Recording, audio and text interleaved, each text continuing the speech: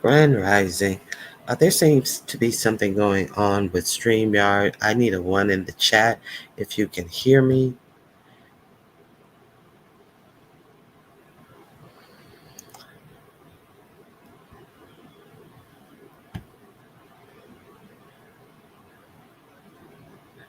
Can you put a. Okay, you can hear me, of you. Thank you for.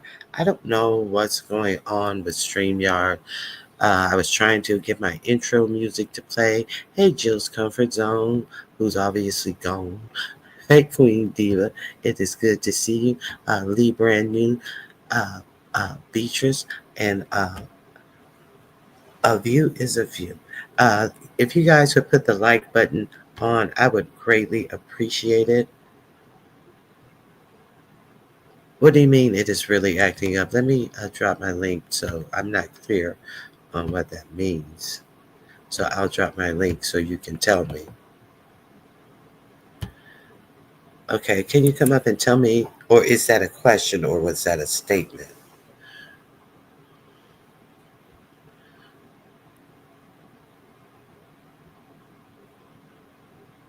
Oh, you noticed that yesterday, but you can hear me fine.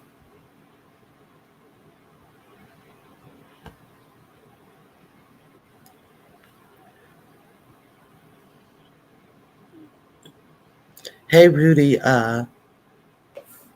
Rudy, Ireta, Arita, Arita, is it I-A-E-A-E-I? Irita. I had to do my I-A-E-A-E-I. Hey, A-E-I-O-U. View, hey, Hey, View, boo. How you doing? Good morning. Can you a hear me? View. I Yes. cannot hear you, a View. Oh, okay. Hold on. I see your hand waving. Yes, I see your fingers moving. I cannot hear you, a View, as a View. Okay, hold on. Testing. Huh. I hear nothing you saying. Hey, Dr. Sophie. What is going on?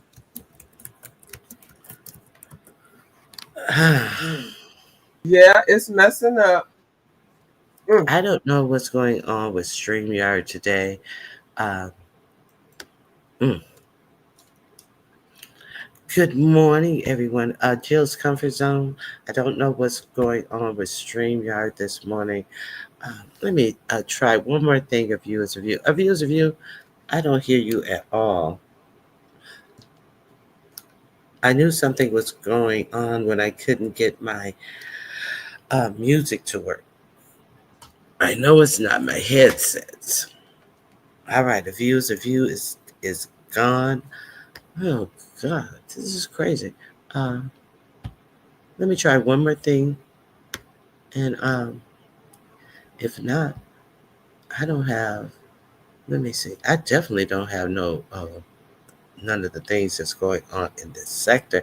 Dr. Sophie, I appreciate you joining me today. Um, Let me try one more thing. See if one more thing is working. Let me get Miss Queenie. Did I speak, Miss Queenie? If I didn't speak, Grand Rising to you. Hold on.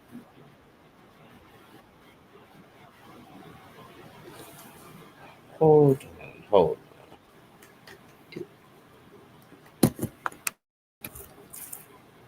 It was me.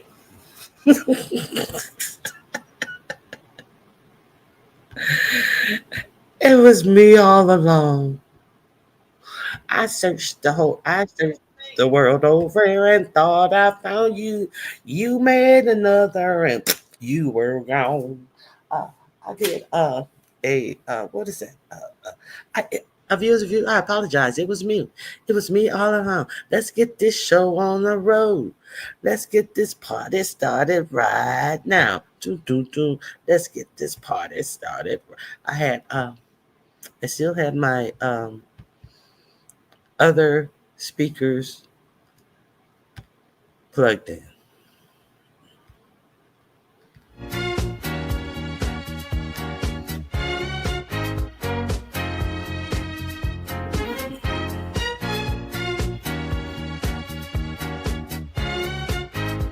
in the morning when I'm driving. That's I Dance really View. come alive when Listen here. I Hey, listen to my Listen to my Ronnie. I listen Ronnie. to my Ronnie Q. Yes. What's up, girl? I can't believe I did that. I was like, what is going on? Oh, thank Because you I for can hear you clearly. Yeah, you were sounding very nice, on point. But you know, it's okay. It's early. What time is it? 3 o'clock in the morning over there where you at?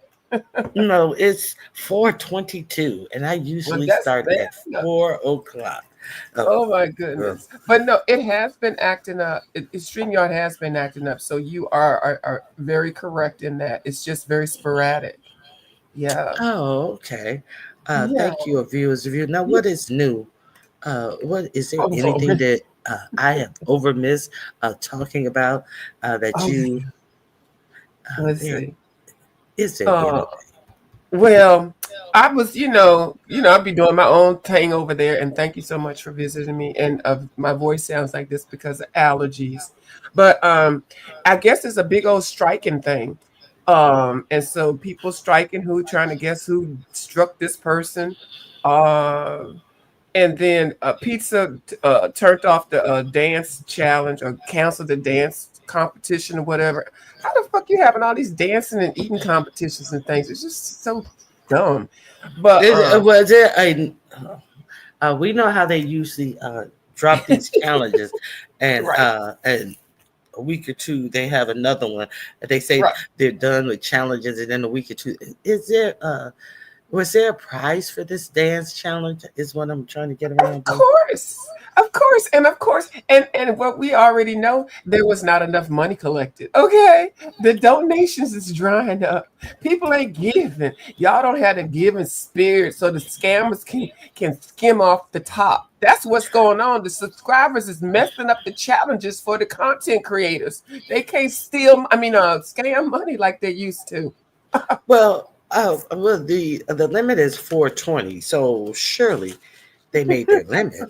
And Well, even though there's still the Cash App is still pushed throughout the challenge, and y'all know that my all my challenges are 420 and anything right. over, but that's not said when it's never said I've met my goal of 420. So are we clear or not if the goal of even 420 was met? Well, we're not clear of that, but I highly suspect it may have been raised. Something was gained. But so if the thing is challenged, were the people refunded their money? How about that part? Are That was there my next ever question. any refunds? Was there any notice of I will send all of these back. Let me know when you No, get your donation. Of course no. not.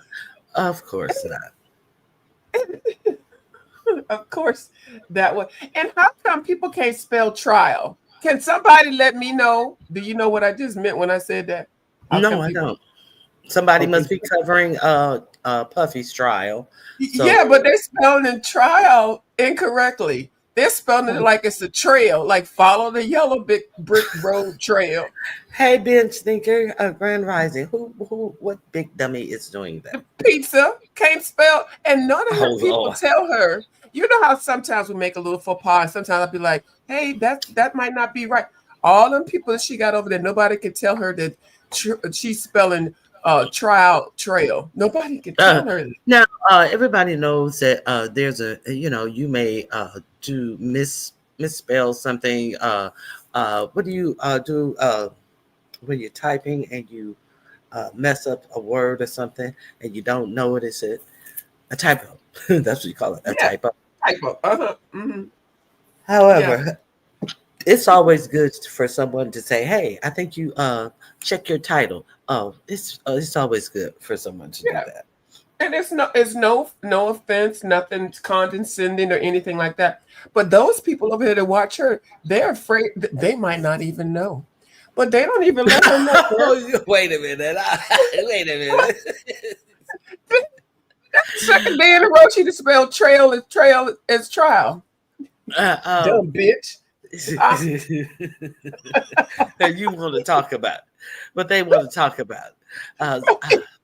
Listen, yeah. you, uh, you know, And- nobody corrected uh long tooth over there that it was Jail, not Oh, Jale. you know, you are so correct. Some of the people probably didn't even know the difference. So, you know, I you I get have what to I have to think people are watching them in utter amusement that there are actually women out here uh like that in real Mhm. life. Okay, You so just, it I'm not just gonna put it on the amazes. people. Right. And it just amazes me. Now they're blaming Ebonics on a lot of things, but no, that's not Ebonics. That's you. That's you, boo. Okay. And the fact that you are around people that don't even have enough goddamn respect for you, they're probably laughing at you. This dumb bitch gonna spell it the same way again. Ain't nobody gonna say nothing. Nobody said anything. But anyway, I guess I come from a different breed, Miss Ronnie Q.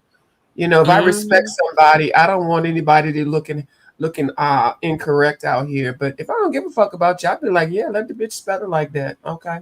Yeah. Mhm. Care I less. got you. I Uh-huh. got you, Pam. So let me see. I think that's it. I think this is the striking wars. Everybody's teaming up and stuff. People trying to figure out who's on whose team and all that.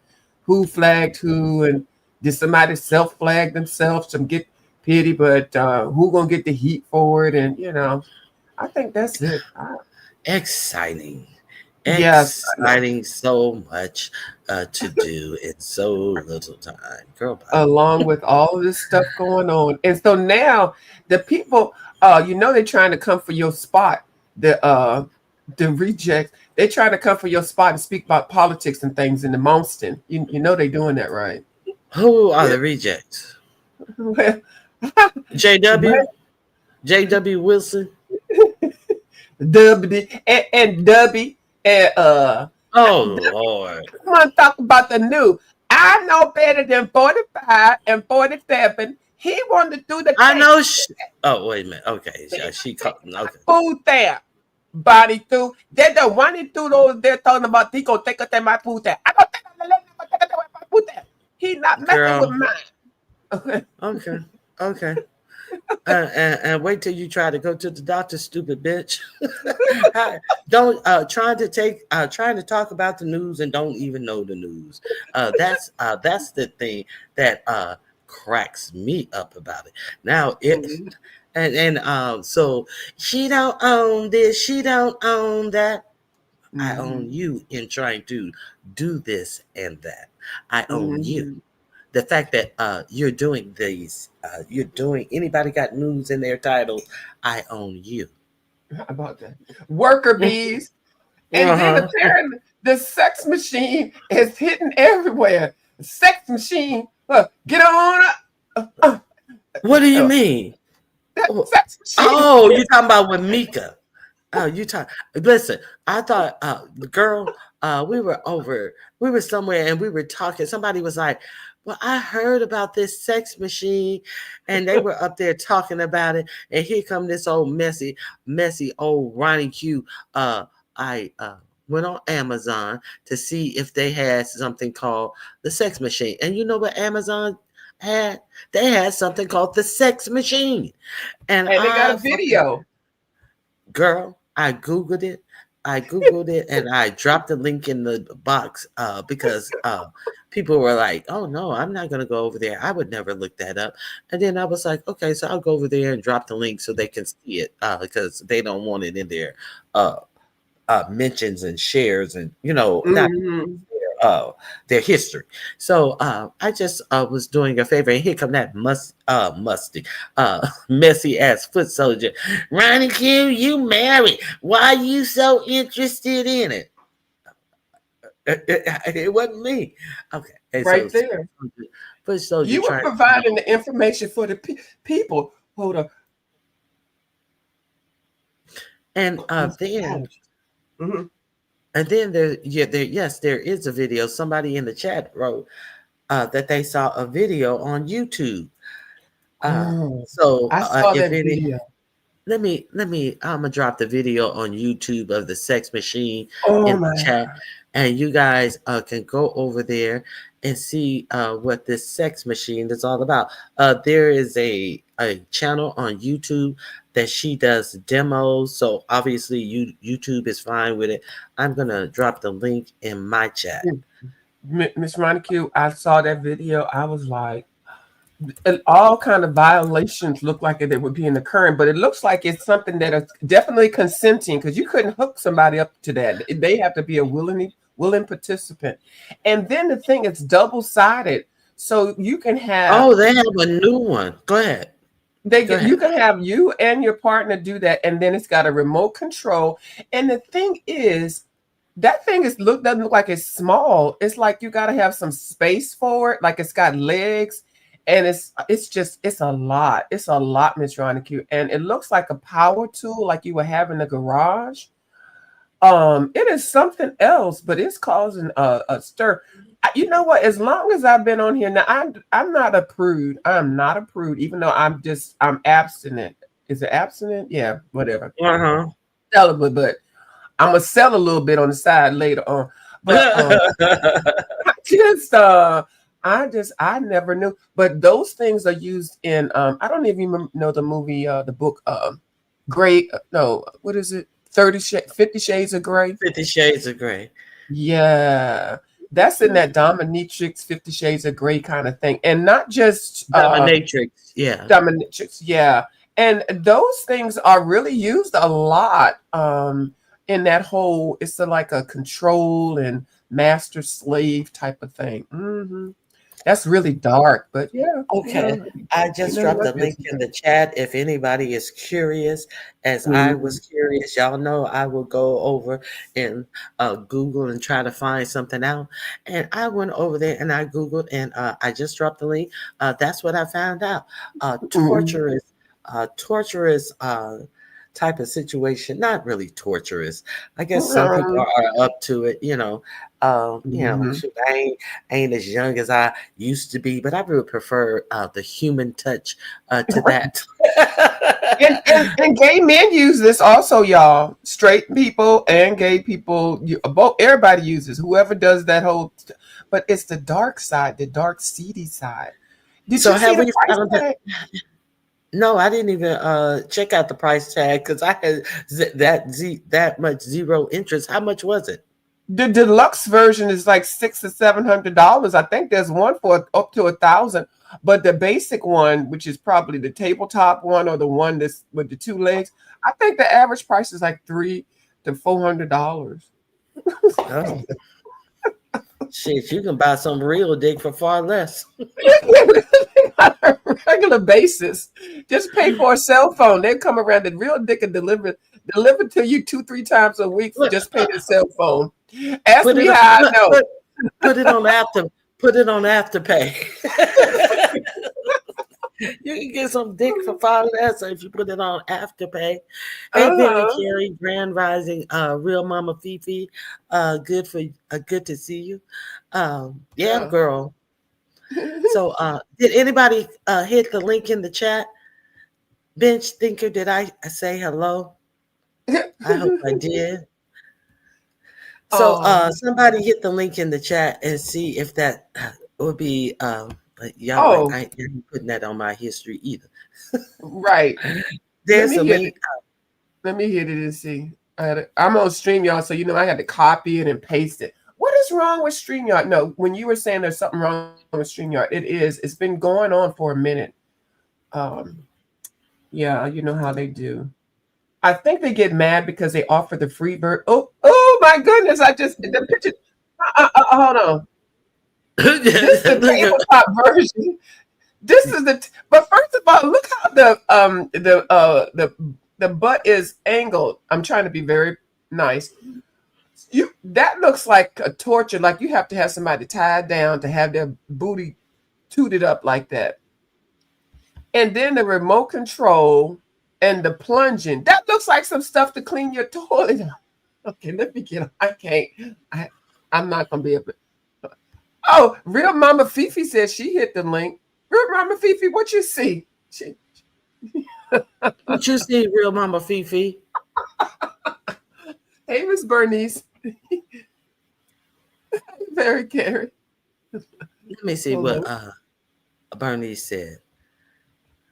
Oh my goodness. I'm What? looking at it now. I have it on mute. Mm-mm. Look at Uh, look at listen, get you a wet rag so you gonna be slobbering all uh, on yourself.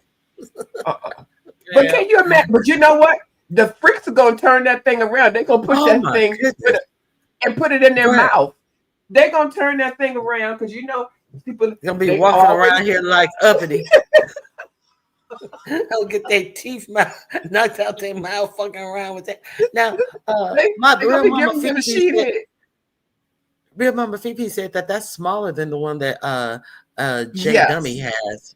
Yeah, that's the Wow. tabletop version. Real Well, it would Fifi. have. Uh, She would mm-mm. have to have something a little more massive to bend all of that square uh 50-inch TV booty ass over. I imagine she would have to have something or more something more reinforced.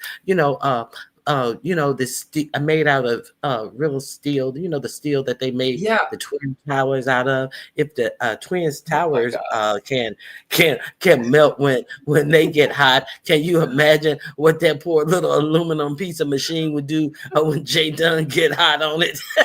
Oh yeah. And God.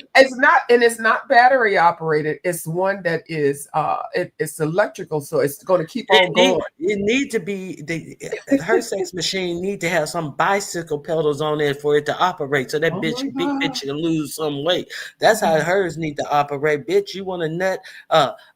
Pedal fast, hoe. Faster. It She'll is be a lazy.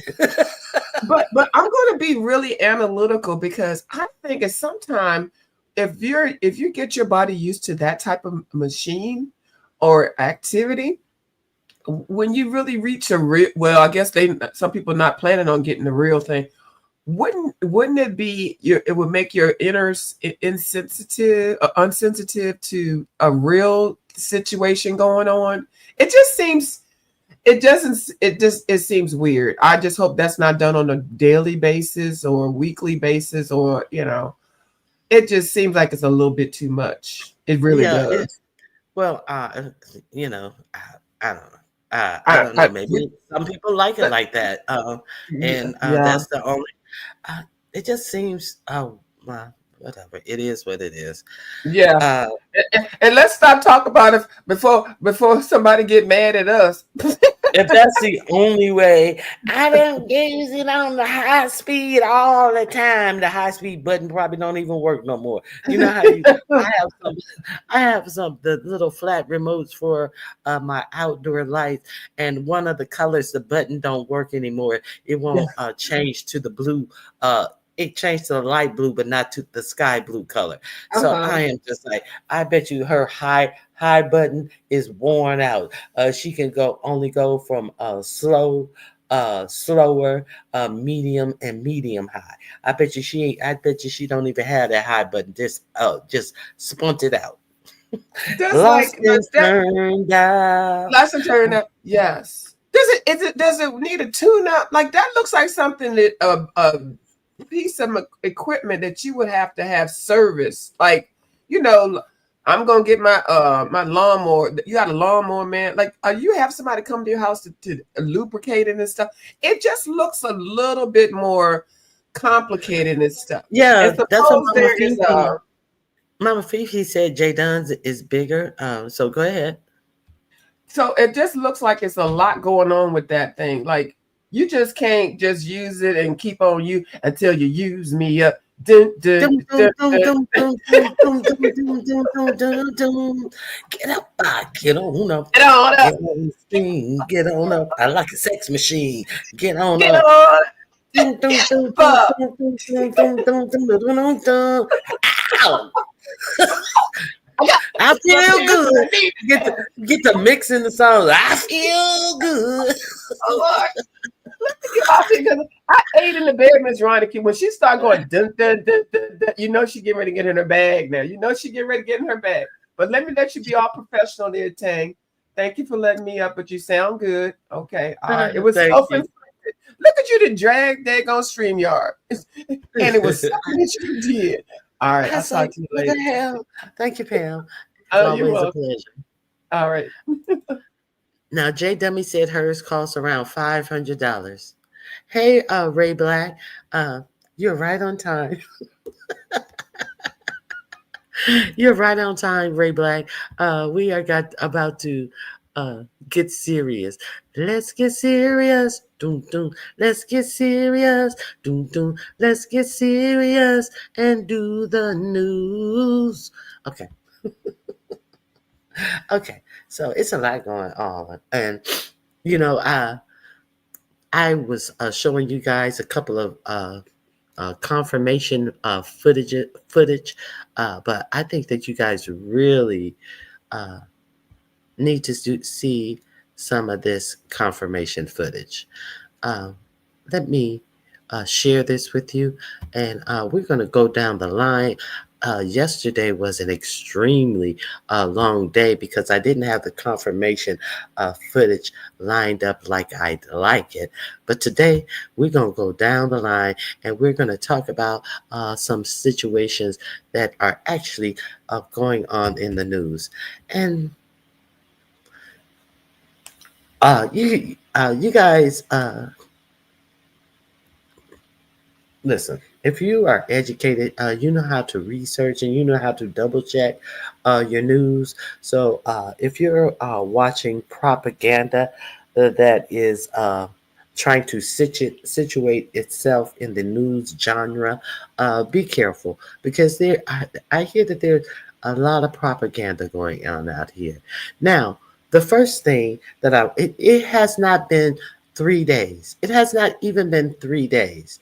So what I want to know is, are they going to deport these people like they did the brown people, like they did the students? So are you guys aware that these Afrikaners, these white people that they have deported here on a expedited visa because allegedly they were having so much racism done on them in their country, which is has been proven to be a lie by the president of the country and other Afrikaners who have refused the offer to come here, who represents over 600,000 white Afrikaners. So there's that part. But remember that one of the reasons they said that they were bringing these white Afrikaners over to America is because those are people who they figured could assimilate better. But say, now I'm going to need, maybe they can assimilate better because the reasons that they are taking that tough student off the streets is because she wrote an op-ed about the Palestinian people, and they took her off the street and said that she was an anti-Semite and all of this type of stuff because she wrote an op-ed that was in support of the Palestinian people. Like the first dude that they took, now she has been let out of jail. I have not heard any stories about her being let out of jail. I'll take that back. I have heard the stories about a judge saying she should be released. I have not heard if she's released yet. They don't pay attention to these judges. The judge also said the first guy who was arrested, who missed the birth of his child, who was arrested at a Columbia, was ordered released too. They said the guy who was on his way to his citizenship hearing, and they arrested him before he could get in the court building. He has been ordered released. I'm going to have to double check because it seems like they would be interviewing these people, or these people, maybe their attorneys are keeping them out of the news for the pending lawsuits that are coming. I'm not sure. Okay. So I wonder if these people, and we know there are many anti-Semites who have said as much in their own postings, in their own social media posting. This is one of the ways that they are trying to determine how to revoke green cards, how to revoke student visas in this administration by going over these students and applicants' social media. This is one of the tools that they are using to expel people out of the country. So surely, when they were looking to rescue these Afrikaners, they scoured their social media network. Wouldn't you think? Wouldn't you think? Okay, here we are 2 days. But they came here Monday.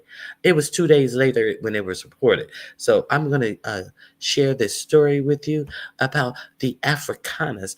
And is it going to be okay if they have anti-Semitic views posted on social media? I'm sure it's not. I'm sure they're just going to whitewash right on over that like it never happened. This is on the Bulwark network. It is my first it is the first thing that I want to share with you. It's the first link that is in my description box. Let's listen to what the Afrikaners are up to, and if it would matter. AVL here with my Bulwark colleague Will Summer. And before we get started, hit like, hit subscribe, follow us, because man, oh man, are you about to take a journey. Will, a couple days ago, Come along and ride on the fantastic ride, simply slide. Oh, not that journey, not a fantastic journey, but a journey nonetheless. Department sent a government plane to South Africa to bring 59 refugees here seeking asylum for persecution in South Africa. They also sent a deputy secretary of state to Dulles Airport to receive them, warmly hold a press conference and talk about how great these people were. Some of the criteria are making sure that refugees did not pose any challenge to our national security and that they could be assimilated easily into our country. So the president on February 7th issued an executive order about the egregious conditions in South Africa, and all of these folks who have just come in today have been carefully vetted pursuant to our refugee standards. But again, the president has recognized the dire situation of this particular group of people, and again, they went through the process. And I remember when this happened, I thought to myself, I wonder if any of these guys have any problematic social media history, since that's a thing.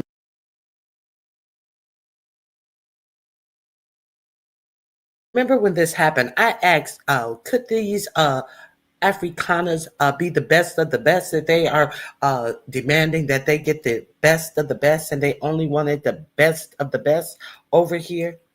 And they were also bringing them over here. But even when you visit over here, they have up the questioning at airports for people who are visiting here.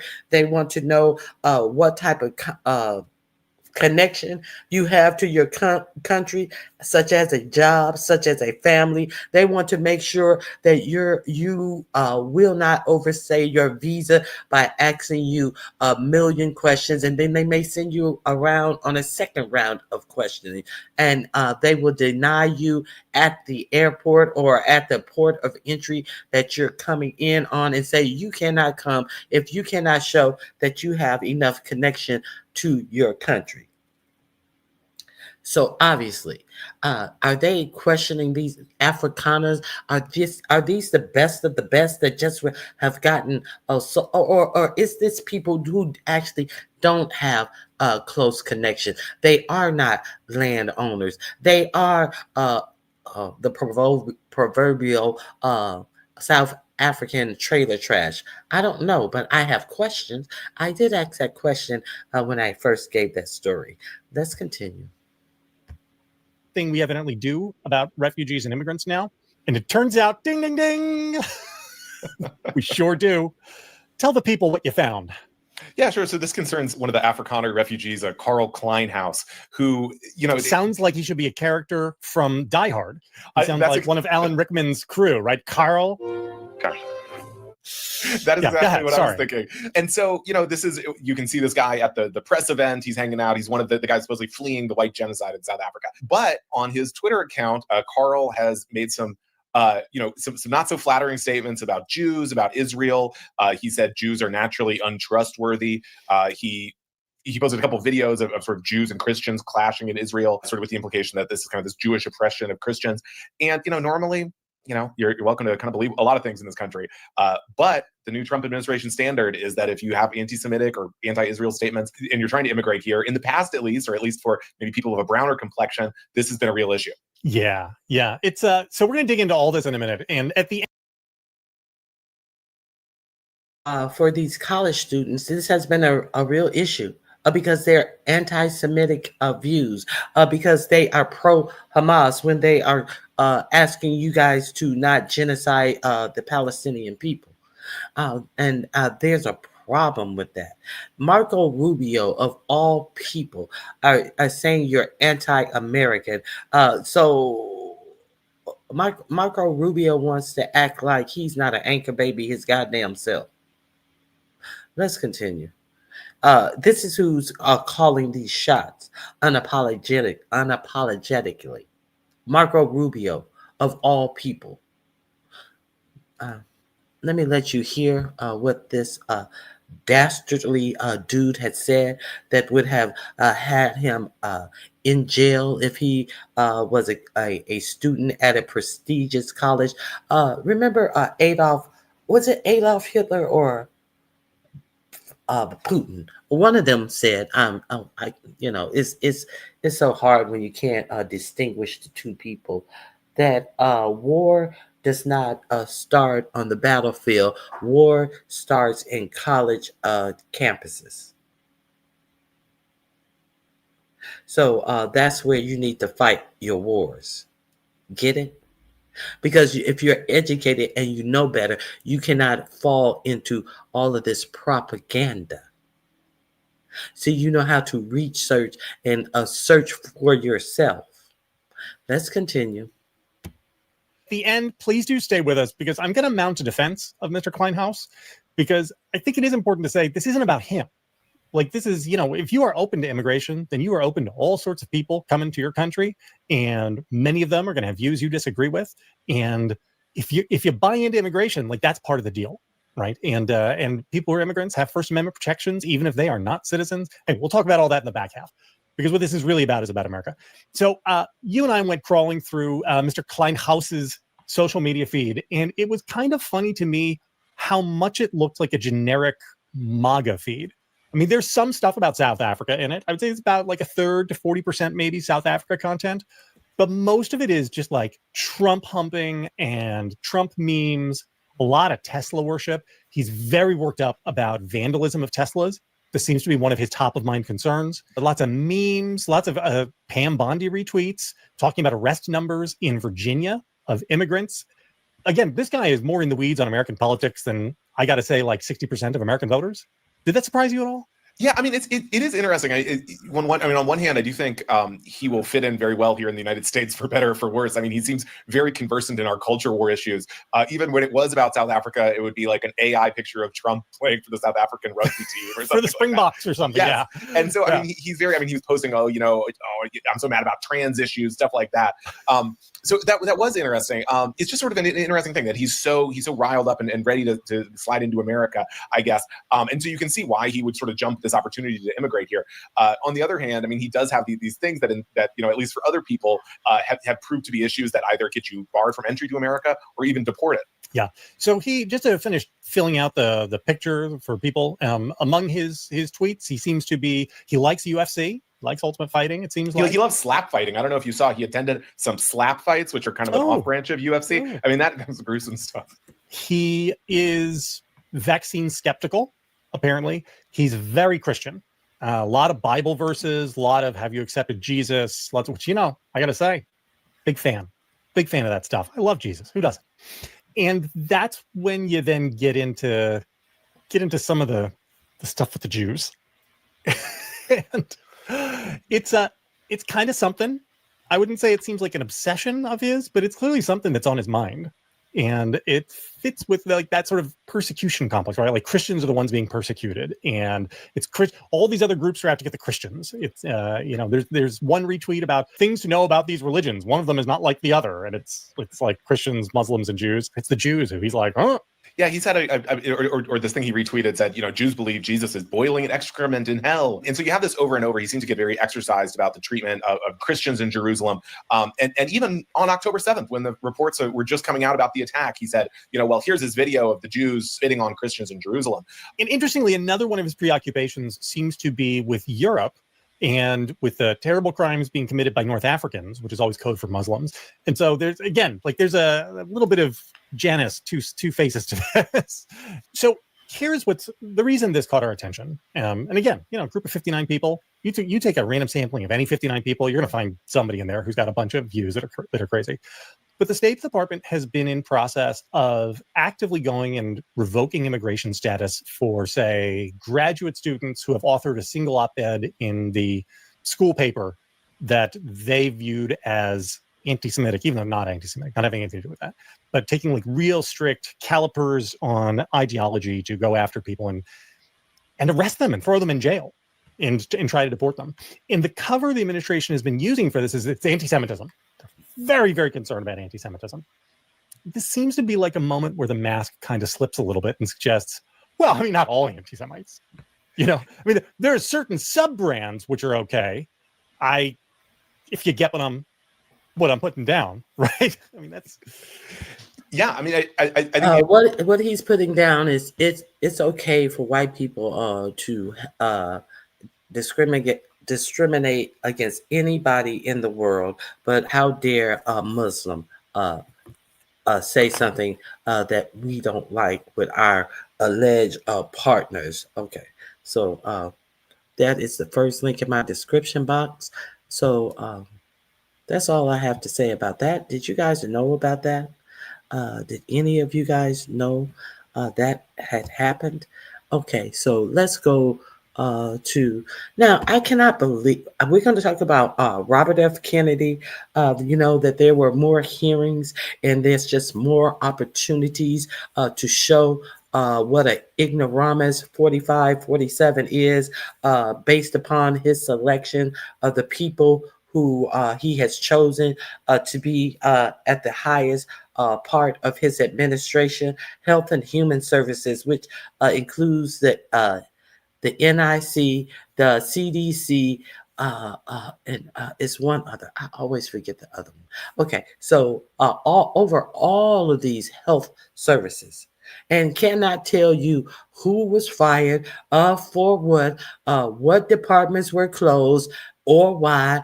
And every time he is stumped, he get, we're bringing that program back. I don't know about that. I don't know where that is position. We had too many of those, and we're just bringing them together. Did you spend the money? I'm gonna have to check and see. Well, Congress allotted the money, and you were supposed to spend it on that. I'm gonna check on that and get back. It was a whole entire NIH, National Institute of Health, I think that is. Thank you, Mama Fifi. So, what else? We got the Kristi Noem. She's over Homeland Security, and it's not going to let you feel secure when you understand that she is an ignoramus. It's not going to make you feel secure when you understand that she will have depleted her 2025 budget is estimated by July. She's spending money hand over fist. She doesn't know. She has no budget to bring to budget committees, and a whole mess. She can't secure herself. She was robbed of her purse, all of her credit cards, her federal ID, all of this stuff.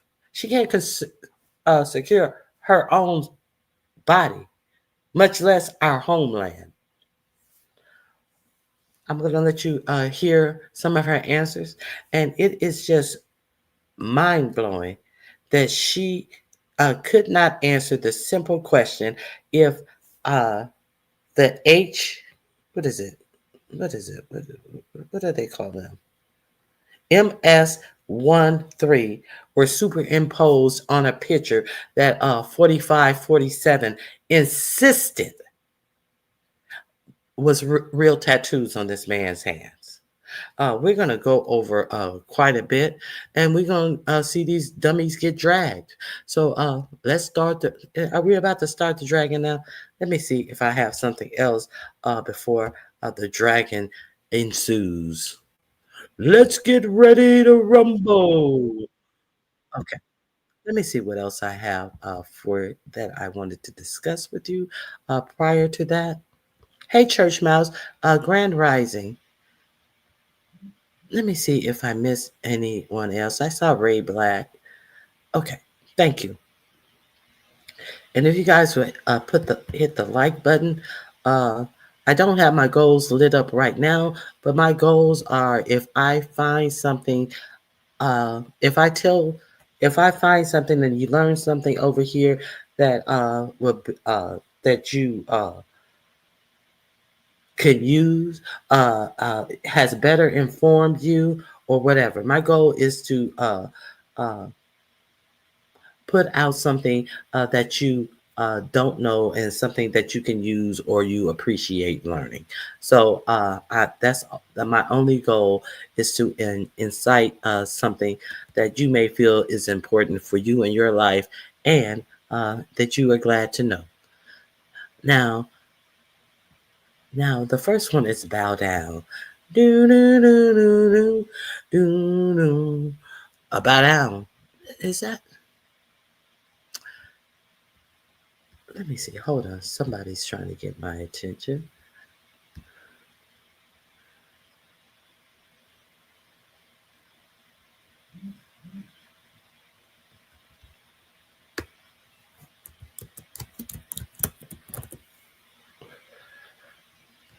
I'm glad they reminded me of that.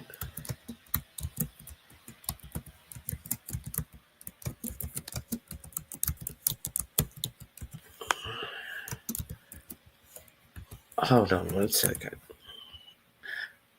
Now they're saying that 4547 is really over there bowing down to these dictators. They have hey Kings Mina, a grand rising to you. They have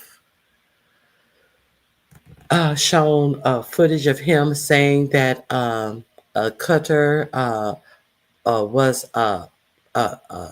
unbearable place, supported Iran, supported Hamas, and they were agents of hate and all of this stuff.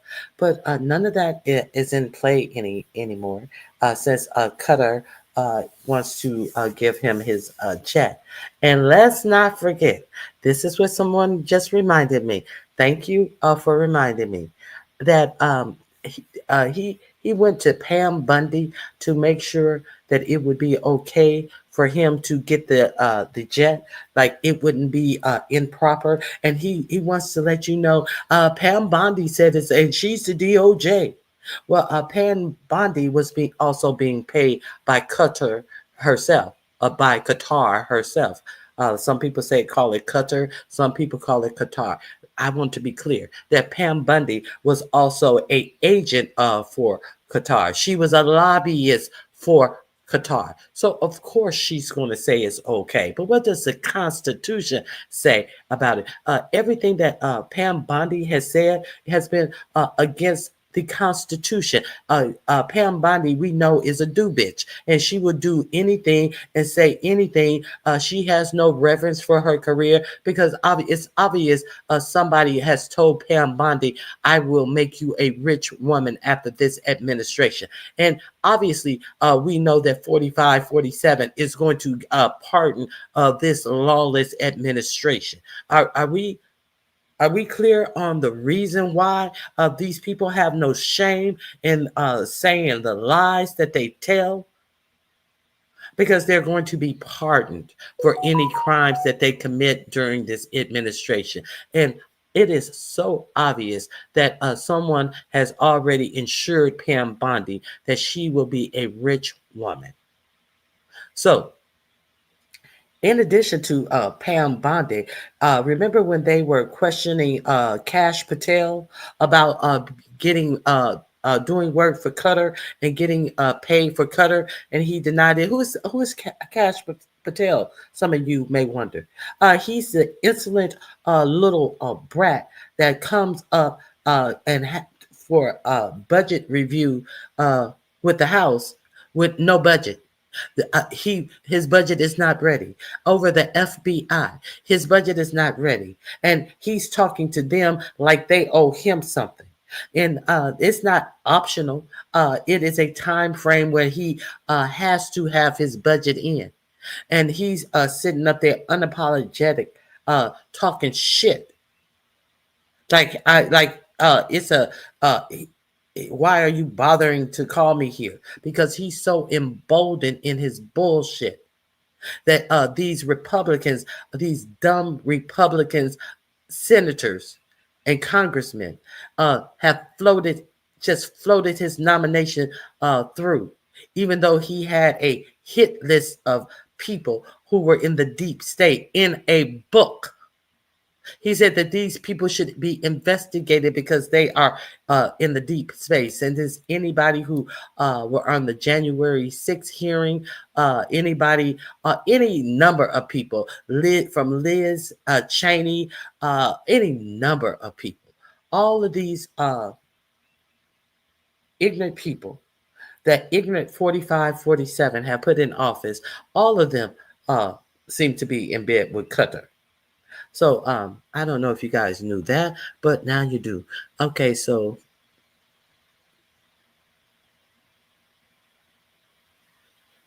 let me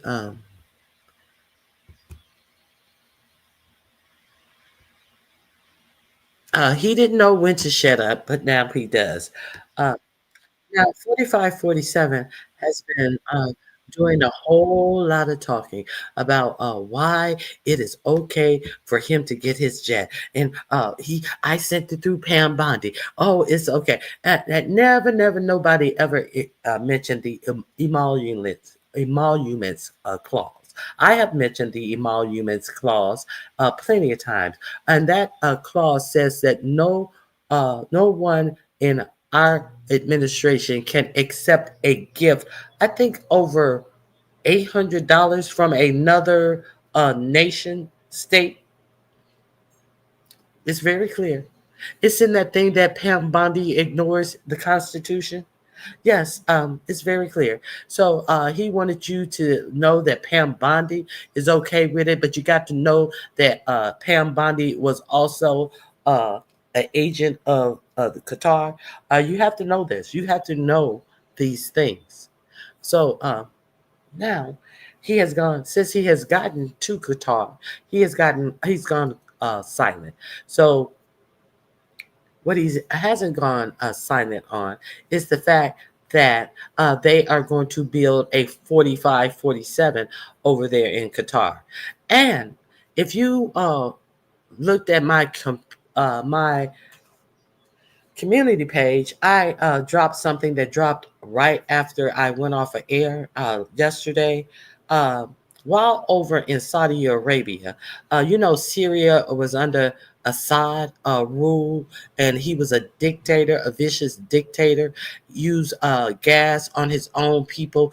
But now I believe it's Russia who has given Assad a refuge.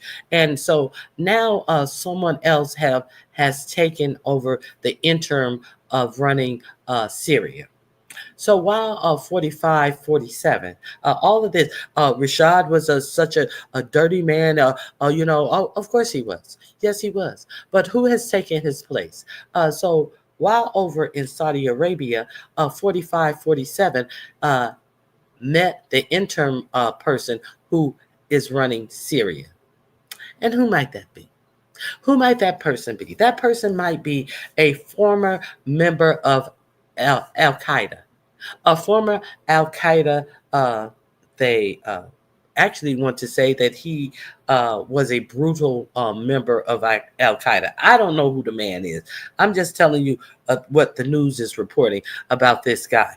And it is being alleged that since this interim Al Qaeda guy has been running Syria, that it's being alleged that he has targeted Christians, that he is allegedly responsible for quite a few Christians being unalived in because of their Christianity views, and all calling them a problem in the nation, and they're doing this and they're doing that. So he has been slaughtering old women, children in Syria right now.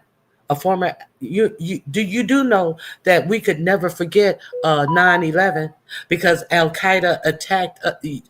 I guess we can forget it now. I guess we can forget it.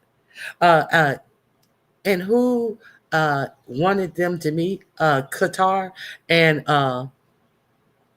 MSG. MSG. Is it MSG? The crown prince over there. I forget what it says. Masama. You know who I'm talking about. The prince that he's been walking around there. MSO. Whatever his name is. Okay. So they wanted them to meet. And so when they met, never forget 9/11 when he 47 met a former Al Qaeda leader who has been alleged of doing all of these heinous crimes in Syria. What happened? I wonder what happened. Did he say hands off to you? No, he released all sanctions on Syria. This is what your president did. He released all sanctions on Syria. He has made a minerals deal, a gas deal, mineral gas, and what is it? Minerals, gas, and I'm gonna have to go to my own community. I'm going to play the video. Minerals, gas, and something still. Now, we're not sure if the revenue that from these deals are going to the country or into 47's pocket. They weren't clear on who the deal was for, but they were clear on another deal that they gave him as well. They are going to build a 47 tower in Syria as well. Damascus. Yes, they are. So, and it was one more thing that they gave. They gave him, they are going to allow Syria into the Abraham's agreement. So they have gave them that, took all the sanctions off of them. And so it seems like 47 is open for business. There is one more thing. Oh, I told you the sanctions. They have taken all of the sanctions off of that country. Did you guys know these are the things that are being done over in Qatar? Our national security is in the toilet. Yes, it is. Yes, it is. All of these deflections of all of this patriotic bullshit that they trying to feed you, all of this, he's over there doing all of this for who? Himself. And we are not going to forget all the crypto money that he's in agreements that he's brokering for him and his family. We're not going to forget all the billions of dollars. One of them said that they are going to do a $2 billion deal, and they're going to do it through his crypto company that they're trying to act as if it's a real company. They're trying to pretend like it's something other than a way for foreigners to give him money for favors. Those are the reports. Those are the reports. So I only see Mama Fifi, real Mama Fifi, have anything to say. But thanks for engaging, real Mama Fifi. So I guess you guys have nothing to say on that. So I'm gonna move forward, and let me share this with you guys.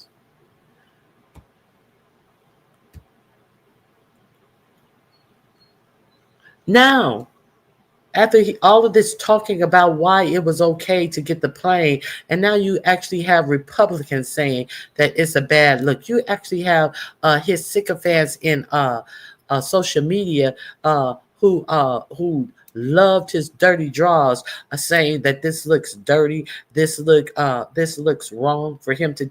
Anytime these people are saying it's a bad look for him to take this plane, now what has 4547 done now? 4547 has gone silent for 24 hours. He has literally gone silent. He's not talking about this plane anymore. He tried to 90 different ways to tell you why it was so good. He had I think I'm gonna have the clip of him and Hannity in the real Air Force One, talking about why it would be. Now he's silent. He wants you guys to forget about it. Maybe it wasn't such a good thing to talk about this at the time when we have people on the Republican side trying to push through his big, beautiful budget. I have a big, beautiful budget that is going to kick off between 15 million and 17.5 million people off of Medicaid. Maybe it's not so. Maybe it's not so good. He's over there ensuring his own personal wealth, while the Congress and the Senate is sitting up here trying to let you know that, oh no one's going to get kicked off. But then when the CBO report comes out and puts the numbers out, see, people can say what they want to say, but math is never changing, and math is everlasting. There is no way to fudge a number unless you misappropriate and you do the math problem wrong. You're not going to get two answers to one math problem. Math is definite. So the math came out on this budget, this big, beautiful budget, and said that between 15 and 17.5 million people will be booted off of Medicaid. Now, why is this important? Because these are people who are poor, and we need a work requirement, and they're trying to blame it on the people who have to be on Medicaid, and we're not going to pay for people who are able to work. We're not. You're already paying for people who are able to work, because people who work at some of the richest work under the richest people in America, like Walmart, the largest retailer in America, they are on Medicaid because they're not paying their staff enough. So now don't let them fool you when they say, well, we shouldn't be paying for able-bodied people. You're paying for able-bodied people right now. And that we're going to put in a work requirement. There's already able-bodied people working that are on Medicare now. So it's bullshit. They're trying to make it seem like it's the people's fault. They're trying to make it seem like immigrants are unduly stealing money from Medicaid. All of this is bullshit. As 4547 is over there raking up trillions of dollars worth of personal wealth. Let that sink in. Okay. Let me share this with you.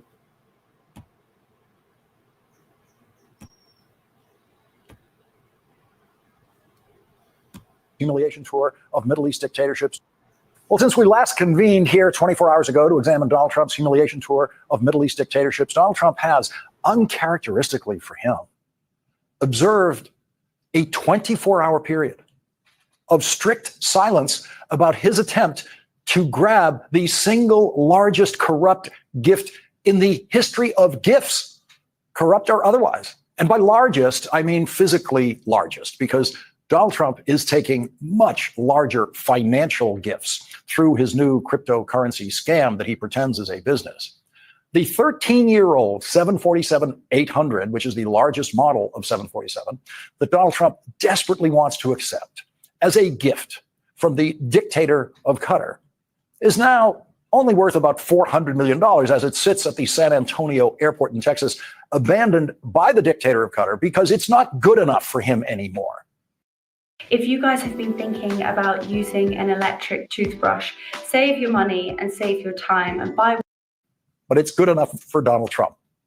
Donald Trump is currently the only person in the Middle East too stupid to understand how humiliated he is now by that 13-year-old plane that's not good enough for a dictator, but is more than good enough for Donald Trump.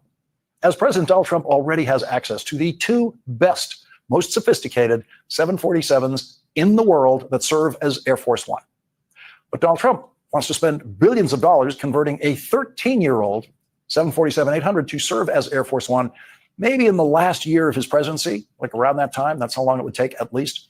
And then he just plans to take it with him to use any way he wants after he leaves the White House. He took classified documents the last time he left. This time, he wants to take a copy of Air Force One. As I have said here before, it's not going to happen. Donald's not going to get his toy, but he's too stupid to know that yet.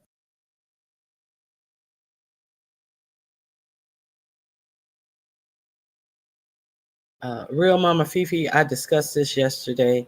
Lee Brand New is good to see. Yes, a 13-year-old plane. And he is doing an interview with Hannity talking about why this plane is so great. See, it's a used plane. It's like getting a used Benz for somebody and acting like you just drove your Benz off the car lot. It's new to him. He has a plane, and he rides around in. I think he has a 757, a big, huge plane for an individual. He didn't get a Learjet, no, he got a whole 757. This was even prior to him being president the first time. He's riding around in a whole passenger plane.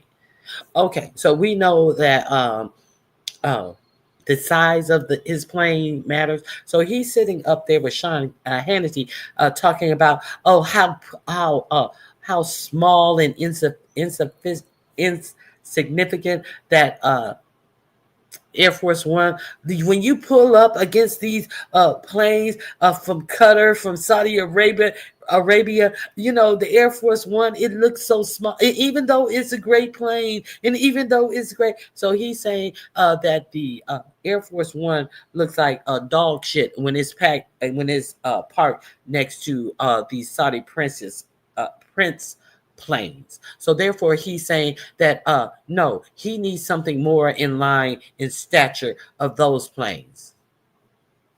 So he's already commissioned in his last election, I think it is Boeing, to get, I thought that they were new presidential planes, but come to find out they are refurbishing these planes that he put this order in his last election, but he thinks that he needs to ride around like a prince. If you thought that, you wouldn't have been trying to do it on the cheap and getting planes refurbishes. You would have bought a whole new Air Force One. So that's how we know you full of shit, motherfucker. When you had the opportunity to upgrade, what did you do? You had them to do some specs to your, I'm pretty sure it has a gold lavatory in the plane and all that gaudy shit that he liked. And it was supposed to be ready sometime near the end of his last term, and it still is not ready.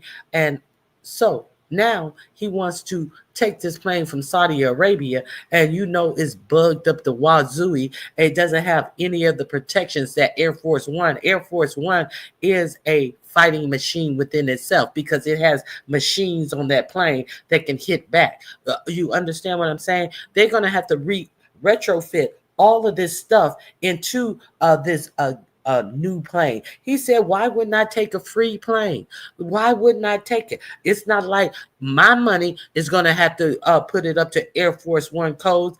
our money is going to have to put it up to Air Force One code. And to go through that plane and find all the bugs and to retrofit it to Air Force One standards, security, not being able to spy on the plane, all of the things that this plane has, is going to cost twice the price of the plane, is estimated. And to do it, the plane probably won't be done by the end of his term. So he's doing all of this to saddle us with over $800 million of debt to retrofit this plane at the same time that he's throwing people off of Medicaid. And he calls this something free. He says that this is being given to the country. It's not given to the country. They gave me, and then, well, you know, they're giving it to the Department of Defense. No, we already know, if they gave it to the Department of the Defense, it's not going with you after the end of your term for your library. Get the fuck out of my face. Okay, let me let this finish. Donald Trump will be the last one to realize that the dictator's 747 is never going to be converted to Air Force One. Donald Trump's desperate public attempt to take this biggest payoff in history is a perfect way of illuminating to voters who Donald Trump really is. This is better than anything the Democrats could say. So every day, Donald Trump desperately campaigns to get the dictator's plane is another bad day for Donald Trump and the Republican Party. The Republican opposition to the idea of turning a dictator's plane into Air Force One will be strong enough to stop it. The Republican supporting New York Post, owned by billionaire Trump supporter Rupert Murdoch, headlined its editorial, "Qatar's Palace in the Sky jet is not a free gift and Trump shouldn't accept it as one." The first line of that editorial says, what is President Trump thinking? He's bragging of winning a $400 million gift, a palace in the sky, Boeing 747-8 jet from Qatar, that in effect he'll eventually own personally. Own personally is in italics because that's what the deal is really about. A lobbyist for the country and the dictator of Qatar, now serving as Donald Trump's Attorney General Pam Bondi, has said in writing that the scheme is legitimate because the dictator will actually just give the plane to the Defense Department, and then the Air Force will spend billions of American taxpayer dollars with Boeing to try to convert that plane to be a usable Air Force One. And then at the end of Donald Trump's presidency, the Defense Department will simply give the plane to Donald Trump's presidential library. And nobody and no one is saying that you mean to tell me, even if this is the plane, you mean to tell me that there is going to be another plane flying in the sky that has the capabilities of the Air Force One for the incoming president? Since he's, you mean to tell me that they're going to leave all of their bombs and fighting apparatuses in his personal plane? Understand that Air Force One is a plane like no other. So we're going to retrofit his plane, and then he's going to just take the plane, totally retrofit it. I think not. If you want your plane so bad, go ride around, go take your plane, go ride around in your plane. We're not going to pay a penny to retrofit a plane for 3 years or less, hopefully. We're not going to pay all this money to retrofit your plane. Go ride your fucking plane and go park Air Force One. Go, let him ride it. Let him ride his plane. Don't take his plane away from him. Don't do what you're supposed to do. This government has options. Library, which means Donald Trump will decide just who gets to fly on that plane after he is president, and we know who's going to fly on that plane. We've been lied to. Okay, so I want that's what a little bit more why 4547 has gone silent. Hey, Nappy Child. I love Lawrence O'Donnell's drags of 4547. Sheesh. Okay. Stepping away from the chat, listening and getting ready to go to a doctor's appointment. I hope it all goes well with your appointment today. So, speaking of 45, 47, his children are getting in on it too. And let's hear a little bit from Dum Dum Jr. Dum Dum Jr. Is trying to act as if they are some independently wealthy children, like they are not trust fund children. Like people want to get with them and surround themselves with the Don and Eric of the wall of the world. What does somebody call him?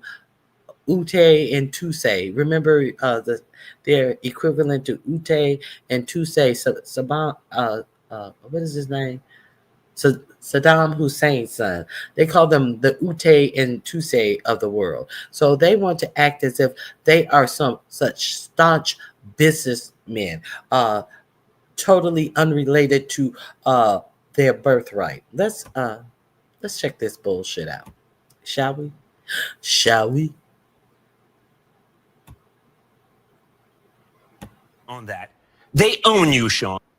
When you're the father and your son's entire career is dependent on that, they own you, Sean. I wish my name was Hunter Biden. I could go abroad, make millions off of my father's presidency. I'd be a really rich guy. It would be incredible. I wish I was Hunter Biden. I could go abroad and make millions off of my father's name. It would be great. That's exactly what they're doing now. They are abroad and they are making billions off of their father's name. Let's be. He calls himself dissing Hunter Biden.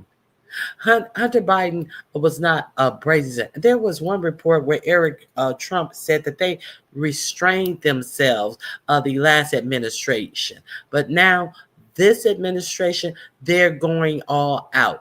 They are going balls to the walls with what they can do. So, but he's still talking about Hunter Biden. Incredible. Hunter Biden had to get an actual job. He had to sit in a position for a job. None of you motherfuckers are pretending like y'all doing a job. Y'all just jet setting over the world, making erroneous deals, self-dealing. Hunter Biden, he sold artwork. At least he had to do the artwork. Y'all ain't got to do the motherfucking thing, but say, "Daddy got you." Let's continue.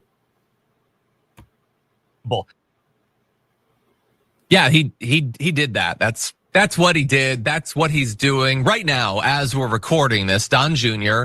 and Eric are abroad, as they have been so much, using Donald Trump's name, Donald Trump's position to get these big deals. Now, I'm not saying it's the same exact thing as what Hunter Biden did. Hunter Biden never could have imagined being this utterly corrupt, being given billion-dollar deals only because your father is the president. I mean, on top of the fact that Don Jr. literally would not have a career if his last name was not Trump. I've never heard anyone call him talented, even at this position that he was just given. But he has loved making these comparisons between himself and Hunter Biden. He says it on Fox News. He tweets about it. The difference between me and Hunter Biden, I've been a businessman and serial investor my entire adult life. And I don't know about investor, but serial various things, sure. He became a businessman after his dad got elected. You were born in the family. Like you're saying he became a businessman because his dad had a position. You only are a businessman because your dad has his position. It's the exact same thing, except Hunter Biden presumably had a career at some point. You, since you were born, were always going to be given everything you've ever had and never earned. He talks about joining these venture capital firms that invest in private American companies, nothing to do with the government. They put you on boards of industries you know nothing about to curry favor with your dad. They paid you huge sums of money when you have nothing to contribute whatsoever. It has everything to do with government, your dad's position in government. He sat on foreign boards and was peddling influence to the highest bidder. You're doing that exact same thing. And then he ends, and this last line, to me, says that he does know exactly what he's doing here. Oh, and he's also a felon crackhead, and I'm not. Thanks for playing, guys. okay, I don't know for sure that he does crack. I don't rule it out. But he definitely does some stuff that lives in the same neighborhood as crack. And maybe he's not a felon, but his dad damn sure is. So the entire thing is so utterly ridiculous. Look, if you're Don Jr., I don't know what you can do at this point. You're ruined psychologically, emotionally, in terms of the drugs. He's never going to be better at this point. I think he could do himself some favors, Sharon, if he would just shut up about the entire thing. But what do you think? I was going to say the same thing. Go ahead, steal, pillage, lie, allegedly drug, cheat, whatever. But can you just shut up about it? We got it. You're grifting all over the world and soon probably orbiting it, okay? We got it, okay? But this is so rich. No one's going to just call it out, maybe because he's doing it so much. Okay, you're doing the private club now in DC where Pam Bondi and other people in the cabinet will frequent. And I mean, it's just more bribery, currying favor, whatever. No, China didn't give Ivanka, your sister, patents because her last name is Trump. It's because she's a really good businesswoman, clothing and this and that. The Trumps are just superior. And all of her clothing you can find at the nearest Marshall or Ross, not at any luxury store. Let's be clear. Okay, so let's get on to our Health and Human Service Secretary of the Health and Human Services. That I just wanted to update you on Usay and Tusay out here being whole clowns. Let me share this with you. Robert F. Kennedy Jr. I talked about him yesterday. Swimming in a contaminated, a raw sewage contaminated little creek in DC. They call it's in Rock Creek Park. I think that's where the doing it in the dark, doing it at the park. Oh yeah, at Rock Creek Park. Oh yeah, at Rock Creek Park. I think that's the Rock Creek Park. And since that song has been out, that little river has been contaminated. But Robert F. Kennedy think that your own immune system can cure everything. There's even signage out there saying, "Oh, do not." That there's raw waste in this water, but he's out there frolicking in this waste with his grandchildren. So they had him doing some hearings yesterday, and asking him things about health. This is who's over our health in the United States. So let's see how it goes. Now, I think that I really want to know what's the brown stuff in his cup. And I really want to know, are they drug testing any of these people who are over and making all of these deals, who are in this administration? There are 2 points or one, I can't tell if it's the same point, where there's some protesters who break out during Robert F. Kennedy's testimony, and he is shaken out of his world. I want you guys to see this. Okay. Here we go.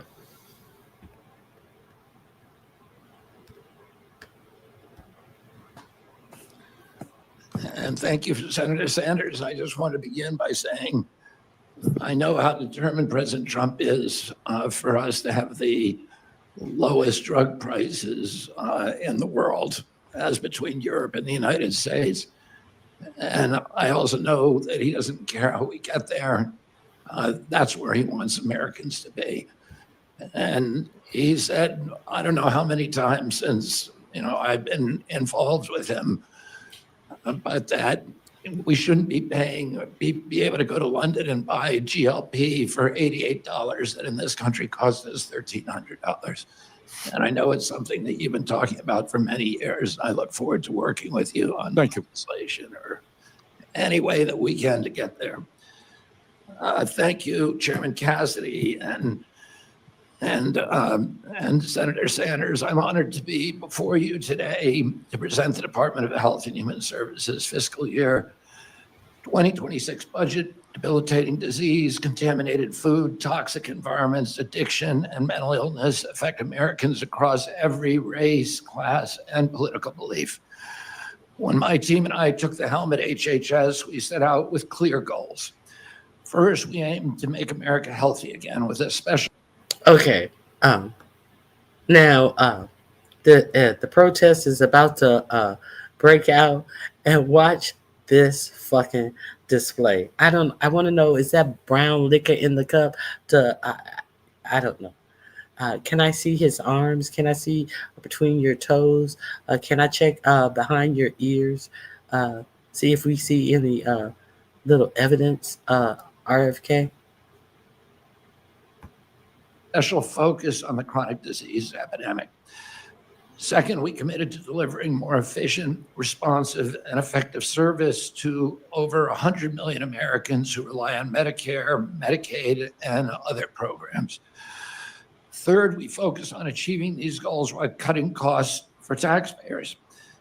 We intend to do more, a lot more, with less. The budget I'm presenting today supports these goals and reflects.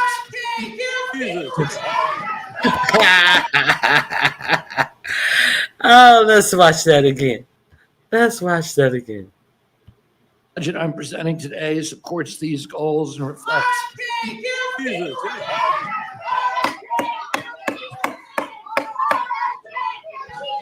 Scared the shit out of his ass. Let me see. Is there any questioning? Come here. Let me see if there's any questioning going on that I wanted to, or is that, did I just want to show you guys that little portion? I think that's all I wanted to show you. This is his opening lie. Did you guys see RFK trip the fuck out?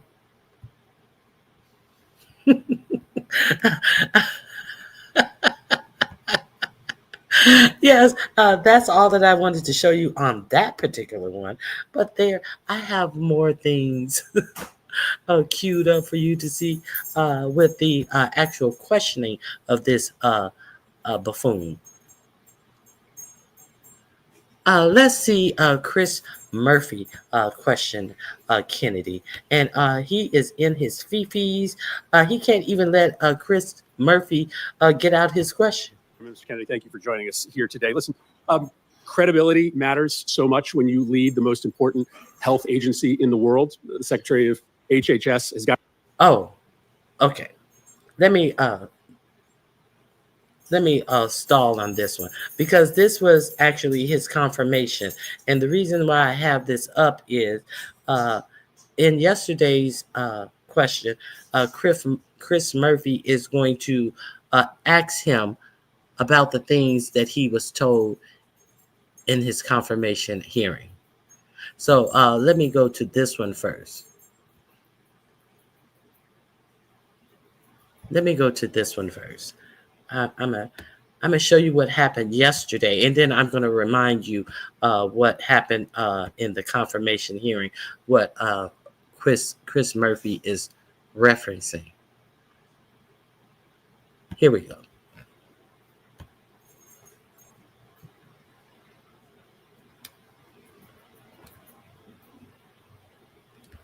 Let me start this from the beginning. And thank you, Senator Sanders. I just want to begin by saying I know how determined President Trump is for us to have the lowest drug prices in the world, as between Europe and the United States. And I also know that he doesn't care how we get there. That's where he wants Americans to be. And he said, I don't know how many times since, I've been involved with him, but that we shouldn't be paying, be able to go to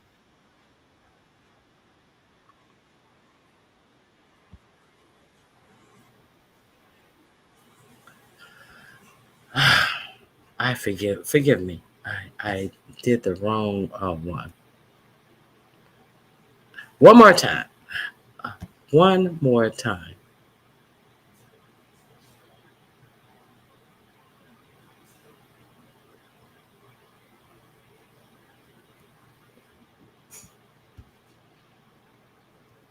I do believe this is the one. Is this the one I want? Yes, this is the one I want. This is the hearing where Chris Murphy questioned. Secretary Kennedy, I want to talk to you about your relationship with this committee and this Congress. I want to talk to you about the statements that you made to the chairman of this committee and to members of this committee during your confirmation hearing about vaccines. You didn't tell the truth. I find that to be really dangerous for our relationship. If I were the chairman who believes in vaccines and voted for you because he believed what you said about supporting vaccines, my head would be exploding. In the hearing, you told us, quote, I will not work to impound, divert, or otherwise reduce any funding appropriated by Congress for the purpose of vaccination programs. That's not the truth. You've done exactly. Let me finish my question. Yeah, I didn't hear what you said. I'm just asking you to repeat it so I can understand your question. During the hearing, I'll repeat it. During the hearing, you said to this committee and to the Finance Committee, I will not work to impound, divert, or otherwise reduce funding appropriated by Congress for the purpose of vaccination programs. That is not what happened. You've done the opposite. You canceled $12 billion in grants to the states, including my state, that are used to administer and track vaccines. You promised Chairman Cassidy. Wait a minute. My bad. Madam Chair, would you allow me to finish my vaccines? You promised Chairman Cassidy. When did I do that? Madam Chair, would you allow me to finish my question? When did I do that? Let me finish my question. Accusation. Just tell me when I did it so I can understand what the question is. You have canceled $12 billion in public health grants to states, whether you know this or not. That funding is used by the states in part to be able to administer and dispense information about vaccines. Mr. Secretary, let me give you the full panoply of accusations, the things you said before this committee that didn't turn out to be true. You also promised Chairman Cassidy that the FDA would not change vaccine standards from, quote, historical norms. But what happened as soon as you were sworn in? You announced new standards for vaccine approvals that you proudly referred to in your own press release as a radical departure from current practice. And experts say that departure will delay approvals. You also said, specific to the measles vaccine, that you support the measles vaccine, but you have consistently been undermining the measles vaccine. You told the public that the vaccine wanes very quickly. You went on the Dr. Phil show and said that the measles vaccine was never fully tested for safety. You said there's fetal debris in the measles vaccine. And this morning, all true. This morning, do you want me to lie to the public? That's not. None of that is. Of course it's true. Of course it's true, Senator. You're Senator begging your progress. You do not know what you're talking about. Let's have a little bit of order so that you can get Madam your Chair, question. I'm speaking. I didn't ask for a response yet. I I'd understand like to lay out the predicate of my question before I'm interrupted by the witness. He should Go have some ahead. respect for this committee. Go ahead. Just this morning in front of the House of Representatives, you also said that you, in fact, would not recommend that kids get vaccinated for measles. You said you would just lay out the pros and cons. Okay, so this is the summation of everything that you have said to compromise people's faith in the measles vaccine in particular is contrary to what you said before this committee. You said you support the measles vaccine, but then you have laid out a set of facts that are contested, and I will submit information for the record from experts who contest what you've said about the vaccine. And the result is to undermine faith in the vaccine. It's kind of like saying, listen, I think you should swim in that lake, but the lake is probably toxic and there's probably a ton of snakes and alligators in that lake, but I think you should swim in it. Nobody's gonna swim in that lake if that's what you say. And so I want you to acknowledge that when you say you support the measles vaccine, and then go out and repeatedly undermine the vaccine with information that is contested by public health experts, that is not supporting the vaccine. And so I guess I have two simple questions for you. One is, can you clarify what you said in the House this morning? Are you or are you not recommending that families get their children vaccinated, or are you just giving people the pros and cons? And do you understand that when you say these things about the measles vaccine, what ends up happening is less people get the vaccine? That may be what you want, but do you understand that the result of constantly questioning the efficacy or safety of the vaccine results in less people getting the vaccine? So I don't necessarily want to spend the remaining 20 seconds in an argument over the science, but do you at least understand that that's the consequence of what you're saying? And are you actually still recommending people get the vaccine, or are you not? Senator, if I advised you to swim in a lake that I knew there to be alligators in, wouldn't you want me to tell you there were alligators in it? So are you recommending the measles vaccine or not? What I've said and what I said, it doesn't sound like you are. If that's, are you going to let me answer? Are you going to keep it? Are you? Are you not? Are you going to let me answer? What I pledged before this committee during my confirmation is that I would tell the truth, that I would have radical transparency. I'm going to tell the truth about everything we know and we don't know about Are vaccines. you recommending the measles vaccine? Or I am not going to just tell people everything is safe and effective if I know that there's issues. I need to respect people's I think intelligence. you're answering the question. I think you're And the answering the question. reason That's that really people- dangerous for the American public and for families. The reason people have lost faith in this program is because they've been lied to by public officials for Secretary year of Health after year after no year. longer recommending the measles vaccine. Senator Marshall. Okay. Now let's see. What exactly was he talking about that Kennedy said during his confirmation? Let's watch his confirmation. That's how we find things out. Let's see what he was referencing about doing in the confirmation.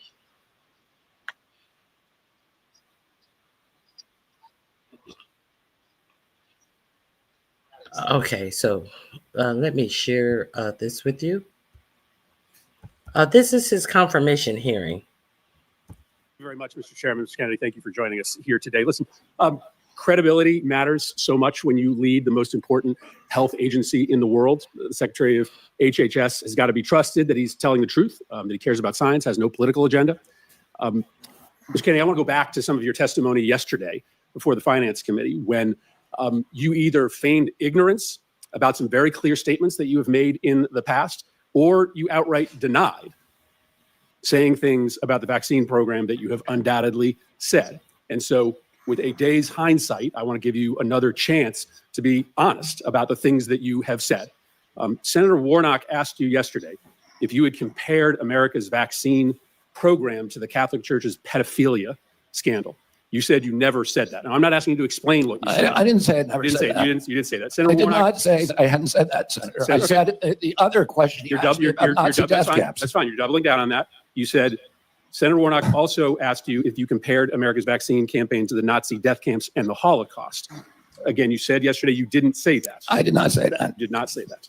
Senator Bennett asked you yesterday if you had made an allegation that AIDS is a different disease in Africa than it is in America. On that one, you said you didn't recall. Having had a day to think about it, do you recall saying that AIDS is a different disease in Africa than it is in the United States? I looked up that passage in my book and found that indeed the diagnostics for AIDS are very different in Africa than in the United States, that the list of symptoms is almost completely different. So let me just, I'll submit this for the record, but having denied the first two statements, let me just read what you said. You said in 2013, is it hyperbole to say that the people who run our vaccine program should be in jail? They should be in jail. To me, this is like Nazi death camps. Look at what it does to the families who participate in the vaccine program. I can't tell why somebody would do something like that. I can't tell you why ordinary Germans participated in the Holocaust. I can't tell you what was going on in their minds. With respect to the pedophilia scandal, you said the pedophilia scandal in the Catholic Church is a perfect metaphor for what's happening in the United States.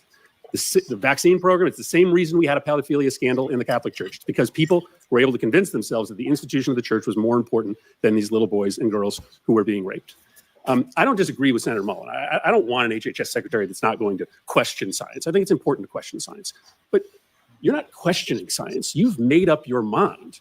You have spent your entire career undermining America's vaccine program. You make these purposeful comparisons to those that are administering the vaccine program, to the Nazi executioners, to the people who covered up the Catholic Church's pedophilia scandal, because you have made a decision that there is a comparison, that there is evil in the vaccine program as there was evil in the pedophilia scandal and the Nazi death camps. You aren't exploring science. You have made up your mind. You've spent your entire career trying to undermine these programs. And so the reason that these statements, these incredibly aggressive, over-the-top statements matter to us is because it just isn't believable that when you become secretary, you are all of a sudden going to be consistent with science.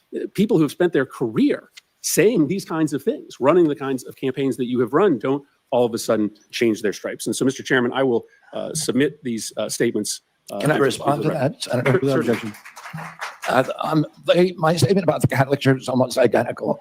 The findings of the Government Oversight Investigation Committee that investigated CDC's vaccine program in 2003. Senator Burton was chairman of that committee.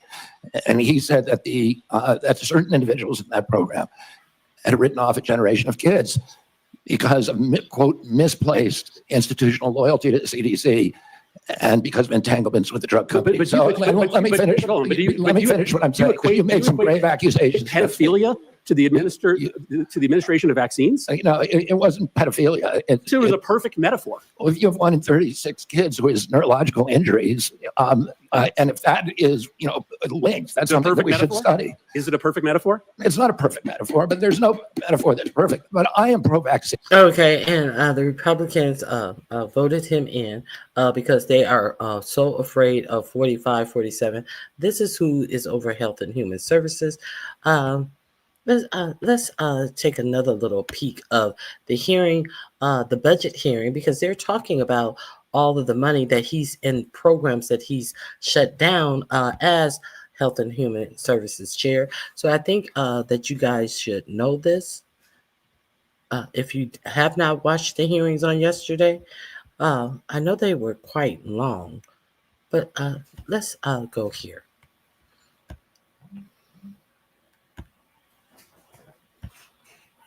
Secretary Kennedy, you run a department that touches the lives of almost every American. Yet for this budget hearing, these are the 6 pages that we have gotten in terms of your budget request. We are also 7.5 months into this fiscal year, and yet you are not telling the American public anything about how you are spending the billions in taxpayer dollars right now. You had to submit an operating plan to the Congress, and this is just a sample page, but 530 programs simply have asterisks. Secretary Kennedy, this isn't about your hiding information from me. This is about your hiding information from the American public. And if you're going to cut cancer research or gut mental health support, at least stand by your work and explain it to the American people. Now, Secretary Kennedy, I want to start with what I hope is an easy question for you. Do you think lead poisoning in children is a significant concern? Is lead poisoning? In children, a significant concern? It's a extremely significant concern. Thank you. Then I would like to know why your department has effectively shut down the very program to address lead poisoning in children. The city of Milwaukee requested assistance from the CDC to help the city respond to lead poisoning cases tied to public schools. 6 schools have been closed, displacing more than 1,800 school children. The request for federal assistance was denied because of lack of staff. The entire childhood lead poisoning branch has been fired. In the words of a Milwaukee mom, it really... But he cares about children, and he cares about lead poisoning. If your child get lead poisoning, your child can brain can be affected where they don't learn. Their brains are slowed down. They can't learn, and can cause an actual disability in the brain for your child. But he has fired everybody in this. But he wants to come up here and act like he cares about lead poisoning. Really sends a message of you don't matter. I don't know what you would say to parents who must now test their children for lead and deal with school closures. But do you intend to eliminate this branch at CDC, yes or no? No, we do not. Okay. Because you cannot tell us that you want to make America healthy again when you are willfully destroying programs that keep children safe and healthy from lead. Well, he doesn't plan to dismantle that group that department. But if you fire all the people who work in the department, you have in effect dismantled the department. Let's keep it a buck. She gave him too many outs. He already has dismantled the department. Lead poisoning. Congress dedicated $51 million in funding for this particular program. But when a community asks for help to prevent lifelong complications for children, and there is no one there to pick up the phone, and it's not because this program is ineffective, it's because you fired the entire team whose job it is to support communities like Milwaukee. If that money has been appropriated, we will spend that money. If it's been appropriated to Milwaukee, we will spend it in Milwaukee. I've spent a lot of time in Milwaukee It's to working on provide that. expert And the entire staff has been fired.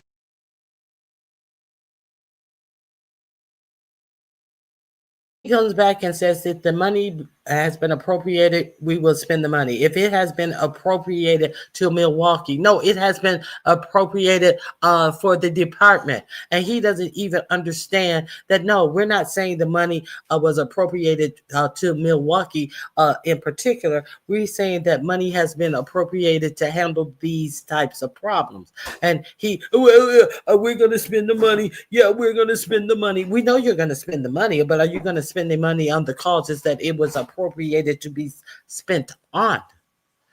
He kills me. We're going to spend the money. Yeah, we're going to.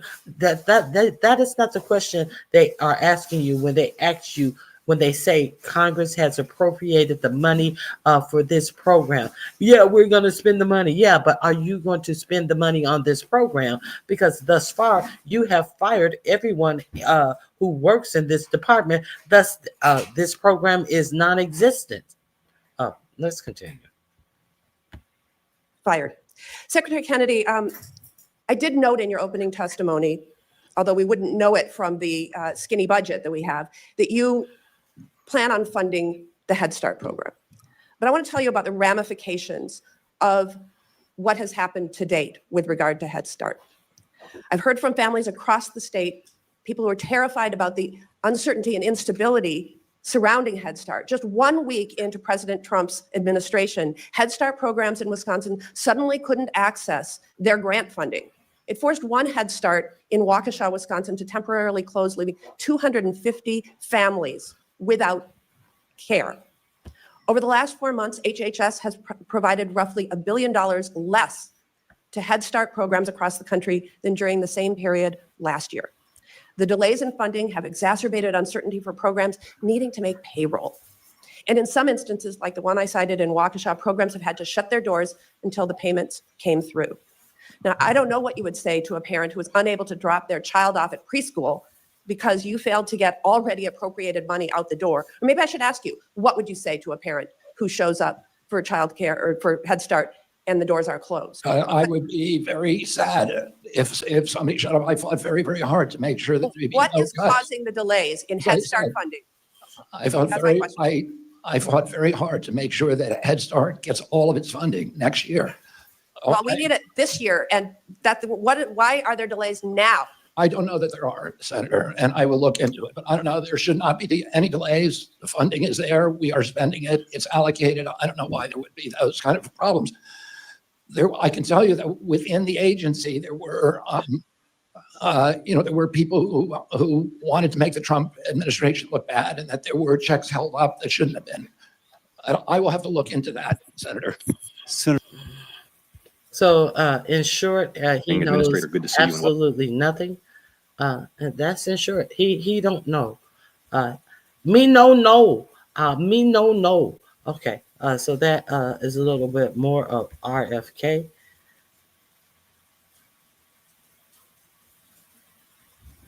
Yes, the lead stays in the body forever. Hey, Nappy Child, it's good to see you. Talking out of both sides of his mouth. He probably doesn't know what happened to the state too much for him to recall. That's why you don't come, if you're coming to a budget hearing, you would have notes on things that you have spent money on. That's the problem. He cannot tell you anything about the cuts he's made and about the money he spent and what he spent money on, because he's disengaged and he's allowing the muskrat to fire all of the people in his department, and he's sitting back here all hands off. Okay, so I did that one. Who made these decisions? This is a good one to understand. They're asking him, you made all these cuts. When did you have the time to make these cuts? Who made these decisions that you did, all these cuts? Was it you? Okay. I subscribe, frankly, to the remarks that Ms. DeLauro, our ranking member, made. However, Mr. Secretary, with reference to my concerns about what is happening. First of all, let me ask you this. You submit a budget, it goes to OMB, the president will submit it to us, and Congress passes a budget, sends it to the president, presumably the president signs it. Once that happens, do you consider that budget that Congress passes to be a suggestion or directive? Well, as far as I'm concerned, it's the president's budget, and my duty is to defend it. It's Congress's choice. It's not the president's budget, and it's your right to defend it. The budget is sent out by Congress, and the only right you have to do is to spend it where Congress has said that the budget should be spent. All of this is the president's budget. No, it's Congress has the power of the purse, and the president has nothing to do with it. So he don't understand anything about how he's supposed to spend this money. About whether or not they're going to fund, the Congress appropriates the funding, whether or not they're going to fund, or directive. Well, as far as I'm concerned, it's the president's budget, and my duty is to defend it. It's Congress's choice. No, you don't have to defend the president's anything because once Congress said that this is where the money is going to be spent, there's no more defense of it. It's spend the money where it said, where they told you to spend it. About whether or not they're going to fund, the Congress appropriates the funding. Oh, there is. Congressman, there's no agency head that I know of that wants to see his agency gutted or his budget lowered. There's tremendous waste in my agency. It grew by 38% during the Biden administration, and public health went down. Okay, I got 5 minutes. But I just say this. President Trump has a broader vision than me, which is that the $2 trillion we're spending a year that we don't have is landing on our children. That is a health crisis for Mr. Secretary, my question to you respectfully was, do you believe it is a suggestion or a mandate? This is a very important issue, which we differ greatly with the administration and with Mr. Musk, that willy-nilly, without Congress's approval, they can remove things, take things away, defund things, fire people. That is not my proposition. I want to know whether it is your proposition. You've answered in the sense that once the budget is adopted, you need to carry it out.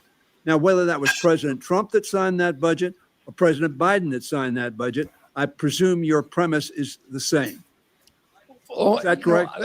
I don't know whether you're asking me a rhetorical question, because I think it's No, it's not a self-evident. rhetorical question. It's whether or not you think once the Congress says we're going to spend X number of dollars on X objective, Y objective, that you will follow that. Yes. Okay, that's the answer I wanted. Incidentally, that happens throughout history. The Republican. Throughout history, Mr. Secretary, with all due respect, you and I know this. Mr. Nixon said that was not the law, that he could take whatever and he took it as a suggestion, and he wanted to impound, and he did impound in the early 70s, and we passed an act that said you can't do that. Then the Supreme Court heard that case, and very frankly, one of the most conservative judges, Justice Scalia, said President Nixon, the Mahatma Gandhi of all impounders, asserted at a press conference in 1973 that his constitutional right to impound appropriated funds was absolutely clear. Scalia went on to say, our decision 2 years later in Train versus City of New York proved him wrong.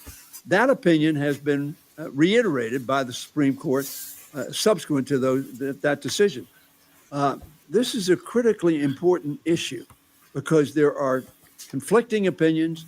We will try to come to consensus on that. The president has to sign the budget unless we override his veto of the budget. That becomes the law.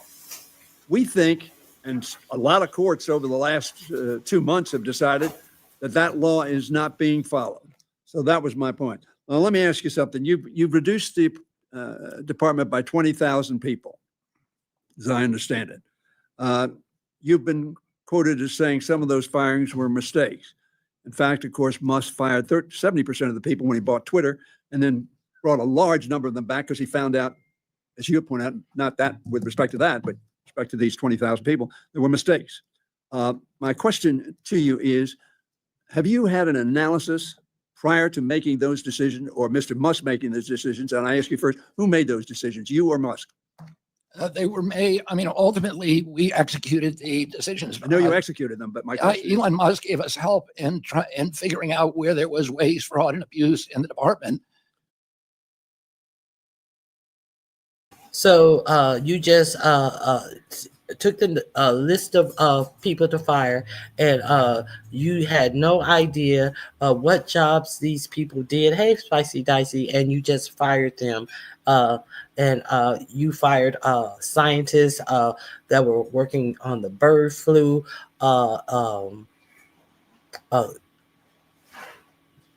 children's cancer research, a whole lot of women medical issues. You fired a bevy of people, and you didn't even know what they did for the department because you're an idiot. It was up to me to make the decision, and there are many instances where I pushed back and said we don't want to. That would hurt us to eliminate that group. Let me ask you a question based upon that response. Was there an analysis of the consequences of these cuts and the reduction in force and elimination of programs? Of course not. Was there an analysis you can provide the committee that indicated those, as you concluded in your statement, would not harm people, would not undermine, frankly, the people who are being served, the health care not delivered, people not served, children not educated, research not accomplished, frankly, lives not saved? Is there an analysis that you can provide to this committee prior to us determining the budget that will show that, in fact, those cuts will not be harmful to those objectives? I mean, there were analysis. The simplest analysis was at the outset. The analysis. All of a sudden, yes, there were analysis, and they are in his head. He asked you that you can give to the committee. No, there isn't. Let's see what the analysis he has in his head that he wants to say was performed. Outset, the analysis that we're spending $2 trillion a year that we don't have. Mr. Musk said he was going to cut $2 trillion. $2 trillion more than you have to make cuts. The other analysis. That was an analysis from a welfare queen who said that he could save the entire government $2 trillion. He's asking specifically about your department. Did you do any analysis about the cuts that were being made and how it was going to allow you to function fully in health and human services? So we're not playing this game. Let's continue. That was more detailed. Is that children or the Indians that you're so concerned about? We didn't cut the Indians. We didn't cut the Indian services. I'm asking you. You said we have to cut. I made sure that those services were not cut. I made sure that Head Start was not cut. But the cuts that were done were cuts that were to duplication, to redundancy, to streamlining. But earlier you said most of the cuts were made because they were DEI initiatives. I didn't hear you say anything about DEI this time because you're just a stupid liar. Our workforce 70% in 4 years, so we were going back to the 2019 levels. Mr. Reagan, and I would ask. Mr. Reagan said he was going to cut waste, fraud, and abuse. He increased the budget deficit by 189%, the highest of any president in history. No analysis. And if you guys did not know, yes, this presidency has spent more money than any presidency at this phase of their presidency. 5 months in, while they're talking about cutting waste, fraud, and abuse, they have spent more money than any other presidency. That is fact. So you want facts or you want hyperbole and bullshit? Okay. We must revisit this. We have to revisit this because I was so happy to see this happen. This couldn't have happened to a better piece of ish. Let's revisit this from a different angle. Let's just have a good laugh from a different angle, shall we? goals and reflects. The budget I'm presenting today supports these goals and reflects.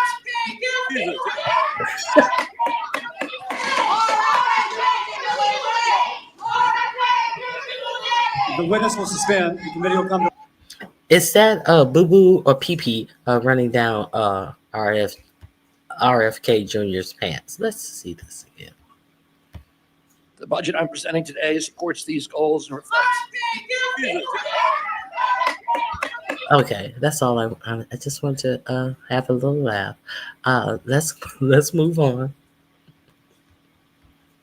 He's trying to follow Trump doing shit without truly researching and explaining.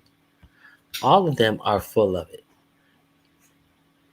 Okay, so one more questioning. I think it's only one or two more of the questioning, the grilling that he was given yesterday. It's just a lie. So he gets upset at this line of questioning, and I thought that it was entertaining.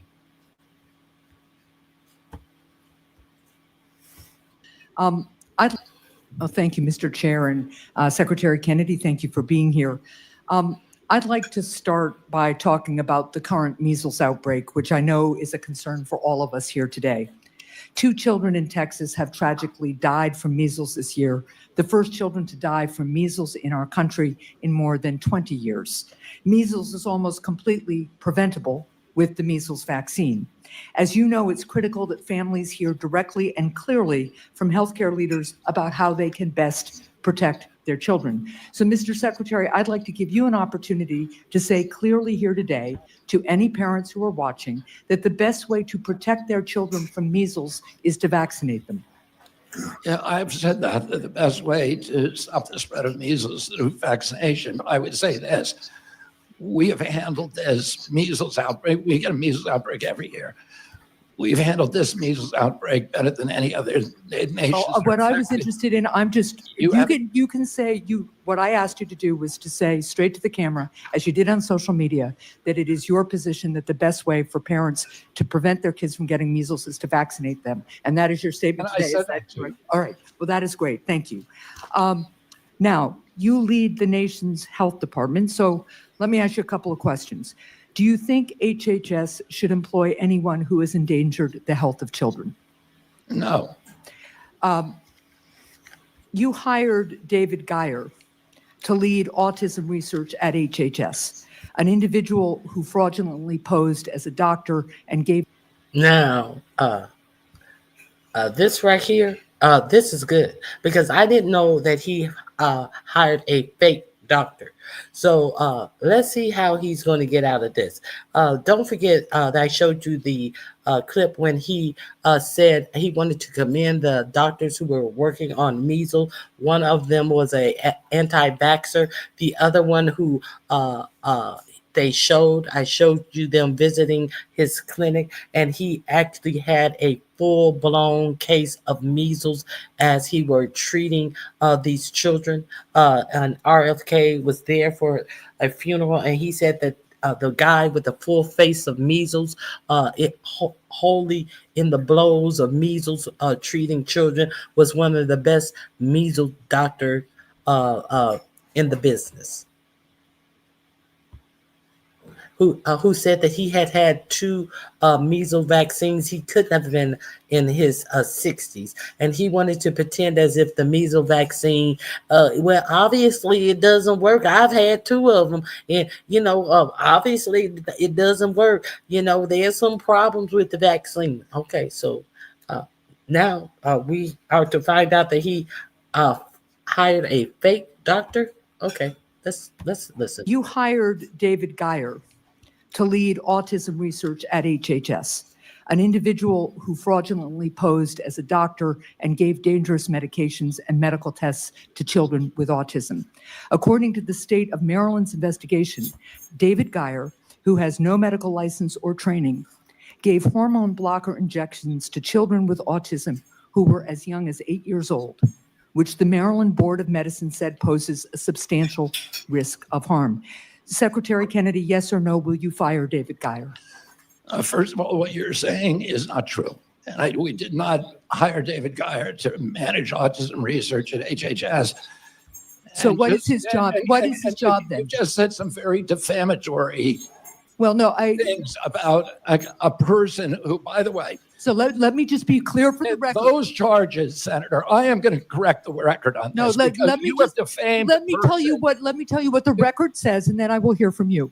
Last week, when Mr. O'Neill was here in his confirmation hearing, I submitted for the record the charge that the state of Maryland laid out. Now, if you'd like also for me to submit to the record with unanimous consent today, the findings of the state of Maryland, which fined him $10,000 for practicing medicine without a license. He does not have a medical license, and for providing and instructing and giving children hormone blockers. That is what the finding of the Maryland Department, the state of Maryland, its medical licensing board was. And I'll submit that for the record, I hope with unanimous consent. I'm assuming that you don't know what I'm about to tell you, or you wouldn't say something that was so dishonest. You may or may not know that David Geyer. First of all, we know what we do know is we can't take the words coming out of your mouth as facts. Maybe she would say what she's saying because she says she has documentation that she wants to submit to this hearing.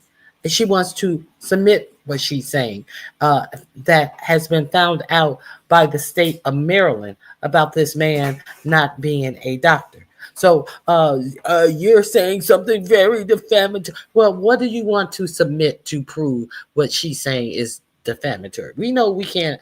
Let's continue. Geyer sued the American. Oh, I do know that. I do know that. That doesn't change the findings, nor does it change the experience of the parents who testified. That finding was reversed by court, and he was awarded $5 million. That is not true. Now, let me ask. So I just want confirmation. David Geyer is still at HHS. I wrote you a letter about this a month ago. And Okay, so what he just said was that he sued for that, and he was awarded $5 million. And she simply said that is not true, and he had no retort to this. He's in his feelings, running away from the fact he has not answered the question, will he fire him? Let's get it clear. The question was, will you fire this non-doctor that you hired? And he's talking about he went to court. I won't want y'all to miss this. True. Now let me ask. So I just want confirmation. David Geyer is still at HHS. I wrote you a letter about this a month ago, and you have not responded. Well, I apologize for that. Hold on. The experience of the parents. You may or may not know that David Geyer sued the American. Oh, I do know that. I do know that. That doesn't change the findings, nor does it change the experience of the parents who testified. That finding was reversed by court, and he was awarded $5 million. That is not true. Now let me ask. So I just want confirmation. David Geyer is still at HHS. I wrote you a letter about this a month ago, and you have not responded. Well, I apologize for that. That's our bad. And I will respond. But David Geyer is not managing autism research. So what is his job?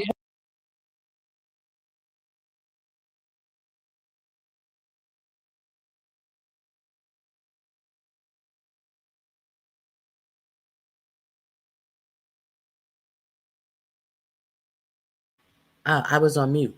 He said, that's our bad, and I'll get back to you on that.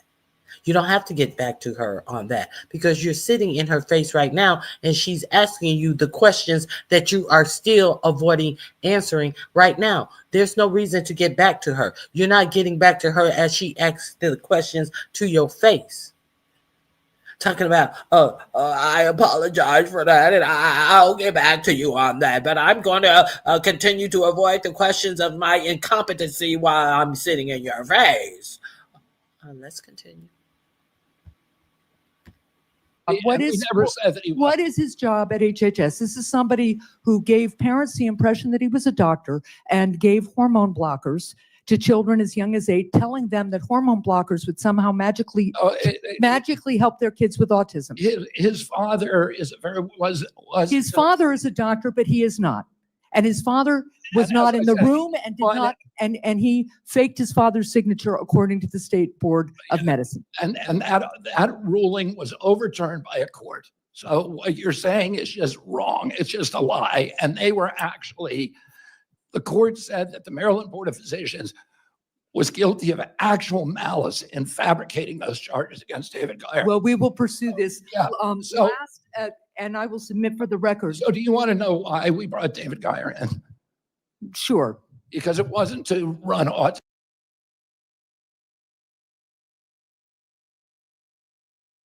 Sure. You want to answer why you haven't fired him. You won't answer that. It amused me. Why don't you? She's like, sure. Well, tell me. Who gives a fuck? I've made my point that this man is no doctor.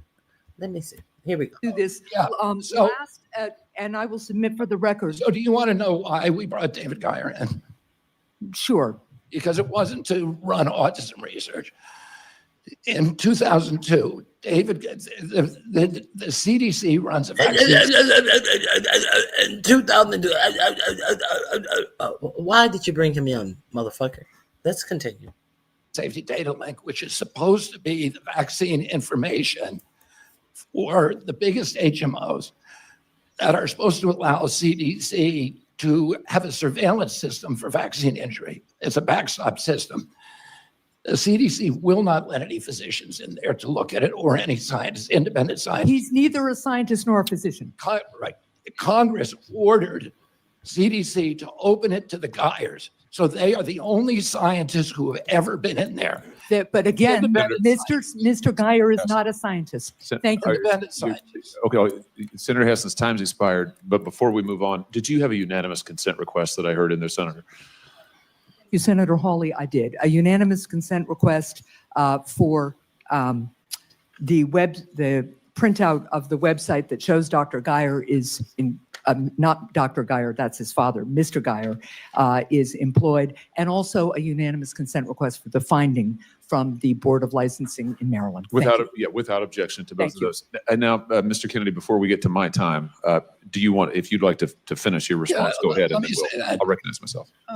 David Geyer is the only living independent scientist who's seen the VSD inside. There's been a lot of monkey business with the VSD, including allegations of fraud. And he was hired by an independent contractor not as an HHS employee, but by an independent contractor to look at. He was hired by an independent contractor or as an independent contractor. We already know that you have no idea of who's hired and fired for what reason and what operations but you know so much about this David Geyer. Now you're saying he's the only scientist and there has been some fraud and present your work. Present your work. All of these rumors and all of this shit. He's trying to do like these Elon Musk characters. There's been fraud found, but there's been no fraud proven, other than that this man that you hired is not a doctor. Let's continue. At the documents that we were getting to the VSD to see if they conformed with what he saw between 2002 and 2016. And that's the only reason that he was brought in, to see if there was, there's so much information that has disappeared from that database. Well, who's been in the database other than Elon Musk? So you're not, get the fuck out of my face. Okay. This is who's over our health and human services. Let me, I think it's one more with this buffoon. Hey, Deanna, how are you doing? Yes, he's pooping his pants. There's one more. I want to share with you. Who made the decision? That's just a lie. Oh, yes, this sister. Angela. Let me see. Angela Albos Brooks. We will end with this sister questioning this buffoon. Thank you so much, Mr. Chairman. Mr. Secretary, I'm over here. I've been sitting through this hearing all day today and have noted that you've been unable in most instances to answer any specific questions relating to your agency. Because I haven't been given time. Well, no, you have been given time, but the point of the matter is you've been unable to answer specific questions. Sir, you are the wrong person for this job. And you had in this hearing today the unmitigated gall to say at the beginning of your testimony that China is ahead of the United States in healthcare because China does not have DEI. I didn't say that. Well, we can roll back the tape. You absolutely And did you say will find I didn't say that. That is absolutely what you said. I was talking about science. I didn't say they're ahead of us. They're ahead of us in some forms of science, certainly not in healthcare. Well, we can roll back the tape, but nonetheless, let me go on with my questions and ask you this. You just heard about the Safe to Sleep campaign, and you have made cuts. You made it very clear here today. You have no knowledge whatsoever of the absolutely amazing scientists and researchers who you have callously fired. You know nothing about the cuts. You can fire any working scientist, Senator. That, sir, is not true either. But nonetheless, It is true. It is not true. Let me ask you It is another true. specific question. The Safe to Sleep campaign. Well, then can you name, sir, which office the Safe to Sleep campaign operates out of? The which campaign? Well, that's the one that the senator just asked you about 2 minutes ago that prevents babies from dying in their sleep. A 30-year program inside your agency. You would agree that it's I important. think it's part of HRSA or ACF. It's Oh, she's about to demolish him. Oh, wait till you hear how she demolished him. Let's go back. Hair. 30-year program inside your agency. You would agree to go that prevents babies from dying in their sleep. A 30-year program inside your agency. You would agree that it's I important. think it's part of HRSA or ACF. It's ACF. No, actually, it's in Health and Human Services. Yeah. And I think, and again, No, they're all within Health and Human Services, but the subdivision is ACF.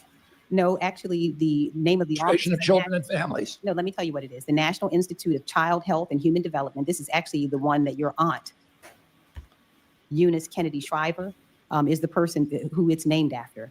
And you noted just a moment ago, the senator reminded you that although this is a very important agency, prevents babies from dying, this is the same one you fired every single person in this office as of April the 1st. His aunt is the one who is named after, and you heard him bumble around, and he thought well, we all are H Health and Human Services, HHS. We're all HHS. You fucked up and you found out. Y'all want to hear that again? I want to hear that again. And you noted just a moment ago, the senator reminded you that although this is a very important agency, prevents babies from dying, this is the same one you fired every single person in this office as of April the 1st. It is also, As I said, there were no working scientists fired during the RIF. we can bring you that information later, but because what you just said is not true. Well, then the question. Human Services, but the subdivision is ACF.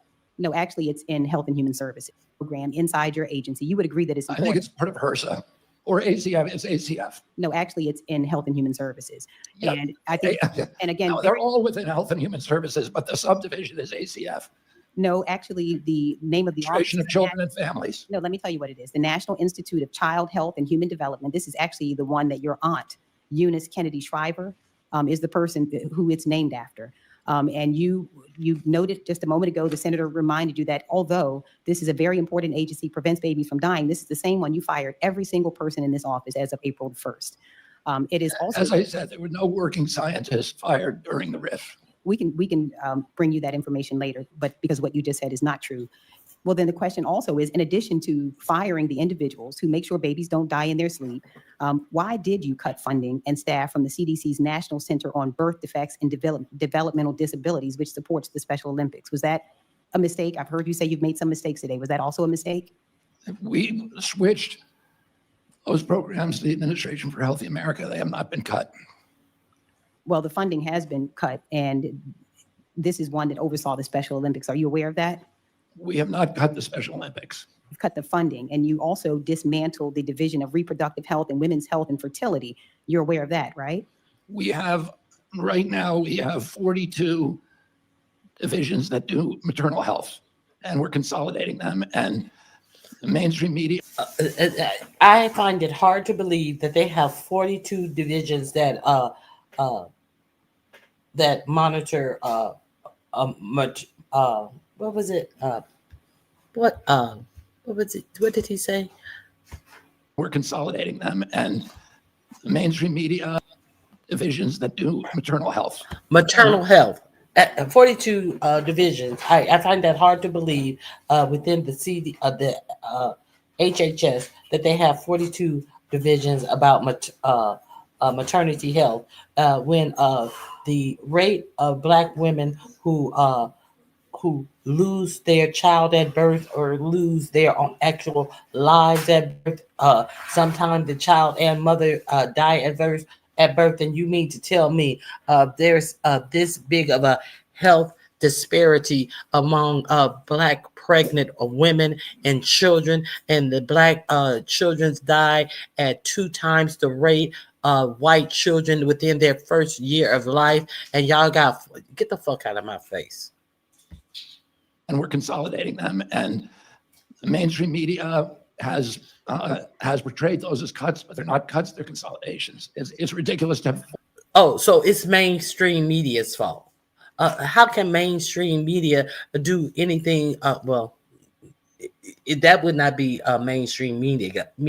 It would be propaganda. So mainstream media has exposed exactly what is going on in maternity health. And so it's their fault, not your fault. Let me go back here. Those as cuts, but they're not cuts, they're consolidations. It's ridiculous to have 42 divisions that are all supposed to be doing the same thing with their own administrators. Well, let me ask you a question. So it doesn't exist right now. It's been dismantled. That is a fact. That particular division, what you plan to do in there's 42 divisions on maternal health. We consolidate. Sir, let me finish what I'm saying here. The fact of the matter is you have dismantled it as we speak. And are you aware, what does the assisted reproductive technology mean to you? Are you familiar with that? Are you talking about IVF? Well, it's assisted reproductive technology. It's a division. Do you know what it does? Is it part of NIH? No, it's actually a part of your agency. It's a part NIH is part of my agency, Senator. You should know that. I do know that, but it's actually a part of, it's the CDC is where it is. Okay, then it's CDC. Right, okay. Let me just ask you, and again, these are all of the things you seem unfamiliar with, the ones, the programs that you've. You're unfamiliar with my agency, that NIH and CDC are part of HHS. Oh, I absolutely know. NIH is in my county. I was there this past weekend with the researchers that you have fired. So I absolutely know where NIH is, sir, and don't need any help from you in knowing that. I see the time. Thank you. Senator Bloom. Best and worst breakfast for your waistline. Eggs? If you're going to get eggs, these. You feel healthy now? Do you feel safe and healthy now? Now, if you don't feel safe, hey, Click in the View, let me make you feel safer. And let me debut what a deadhead bitch is over Health and Human Services. Let's hear her talk about her budget. And she take on the whole Trump thing, much like JFK Jr. take on the Trump thing that they can lie, say that it was DEI, it say that it was the media and all of these lies that they can tell. But let's review Christine Nome. Almost Unwatchable. Okay, so this is our first clip I want to share with you. Almost Unwatchable. Sawwell asks Nome over and over about doctored pictures, Brio Garcia, that who push 4547 push as a reason for him being escorted to that El Salvador prison. I'm not, and let me tell you, don't think that I am for illegal immigration. I'm for my rights not being trampled over. So I'm not going to approve of anybody else's rights being trampled over, because we know that Black people are the case studies and are the first to fall under these. They're using them right now, but he already has said that he wants to send American citizens to prisons. But this is my point. He went with this lie, and this is who's over Health and Human Services, who is over ICE, who is asked a simple question and cannot answer it. All of this is hooked together, and like they said in the Holocaust, that preacher said about the Holocaust, first they came for the unionists, and I did nothing because I was not a unionist. Then they came for someone else, and I said nothing because I wasn't that either. And then finally, oh, wait a minute. Oh, I thought the dog opened the door. And finally, I saw the door pop open and Rascal out there with my husband. I was like, hold up. And finally, they came for me. And there was no one there to speak up for me. Yeah, you ain't spoke up for nobody else. I'm not speaking up for them. I'm speaking up for me. At all times, you need to understand that you're speaking up for yourself. Especially when you know they bringing in white Afrikaners that are doing the same thing that they are deporting brown people for, talking about anti-Semitic. And these brown people that they are putting the anti-Semitic label on are only supporting other brown people. I'm standing up for me. So let's see what the Homeland Security Secretary has to say for her dingy self. For 5 minutes, a question. Thank you, Madam Secretary. You have an important job. I think you have one of the most important jobs in the cabinet. Thank you for doing it. I want you to have credibility and be taken seriously as you do the job. And so I want to put to rest this question about Mr. Garcia and this photo that the president posted on April 21.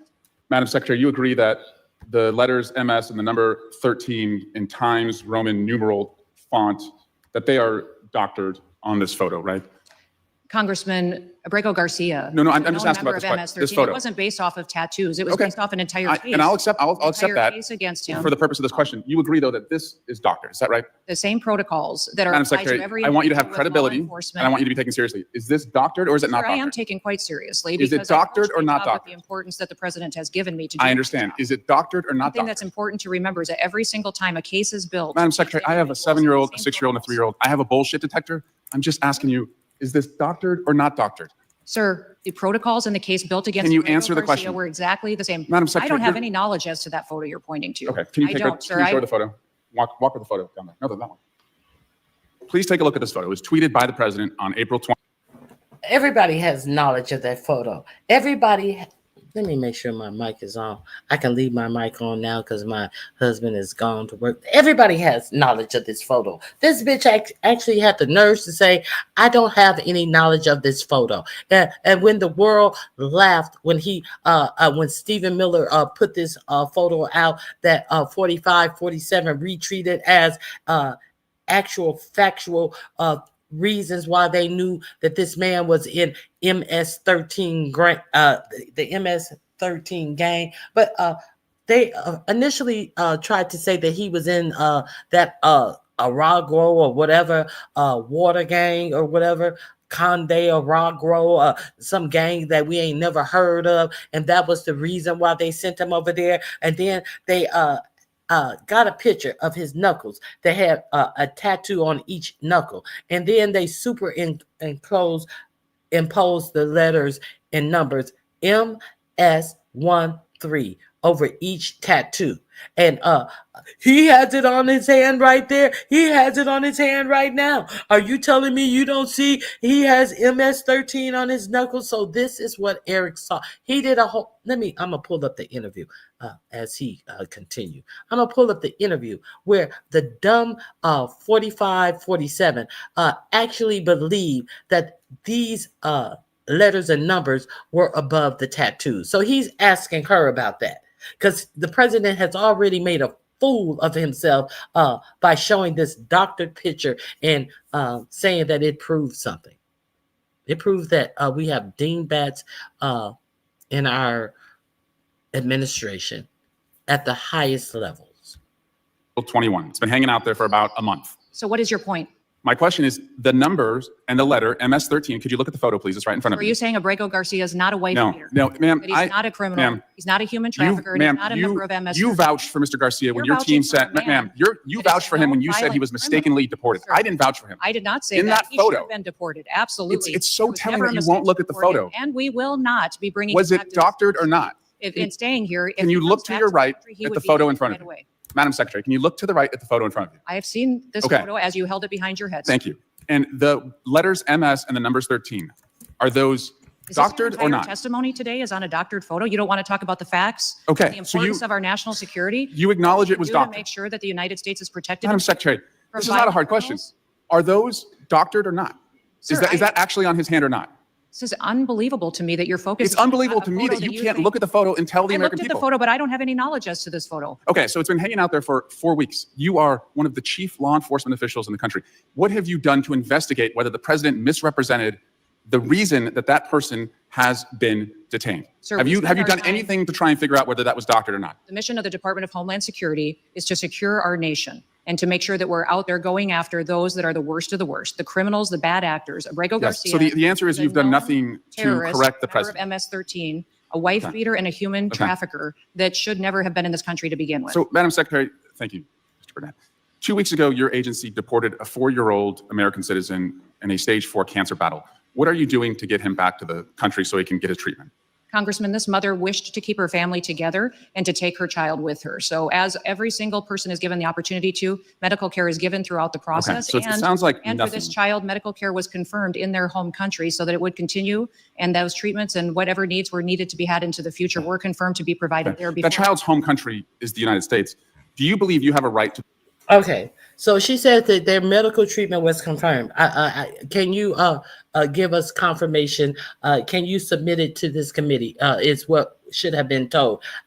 Do you believe that I think that her lawyer was actually in the building with her, and they would not let her speak to her lawyer? They would not let her talk to the doctors. They would not let her talk to the husband to come get this child who has stage 4 cancer. And they want us to believe that she wanted the child to go with her. And there is a form that they must fill out, but they cannot produce these forms of these alleged women who have babies who were born in the United States, thus are United States citizens. They just say that the mothers wanted their child to go with them, and they cannot produce the paperwork that they are supposed to get signed by the mother if that was the case. Let's flesh this out a little bit. Okay, let's continue. Right to deport a U.S. citizen? That mother chose to keep her family together, and that is what President Trump is focused on. And That's making not the sure facts of the case. that- yes, it is the facts. Madam The Secretary, mother moving on. confirmed that she wanted to do keep you her have a child right? with her, and our families and parents are given that ability to keep their children with. So if you don't have to just keep repeating yourself, you dingbat. Say we have the form XYZ that the mother has signed. That is in the mother's language. That no, you don't have that. You can just sit up here and continue to repeat yourself. With them when they return to their home countries. Madam Secretary, do you have a right to deport a U.S. citizen? No, we do not deport U.S. citizens and have not deported U.S. citizens. Except the 4-year-old that we just No, referenced. that mother chose to keep her child with her, and that is her prerogative, and the law was followed in allowing her the opportunity to do that. So Madam Secretary, I'm a former prosecutor. I have put people away for life sentences who are gang members. I don't need to wear costumes to show how tough I am. What makes me different from you is when I put those individuals away, I did it with the weight of the law behind me. And I yield back. Mr. Chairman, Gentleman yields. I ask unanimous Okay. consent to enter an article from Fox 45 that states documents reveal a second protective order filed by the. They laughed at me. I don't know what she's entering into the court. Okay, so let's flesh out this tattoo a little bit. Let me share my screen right now. They have put this up as a reason. This they said because of his tattoos was a reason that he was deported. So let's flesh this out and see why this dummy is playing dumb. Okay, so right here on my screen, let me remove these comments. Right here on my screen is the tattoo in question. Do you see any letters or numbers above these tattoos on his knuckles? On his knuckles, do you see any letters and numbers? Let's continue. I ain't got to belabor this because we know what it is. Tattooed on his knuckles. Hey, Terry. He did not have the letter MS13. It says MS13. That was Photoshopped. So let me That just. was Photoshop, Terry. You can't do that. They're talking about this image Trump posted on social media. It's a photo created by the Trump administration to bolster their case that Abrego Garcia is a member of the notorious gang. The faded tattoos on his knuckles show a marijuana plant, smiley face, crucifix, and skull. But MS13 was pretty obviously photoshopped. Do you want me to show you the picture? I saw the picture. And you think it was Photoshop? He did have tattoos that can be interpreted that way. I'm not an expert on them. He had MS as clear as you can be, not interpreted. I asked an expert, author Stephen Dudley. Are those images that we see on the hands of MS-13 members? There are some tattoos that signify definite membership. Those would be things like MS-13 on your chest or just MS. But a lot of the other ones are in this gray area. There's a lot of people with marijuana tattoos, with cross tattoos. So does that indicate gang membership? No, not necessarily. That is not the one that I want. I don't want this buffoon up here talking about not necessarily. No, it does not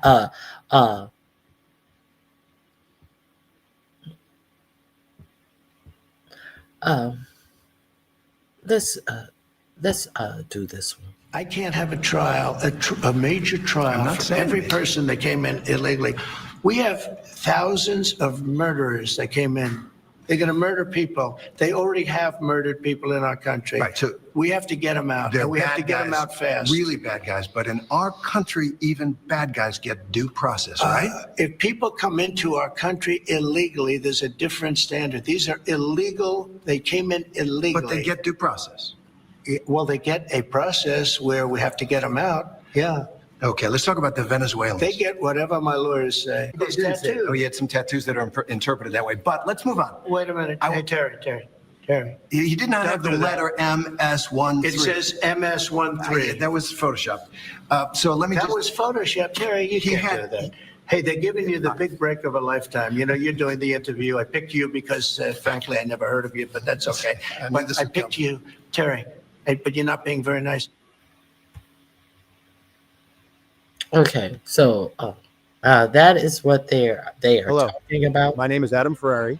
Let me stop sharing this. Let's move on. So are we all clear that this was all over the news, and this bitch sat up there and acted as if she could not comment if it was or was not a real tattoo? Do any of you guys question if this was a real tattoo? This will anger anyone. Okay, Nappy Child. They ain't like us, but I always say until these yet to be United States of America, everything they touch will fail. Circa, everything you do is everything you do. She didn't say everything you do when she pointed that crooked finger. Yeah, I concur.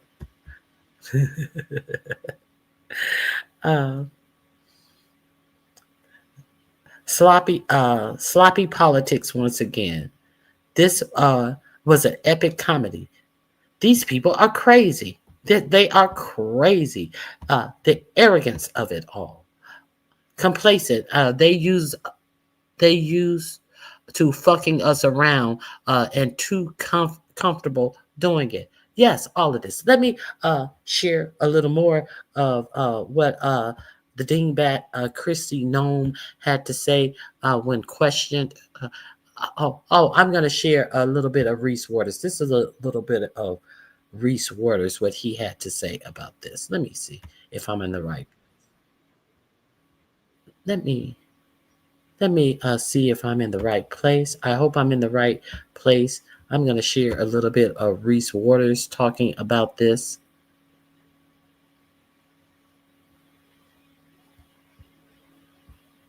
Kristi Noem, aka Ice Barbie, gets destroyed by Congress.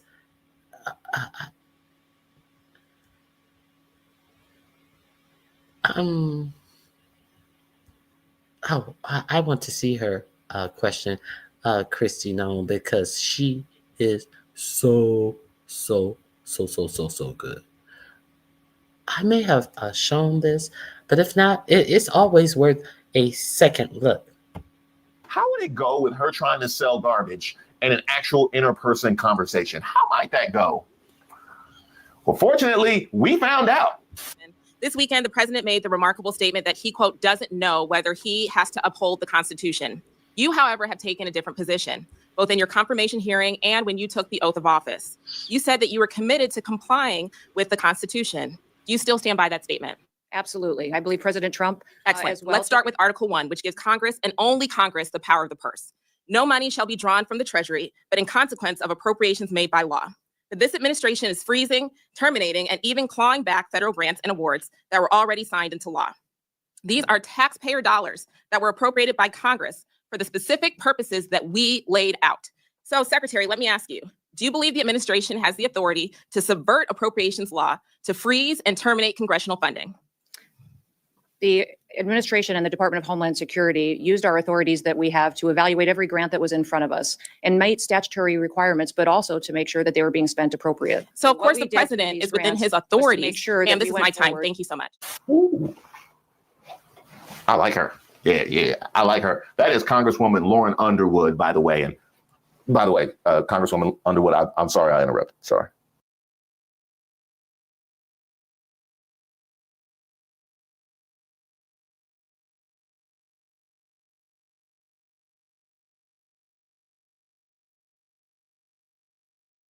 This is Reese Waters. He does political commentary. Girl, you have to go over there and check his channel out.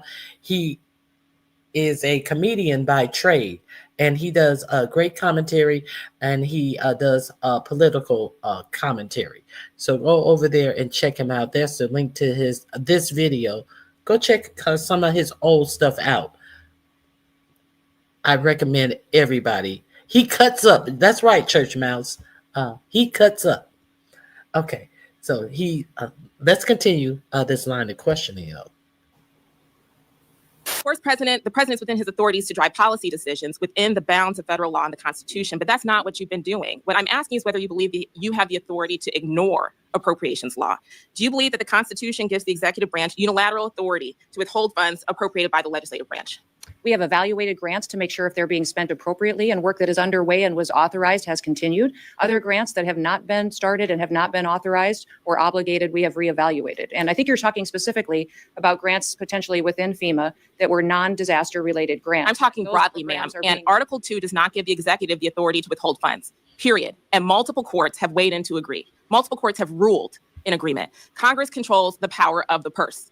That is a fact. That's not a question. That is a fact. I'm sorry, Congresswoman Underwood. I just had to point out the gentleman right next to Kristi Noem, because he looked like he hurt by what she going through. That's how you look in public. There's an argument going on in public where you just like, I don't even want to be in frame right now. And so if the president disagrees with certain spending, Congress passed the Impoundment Act to create a legal process to seek rescissions, and we expect him to follow the law. This administration is not just ignoring the constitutional power of the people's elected representatives, it is also violating the fundamental right of individuals. Do you believe that the Constitution grants everyone in our country the right to due process, including non-citizens? The administration has the authority to. Ma'am, I'm looking for a yes or no question. Yes or no? Do you believe the Constitution? Yes, ma'am. Do you, We have ma'am? not conducted any Claiming my kind time, of Mr. empowerment. Chairman. Okay. That's what I'm talking about. That's what you reclaim your time. Kind of like Kim Jong-un reclaimed his time. And while we reclaim time, can we reclaim Cricket's life as well? And the GOAT? Secretary Noem, I'm just looking for a yes or no here. Do you believe the Constitution guarantees due process to everyone in America?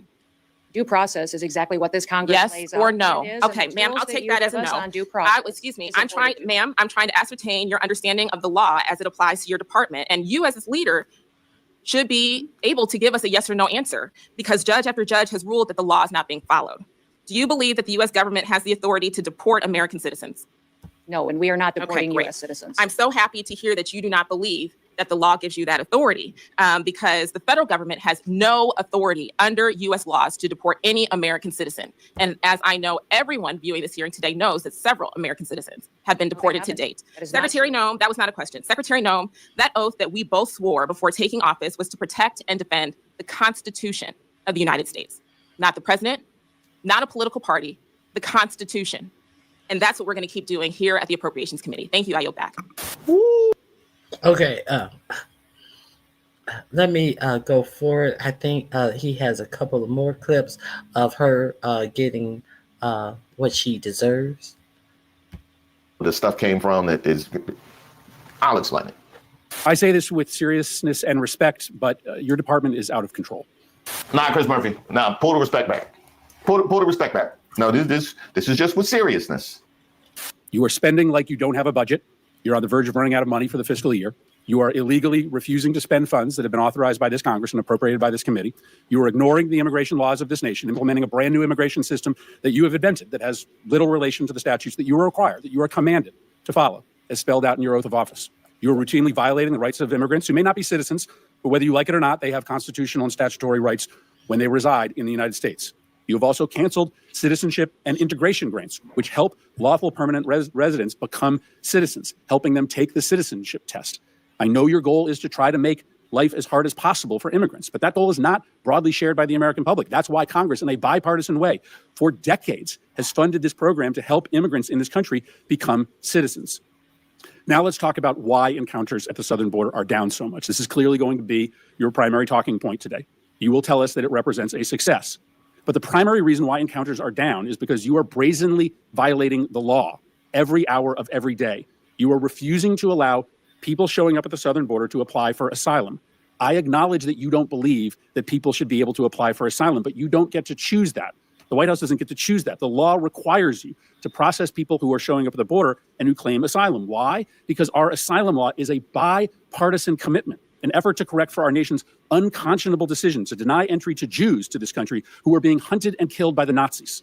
Our nation, Republicans and Democrats, decided, wrote it into law, that we would not repeat that horror ever again, and thus we would allow for people who were fleeing terror and torture to come here, arrive at the border, and make a case for asylum. I understand that my Republican colleagues on this committee don't view the policy the way that I do. My Republican colleagues don't share my level of concern for the way that this administration treats immigrants. That's fine. But what I don't understand is why we don't have consensus in the Senate and on this committee on the decision by this administration to impound the spending that we have decided together to allocate in defense of this nation. We as an appropriations committee, we work interminable hours to write and pass a budget. This budget is really hard to write and pass. And so we make ourselves irrelevant when we allow the administration to ignore what we have decided. And then when we look the other way, when the administration rounds up immigrants who are here illegally and have committed no offenses worthy of detainment, we also do potential irreversible damage to the Constitution. These should not be partisan concerns, destroying the power of Congress, eroding individuals' constitutional rights. This should matter to both parties. Now, of note here, he opened with respect. But I cannot disagree with any of the points that he made about how aggressively and arrogantly they have been moving. And you tell them, no, we need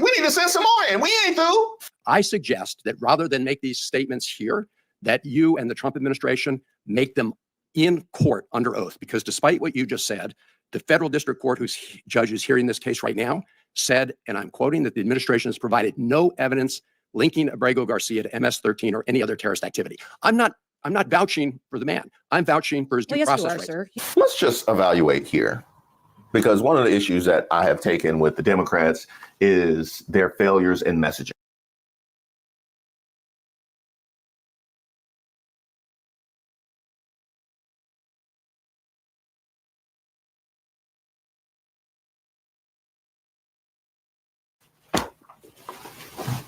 Soft. The grants that you are referencing have been paused and reevaluated to make sure that they are truly being spent in the way to which they were appropriated. Well, Madam because of the Secretary, it situation. is not credible, Madam Chair. It is not credible that $100 billion is used to break the law. That just cannot be true. And let me change this a little bit. On the other hand, I am very concerned that DHS is now dramatically overspending funding that Congress has not provided. If you were a CEO doing that, I don't think you'd be in your job long. We need accountability and we need answers. And that includes informative responses to oversight questions sent to the department over the last 3 months. I am ranking member on this committee. I have worked with every member of this committee. We take our responsibility serious to fund your department and others. We need to have answers. We need to have accountability, and we need to make sure you're not overspending money that you were not allocated. But then they told me they wanted to cut wasteful spending. Wasn't it waste, fraud, and abuse?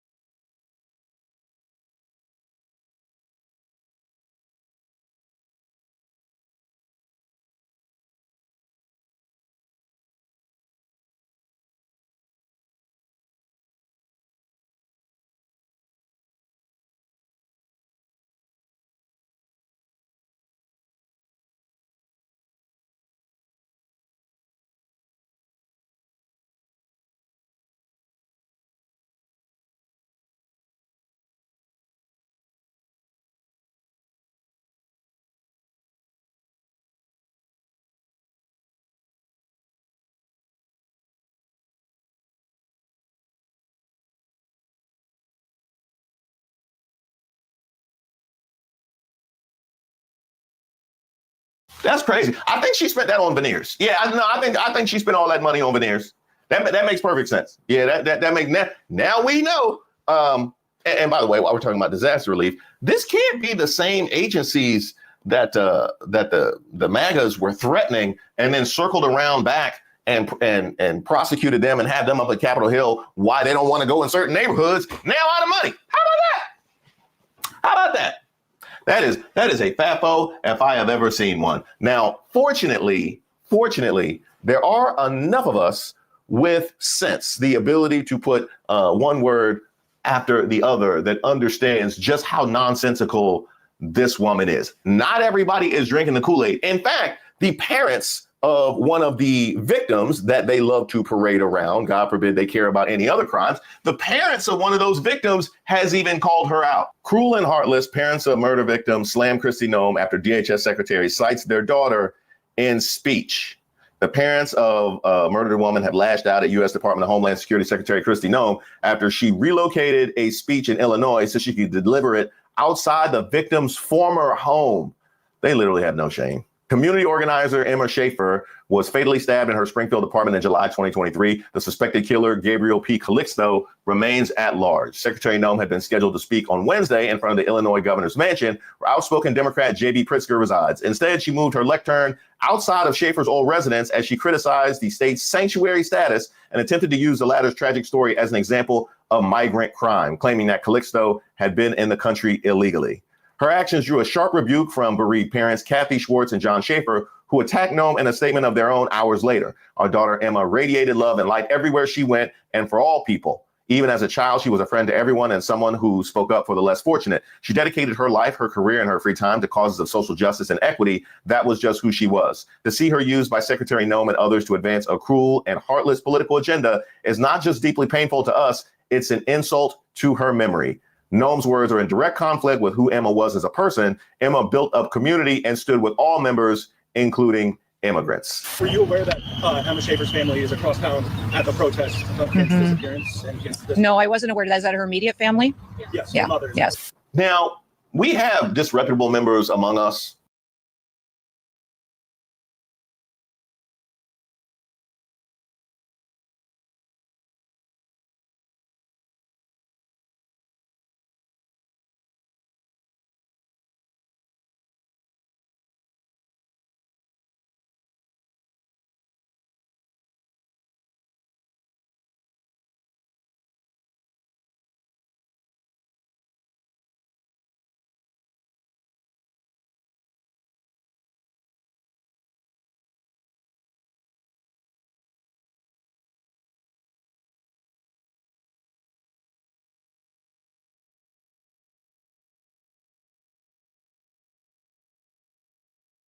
Here, which might be my favorite. Noem's honorary degree sparks protests. Meanwhile, a student she's trying to deport earns a doctorate. Before I even dig in, is anything more MAGA than that?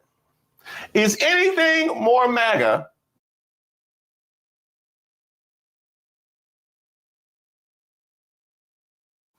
than receiving an honorary degree for showing up and trying to strip the rights of people, one of whom just earned a doctorate, which would tell me she's of a lot more use to our society than one Kristi Noem, who you opt to decide to give an honorary degree. Now, I know they toss those around all the time. I probably got an honorary degree from Phoenix Online at some point.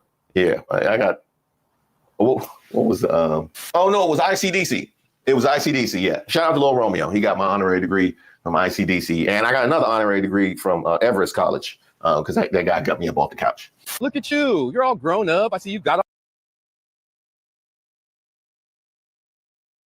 off the couch. Man, I'm very impressed. He got me up off. I know about honorary degrees, Kristi Noem. I know what those are worth.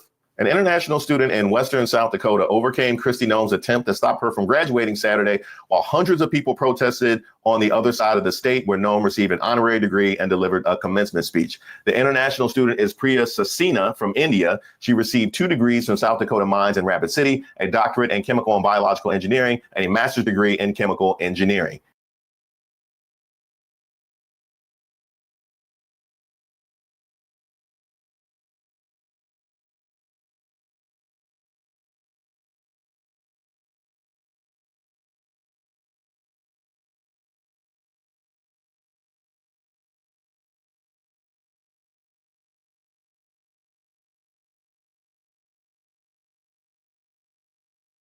Impressive. Noem's U.S. Department of Homeland Security, which she has led since resigning as South Dakota governor in January, has been trying to deport her since last month, asserting that her permission to stay in the country should be revoked because she was convicted 4 years ago of failing to move over for flashing yellow lights, a misdemeanor. The action is part of a broader immigration crackdown by the Trump administration. I want to restate something. She received 2 degrees from South Dakota Mines, a doctorate in chemical and biological engineering, and a master's degree in chemical engineering. They're asking that her permission to stay be revoked because she was convicted 4 years ago of failing to move over for flashing yellow lights, a misdemeanor. Meanwhile, this lady was put in charge of Homeland Security when it was revealed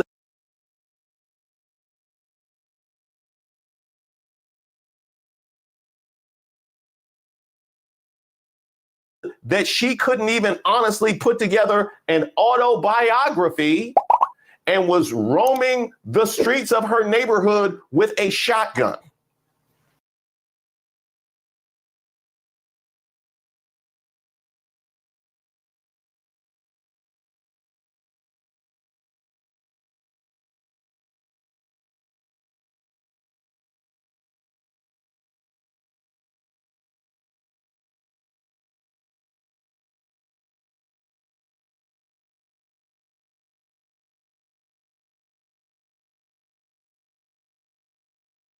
I've met with many, many world leaders. I've traveled around the world. I think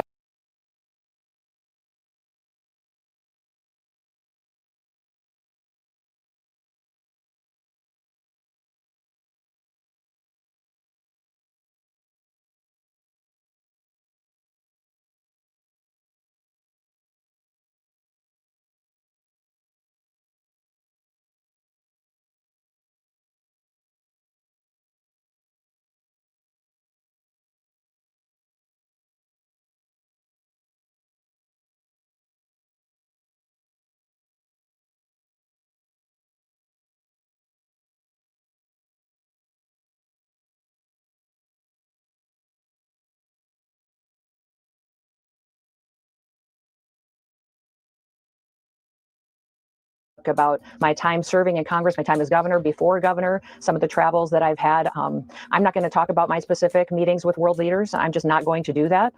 This anecdote shouldn't have been in the book. And as soon as it was brought to my attention, I made sure that that was adjusted. I waited up till 3 in the morning. Where were you?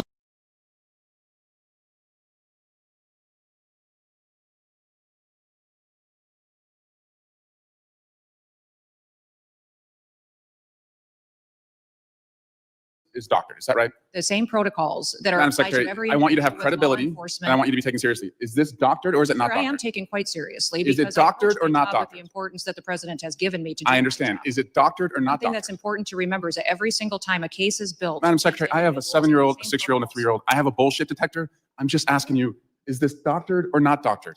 Sir, the protocols in the case built against Can you Abrego answer the Garcia question? were exactly the same. Madam I Secretary, don't have you're- any knowledge as to that photo you're pointing to. Okay, can you I take don't, a, sir. can you show I- the photo? Walk with the photo down there. No, that one. Please take a look at this photo. It was tweeted by the president on April 21. It's been hanging out there for about a month. So what is your point?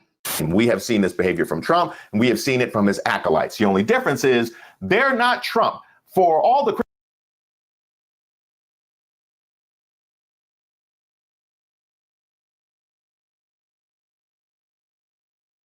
Lord, my mic been off all this time. My mic goes off sometimes. I apologize. I am meth. That now it's funny that you say that as well, because she does have a commercial where all of her people are saying, "I am on meth." That's funny that you said that, Spicy Dicey. I apologize that my mic was off, but I want you guys to, I just want to play exactly what she played. We have to remember that she put in her book that she had met Kim Jong-un. That's what they were asking her about. And then they found out that that was a lie. She had it in a whole book. And then she said, I was shocked that it was in there. And after I found out it was taken care of. So she didn't want to admit that she got busted in that lie, but she hid the fact that she went over there to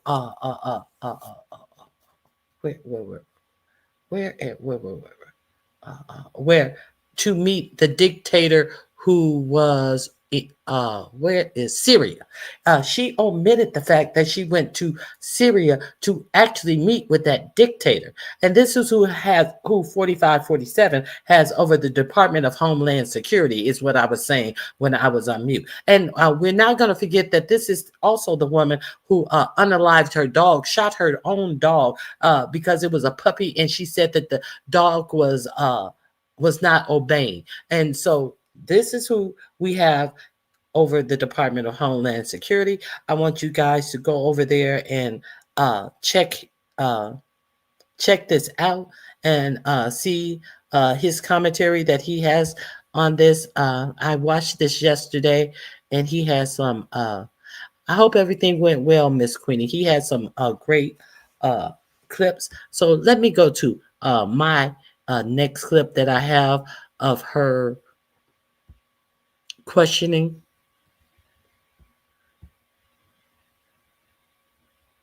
Okay, let's check out her questioning with Julie Jones.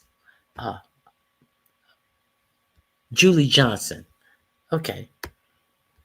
Julie Johnson pressed Christine Noem. Mr. Chairman, and thank you, Madam Secretary, for appearing before committee today.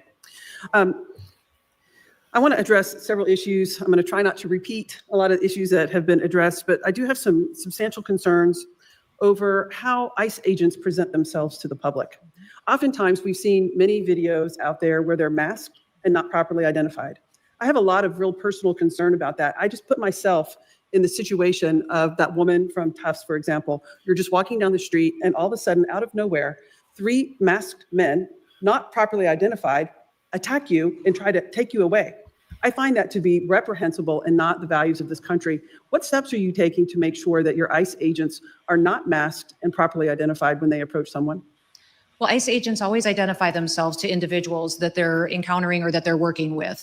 What I would say as far as if they are wearing something over their faces, it's oftentimes because that agent has been involved in undercover operations or needs to be able to continue the investigative work that they do on a day-to-day basis. But don't you think, Madam Secretary, that people have a right to see whoever's trying to apprehend them? I think it's creating this unrealistic vigilante system.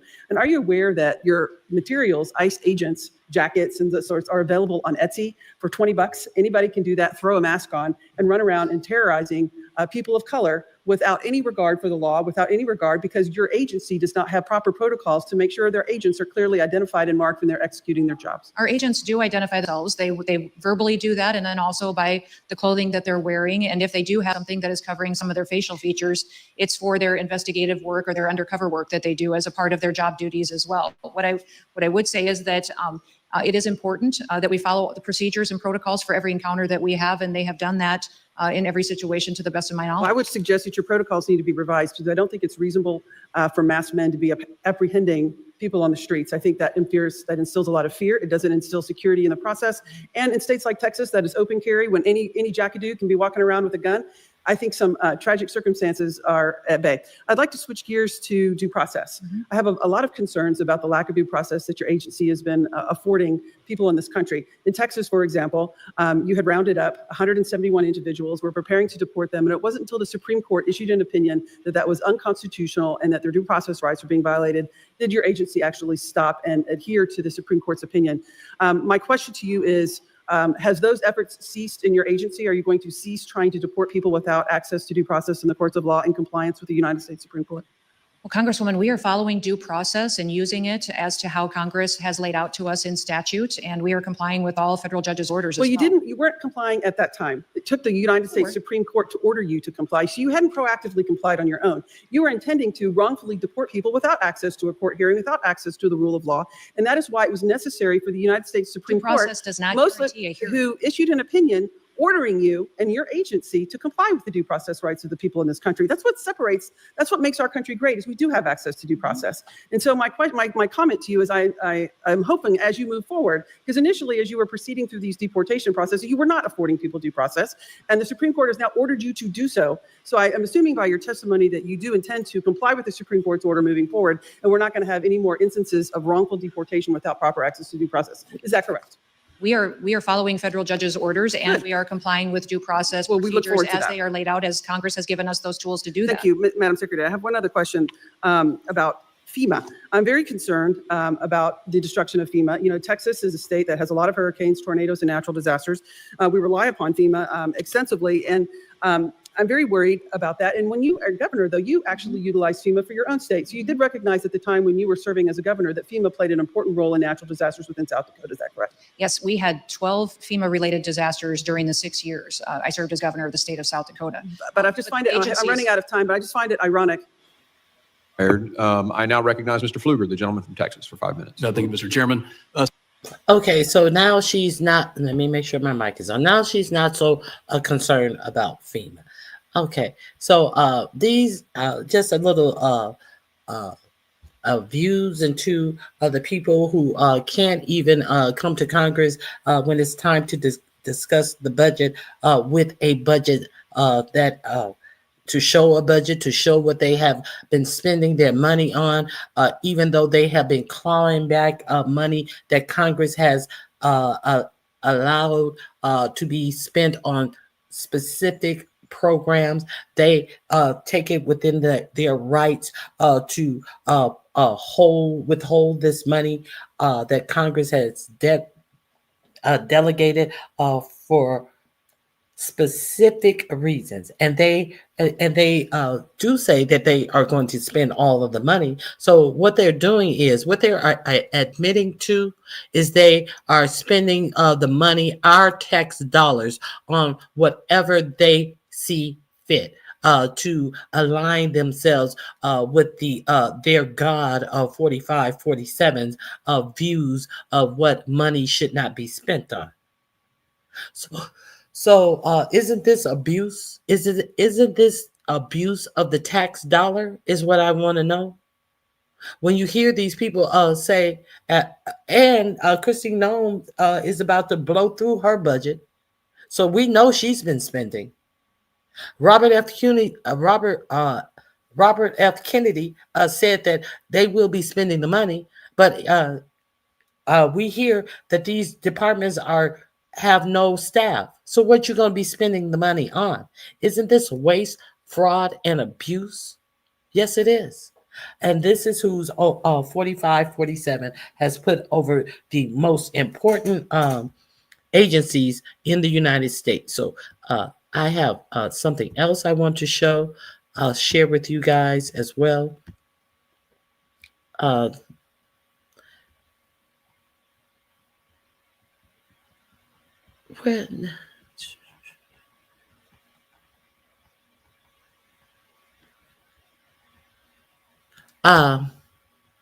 Yesterday I brought you a story about United Healthcare. If you go back in my videos, you will see there's a period of time where I talked about all of the money that United Healthcare was bringing in at the time, where that CEO was unalived on the floor on his way to a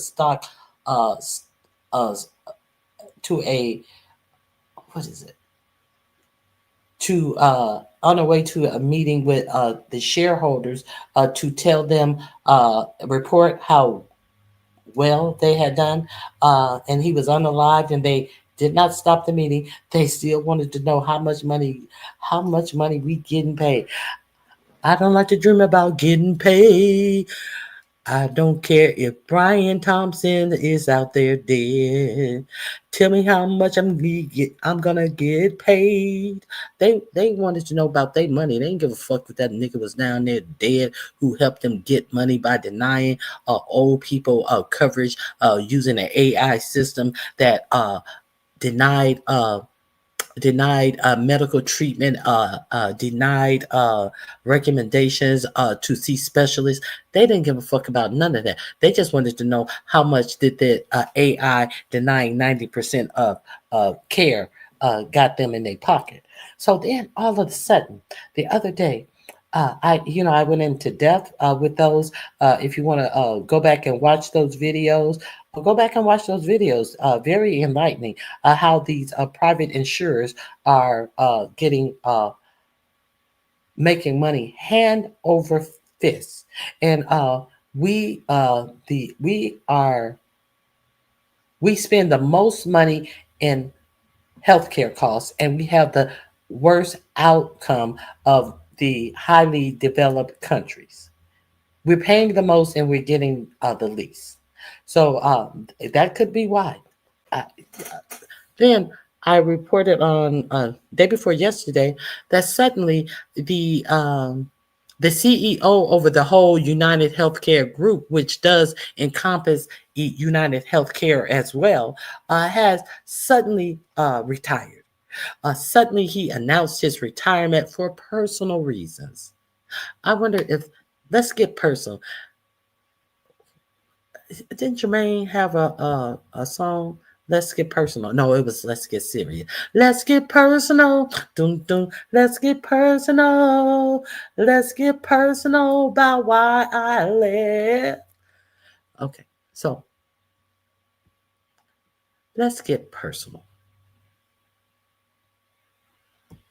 Care is in deep trouble right now. According to the Wall Street Journal, the Department of Justice has opened up a wide-ranging criminal investigation into the health insurance company for possible Medicare fraud. Now, this comes just days after United Healthcare Group's CEO stepped down for quote-unquote personal reasons and was replaced. It also comes as the stock for the insurance company just is not doing so well. Now, we don't know exactly where the Department of Justice is in this investigation today, how far the DOJ has become, but according to the Wall Street Journal, this investigation is opened, it is wide-ranging, and it's specifically targeting the health insurance giant for possible Medicare fraud. The scheme allegedly is faking patient diagnoses to rake in billions of dollars in inflated reimbursements. Spread the word. I just did a full breakdown on my Substack, so check it out, link in bio, and follow along for all the news you need to know about. Okay, this is in my description box for fake diagnosis. So I discussed in my, let me make sure my mic didn't go out. I discussed in my earlier reporting on them that they set up a system where it made people on Medicare Advantage. These are people who are routinely on Social Security, usually seniors. They put in a algorithm that the doctors had to answer, and it was set up as making the person appear more sick than what they were. You would come in here and they would assess the person as being sicker. Therefore, the United Healthcare could get more money from Social Security for these patients. They could garner more money because it made it appear like this person was sicker than. Now this person could have been on medication for this, that, and the other. They asked the medication. This person is there because they need to get an ingrown toenail out, and they're paying that much more because they are rating this person as a I can't, which one, acute and acute is somebody who's can live with the disease for a long time, I think, or I forget how, with a who is a sickly person. And they're not even there for any of these reasons that they're taking medicine for. But United Healthcare wanted to make sure that the doctor could not even go forward with getting to the reason why they were there unless they filled out this information, because they wanted it to appear that this is a person who is sicker than what they are coming to the doctor for, so they could get more money. Understand? So now they're under investigation. This is the same CEO under the Biden administration. Biden said that they knew that they were overpaying Medicare, and that they were going to take 2 years to rein in the problem that was causing them. And Whitty came out and he was so excited and said, "Oh, well, I'm so glad that they're not reining in this program," as if it was critical to patient care. No, it was critical for them to be able to continue to overbill Medicare, which was depleting the Medicare fund. Let's get this money, get money, get money. That's all he cared about. Whitty was also the CEO over a pharmaceutical company. I forget what country it was in. And he got pushed off the board because that pharmaceutical company was charged with fraud as well. Y'all didn't know this? United Healthcare has made over $800 billion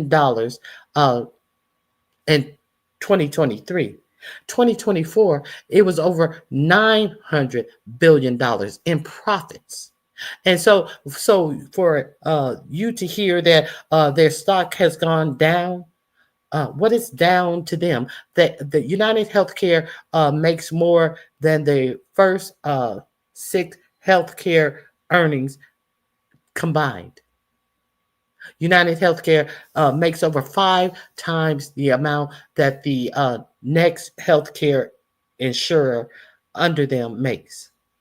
So if their stocks are down, it don't mean nothing in the scheme of things.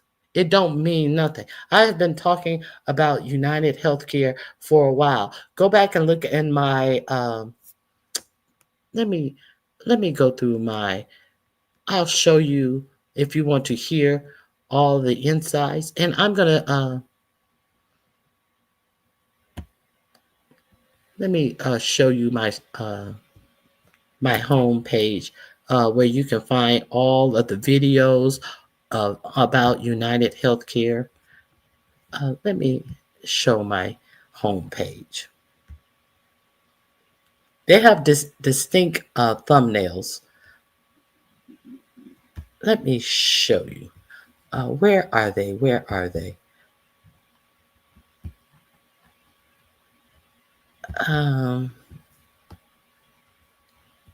Let me share this page with you. If you're interested, people have been getting over on us forever, and now with them cutting out Medicaid, they are saying that all of our insurance premiums will be increased because you're going to have so many people going to the emergency who don't have primary care physicians. So it's going to increase our insurance payments across the board. If you're not paying enough, you're going to still be paying more now. So even the people who are insured by private insurance or insurance that you have on the job or whatever, your premiums are going to go up. So let me share my wall, and we're going to find out where I did the stuff. It was a while ago. I have been that guy didn't just get angry with healthcare. He had been in healthcare situations. His family work in healthcare. His family has 6 senior citizen homes, and they have the big deluxe. They don't have like nursing home. No, they have the big homes that cover a whole city block type of homes. And here's one: the Hunger Games. Who's going to eat you up? This was one of my things about Medicare. You see, it has the medical thing there. This is where I start talking about this. Here's another one: the Healthcare Hunger Games. So go over, and if you want to know more about this, I have been talking about this. This was 5 months ago. I'm pretty sure all 4 of these, 1, 2, 3, 4. Y'all know how I get on something, and I just can't let it go. So go over there and check out. It's a lot of great videos, informative videos. Unfortunately, that was a time when I wasn't leaking my material in the description box, so you're going to have to find the videos yourself. But I think if you're interested in it, this is some serious time for us. So now there's 2 more things I want to share with you guys today. Let me stop sharing this. 2 more things we want to talk about today, and we're going to get out of here.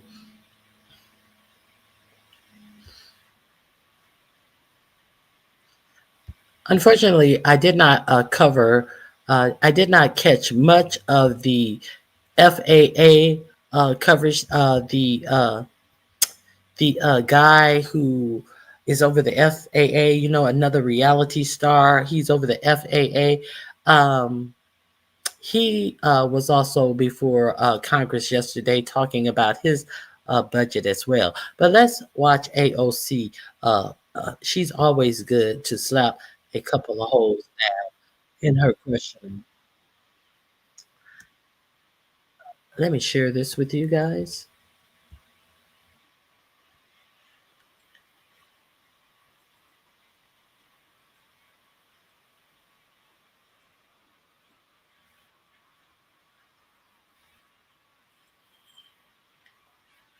Hold on 1 second. Okay, here we go. I want to share this with you.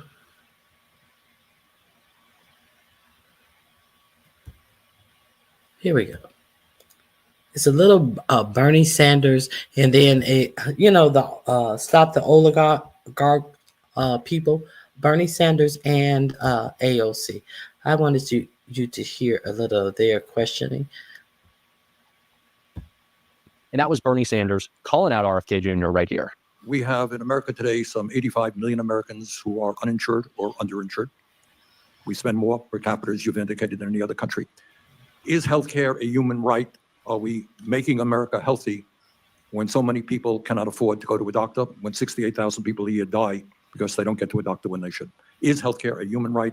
Will you work with us to guarantee healthcare to every man, woman, and child in America? Well, I think you're asking two different questions. You're asking a philosophical question about whether it is a human right, like a constitutional right.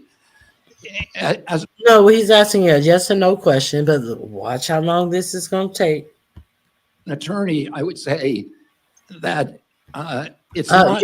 No, he's not asking you shit as an attorney. He's asking you as the director of Health and Human Services. Why would he be asking you a question as an attorney, bitch? Right of a kind that we otherwise enshrine in the Constitution, because healthcare costs your neighbor money. If I smoke cigarettes for 20 years, I make that choice, which is my choice. I don't mean, I don't have a lot of time, so I am here. If you're asking me a philosophical question, I gotta, give you a thoughtful answer Within 30 seconds. Okay, so here's give me this thoughtful answer. Since you want to talk about the people who eat poor foods or smoke cigarettes shouldn't be able to get health insurance. This is what Robert F. Kennedy has said, ignoring the fact that many people live in food deserts where they don't even have grocery stores. They have to shop at convenience stores or little home markets. And he's ignoring the fact that buying good fruits and vegetables, organic fruits and vegetables that he may be accustomed to will blow their whole fucking budget. He figures that if you eat poorly, eat poor food, according to him, you should not even be able to get health insurance. But what say ye? So did he turn down that what did they call it? Golden insurance services, insurance coverage that he gets as being a part of this administration that he will have for his life, being that he chose to use heroin for 14 years. The same don't apply to you, bitch. Let's continue. Yeah, so it's not like freedom of speech, which costs everybody. But every other country, Mr. Secretary, every other country guarantees healthcare to all people as a right. Should we, as Americans? The objective is to get Americans the level of healthcare that they want, the choice which Americans want. They don't want the choice to be uninsured. Well, but they don't want the choice to die because they don't get to a doctor. Americans prefer private insurance to other insurance sources. Do you believe? Okay. Based on what? What are you basing this on? The private insurance are raking over the sick patient for profit. So what are you basing this on? What research? How do you know what the private sector prefers? After we see all of this fucking waste, fraud, and abuse for profit, do you think that we want this insurance because it's private? Do you think we want it because we think that is a better choice of insurance? So get the fuck out of here. And what I would say is, I want to find a solution to this. I want every American to have insurance. President Trump wants every American to be insured and have access to health care.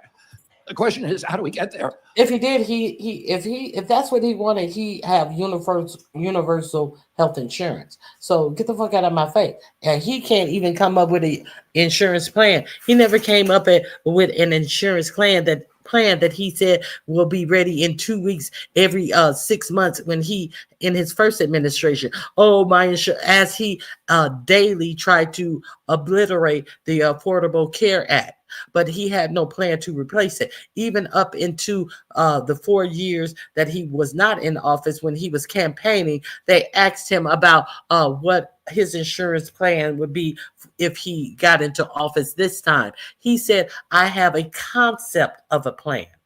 He never came up with a plan when he was in office, out of office, running for office, up until now.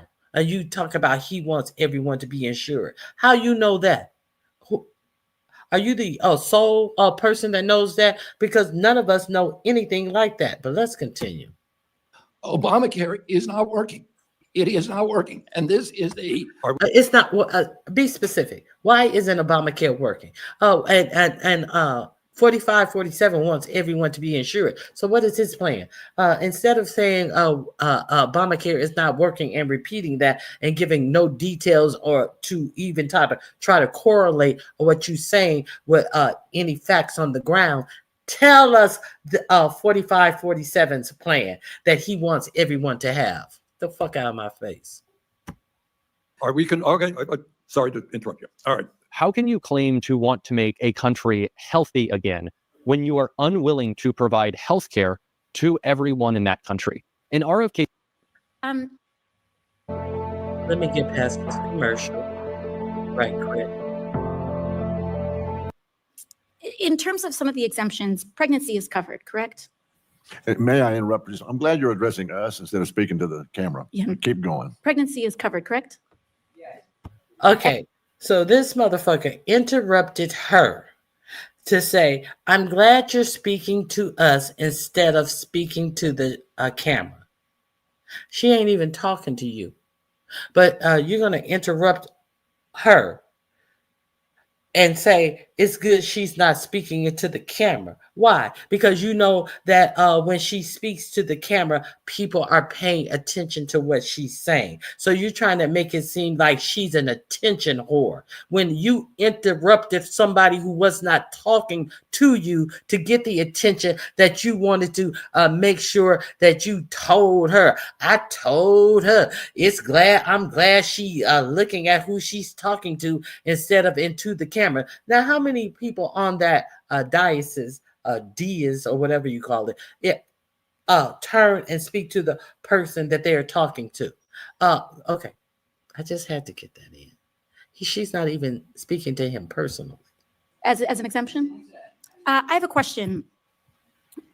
Given the Dobbs decision and the fact that many women in many states are forced to be carrying. I'm gonna have to stop. I'm gonna reclaim my. Okay. What about miscarriage? Thank you. What about miscarriage? I'm reclaiming my time. Thank you. I just want to make the point that we'd like for you to address the Republicans and let's have a dialogue this way and not to a camera. Mr. Chairman, I yield back. But gentleman yields back. But I'm asking the question. What about a miscarriage? The gentleman I'm yields trying to back. engage in the way that the gentleman. The lady is out of order. The gentleman yields back. Oh, so we don't want Chair, to is for there women having someone on the miscarriages and Democratic bleeding out in side parking who lots. looks to be recognized? Speaking of where we are addressing and who we are addressing, there are 13.7 million Americans on the other side of that screen right there. Hello. Hello. I'm talking to you because I work for you. And they deserve to see what is happening here, because there are plenty of districts, including Republican ones, where 25% of your constituents are on Medicaid. 40% of your constituents are on Medicaid. And yes, I am. Will the gentlelady yield? I am talking to them, and I will not yield because it was a terribly disrespectful comment, and I will not yield to disrespectful men. Thank you very much. You yield back? We'll yield back to the gentlelady. Yes, I yield to the doctor from California. The pro-life movement was never about protecting mothers or children. It's the anti-choice movement. People who want to strip away a woman's ability to determine the future of herself, her own bodily autonomy, and that of her child, making sure that there are not complications in pregnancies that she had that could potentially lead her to not be able to have children. Okay, so be sure I like her. I was wondering where she was and if I had held her comment. I love what she says. She is questioning R.F. Kennedy Jr. and she says, I cannot keep all of this together in my head. MAGA, what is he? AHA, Baha, all of these adjectives that oh, I'm cleaning my ear, excuse me. You know how when you're cleaning your ear with a Q-tip, which you're not supposed to do, you can't talk and do that at the same time. So she says that she's getting this Make America Healthy, MAHA, AHA, and MAGA confused, and it's just too much bullshit to make up all of these little fake names and think that people are going to go along with you because you made up some bullshit name. Those not adjectives. Those are, what do you call those, Carrie? MAGA, Make America Gay. Synonyms, anonyms. I think they're synonyms. I forget what they're called. Let's continue. The things that actually keep people healthy in this country. And that was called out in this clip right here. I have to tell you that I'm more interested in substance than slogans. I'm getting a little lost in the MAGA, the MAHA. Now there's AHA. I don't know where we're going with this. I want to talk about the substance. And in this case, something very personal to me is the issue of addiction and mental health. And I know what you care deeply about these issues. I know you have been honest about your own recovery, yes. Your own struggle with addiction. In my family, my middle son, Harry, is now 12 and a half years in recovery from opioid addiction. It was a long road. It was a hard road. In active addiction, you know how difficult it is, and it's difficult to bring a family member back. I give Harry great credit. He now works in the area of addiction. That's why I'm very, very worried about what is going on with SAMHSA. If you take a look at the data, the numbers, we were getting somewhere. 2 years ago, 3 years ago, we were losing 110,000 people a year to overdose. That's 300 people a day. I call that a jetliner a day of souls crashing to this country. Just last year, the second half of 23 and the first half of 24, 12 months, that number went down 27% to 81,000 deaths of overdose. Don't let me minimize 81,000 deaths. That's still 220 people a day. Today, tomorrow, yesterday, 365 days a year. But a 27% reduction in overdose deaths in this country, overdose is still stealing a generation in this country. So why in God's name are we shuttering SAMHSA? We are not shuttering SAMHSA, and I share your concerns, and I'm anxious to work with you on this problem. I'm fully committed to it because of my own history. I lost a brother to overdose. I lost one of my nieces during the pandemic to overdose. Like every family in this country has somebody that was lost. As you point out, we were losing, I think 3 years ago, 106,000 American kids. It's double the number that we.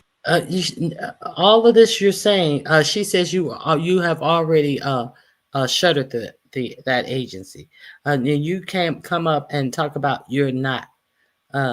Get him back on track, Madam Speaker. That we lost during the 20-year Vietnam War, and we ought to be applying the Why same the cuts to resources. SAMHSA? And why are you shifting? We're not You've already shuttering SAMHSA. We are still running 500 addiction centers. You've already cut SAMHSA, and the budget proposal is to shutter it and shift it to an AHA program, which I don't know what AHA means. To shift it to the Administration for Healthy America. We're How shifting a is lot of the chronic disease programs out of CDC into a center that will address And chronic. you and I agree that addiction is overdose is a public health epidemic in this country. Yes. Then why would we, when we are finally seeing some success, bury that success, put it in an AHA program, which, by the way, logically doesn't make any sense. We have to now rehire people and figure out what their roles will be within AHA. Why wouldn't we analyze the data that shows we just saved 20,000+ lives in the course of 1 year? This matters in my district. I have buried way too many kids to overdose, to fentanyl poisoning, by the way. You don't have to be an addict. You can just be poisoned by fentanyl. Why in God's name this administration wants to shutter it? We know that, and shift it into AHA. Why would you do that? They don't want to shutter. What we want to do is we want to shift that function into a place. Oh, so let him finish. Where we're going to be able to administrate it more efficiently, and that's all. What analysis was done? Can you show us the study? So all of this sounds like Elon Musk was the one who cut the cut the money from this agency and didn't give a fuck what the money was going to be used for. All of these cuts that are being cut to our health programs, understand we have an idiot over all of our health programs, but understand even this idiot who is trying to make a reason why these programs were cut. These programs were cut prior to him, and they were cut by a immigrant South African who is a fan of apartheid. That's the bottom line. That's all I wanted you to get out of this. One last thing that I'm going to share with you guys. Let me remove this. I think it's just one last thing I'm going to share with you guys. Or it may be two. We're going to talk about the FAA. Most definitely, we're going to talk about that. Let me get to this. The FAA. What do I have to say about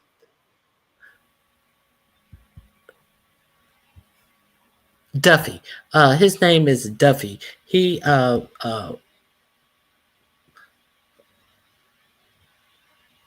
was before the committee as well. And these are under, you may have to take a road. You may have to take a road trip is what these two things are under. Let me share my screen with you right quick.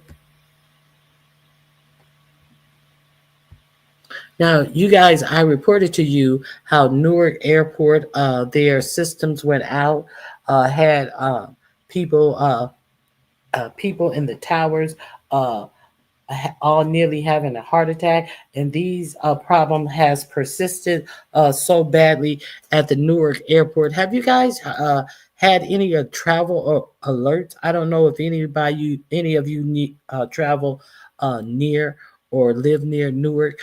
This is an ongoing problem. And let's understand that the muskrat has taken over the FAA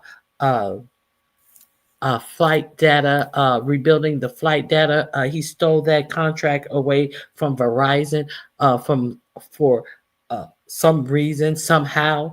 And obviously he's not working on it. He's over there in Saudi Arabia making deals to use Starlink.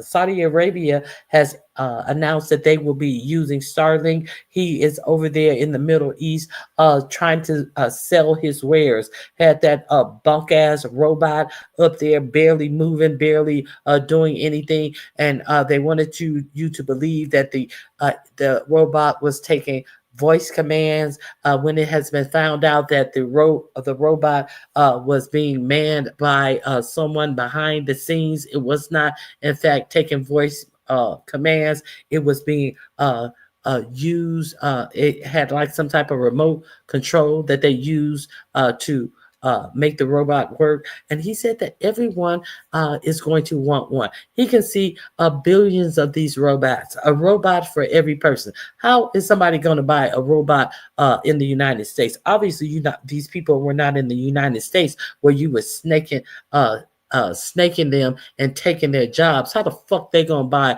a motherfucking robot? People are having a hard time getting by in America. But you're over there in Dubai and act like everybody lives that way. See, they're among their own. So they can freely say that I can see everybody having one. I digress. I think I digressed. Let me share this with you. Here we go. It's collapsing. Transportation Secretary says flying no longer safe. An absolutely terrifying nightmare-like scenario where the Secretary of Transportation appears to validate our biggest fears about flying. So wait for that. And good luck getting some rest if you ever have to go on a plane again. So we'll dive into that. Elon is caught in a wildly illegal data stealing plot. AOC puts MAGA on blast and makes their lives a living hell for trying to cut Medicaid. Bill Maher decides to go after young Democrats in an unhinged new rule segment that we'll talk about. Some of the Daily Wire goons are inciting genocide against homeless people. And then later on in the show, we have Tesla is imploding because of the Cybertrucks that they have a backup of. I mean, we're talking like $800 million in Cybertrucks that not a single person wants. So thank you, Elon, for absolutely delivering a death blow to that company. So we have all that and more. Everybody do me a big favor. Please subscribe to the channel. That helps out massively and costs you nothing. All right, let's go ahead and jump into it. So the other day, y'all, Sean Duffy, former MTV weirdo who became Secretary of Transportation somehow, he goes on Meet the Press, and he basically validates our biggest fears when it comes to air travel these days. So let's listen, and they'll have a lot to say about it. The Congress and the country haven't paid attention to it, right? They expect it to work. And so now I think the lights are blinking, the sirens are turning, and they're saying, listen, we have to fix this, because what you see in Newark is going to happen in other places across the country. It has to be fixed. And so what we're having is some telecom issues, but we're also having some glitches in our software. As the information comes in, it's overloading some of our lines, and the system goes down. So I'll just tell you specifically in Newark, we believe we're going to have it up and running in short order. We're going to be able to fix that glitch, and we feel a little more comfortable about our primary line that gets the data in on radar, and our redundant line is up and working as well. He is literally saying it is not safe to fly. He is telling the public, as the Secretary of Transportation, we gonna. What have you done? It's been almost 2 weeks since that first glitch that had air traffic controllers shitting their pants because they could not or did not know where any aircrafts were in the sky around taking off or landing near in Newark, the Newark airport. But you ain't did shit yet. I thought that Elon Musk stole this contract. So was this, has he been paid for this contract? Has any of his money been scaled back from stealing this contract from Verizon? And why is there nobody getting, okay. Another thing, I think it's in this video as well. Prior to 47 getting into this administration, they needed 3,000 air traffic controllers. But the Muskrat came in and was demanding that air traffic controllers be fired. They were already short 3,000 air traffic controllers. A very stressful job. They're overworking these guys. They are working them more days a week than they supposed to be working at a highly stressful job. And then Duffy had to tell Elon Musk, he finally gathered up some balls to tell him, hey, you can't fire these workers. We need more workers. So where are the new hires? Because you guys wanted to make sure that you didn't get any DEI workers or any workers who had any noticeable or documentable disabilities to work, because you guys only wanted the best, which means that only straight white men or with no disabilities can do the job, according to your fucked up thinking. So where are these jobs being filled at, Duffy? You couldn't get the job, but you can get a job being a lackey. That's what job you have. he is saying, hey man, don't fly. It's not safe. Wow. So as you all know, we've had 7 plane crashes since Trump got back in the White House. They did a whole bunch of gutting of various regulatory bodies, including firing more air traffic controllers and flight safety officials. You have Elon's Doge came in like an absolute sledgehammer and started breaking shit. 7 plane crashes in a short time frame. And then now, seemingly every other day, we're getting a new story out of Newark Airport in particular, that randomly at different times, the radar will just go down. And that means that the planes are effectively what they call flying blind. And so everybody's looking around going, is it just not like, is safe air travel now a thing of the past? Well, the answer is yes. The answer is yes. By the way, he said, well, Congress wasn't paying attention to this and it became a problem. Wrong. When Pete Buttigieg was a transportation secretary, he went to Congress, hat in hand, begging the Republicans to approve hiring 3,000 more air traffic controllers. They told him to kick rocks. And even given that shortage, they were able to take care of the basic functions of the day-to-day as transportation secretary. Now, under these fucking assholes, like I said, 7 plane crashes. Now the radar's going down regularly at Newark. They had a ground stop the other day because seemingly you have 90-second outages that happen with the radar on a semi-regular basis. 5 air traffic controllers took leave because they said when the radar went down, it was a fucking traumatic ass experience. And they're like, look, I don't want to be responsible for people fucking dying. And so I need to take a couple steps back. I need to maybe find a new line of work because this shit ain't working out. And so, guys, it's been a little over 100 days. And even the most basic shit that we rely on is now falling apart. I know I said it before, but I'm going to keep saying it. This is the death of the both sides bullshit. This is the death of what's called false equivalence. We're big, oh yeah, Democrats are bad and Republicans are bad. You know, both parties are bad and it is what it is and people vote for the lesser evil or whatever. But, you know, there's a lot of blame to go. We're now, again, a little over 100 days into this new regime. And planes are flying out of the air and they're warning, hey, air traffic isn't safe anymore. Air travel isn't safe anymore. Don't do it. Save yourself. By the way, a Newark air traffic controller came out the other day and told the media, say, hey, tell people do not fly into Newark. It is not safe. Do not fly into Newark. Don't do it. And so just so you understand, we are 90% of air traffic towers are understaffed. 90% in this country. We are 3,000 air traffic controllers short. At the same time that Trump and Elon are basically taking a wrecking ball to our entire regulatory state and making it so that you make government smaller. And remember, Elon wants to switch all this shit over to Starlink. He's saying like, oh, the system's old. We'll update it. Do you have any idea what a transition like that would look like? What do you want to go through like 4 months of plane crashes on a daily basis in order to what? Give him the contract? By the way, he's taking $38 billion in government contracts. So as he's slashing Social Security and slashing Meals on Wheels and slashing pediatric cancer research, he's not slashing his own stuff. He's not slashing it at all. So this is a nightmare scenario, man. What do you think it's going to look like 3 years from now if this is what it looks like right now? What do you think it's going to look like? Because now we're at the point where basic things that we've all taken for granted, now those are going away. And what you're going to realize is, oh, hold on. It turns out it's not easy to do administrative stuff, to keep the train on the tracks, to make everything function properly. Turns out all those things we took for granted, it's important to, I don't know, have experts who know what's real. But no, now we're stuck with a regime that packs every position, either eliminates the positions or packs them full of loyalist sycophants who don't give a shit about telling the truth, who don't give a shit about expertise and actually trying to fix stuff. And here we are. I mean, this is a Rubicon crossing moment when you have the transportation secretary himself basically saying like, yeah, it's bad, bro. Okay, so if you are not familiar with secular talk, go over there. The link is in, I think it's the next to the last link in my description box. Go over there and check him out.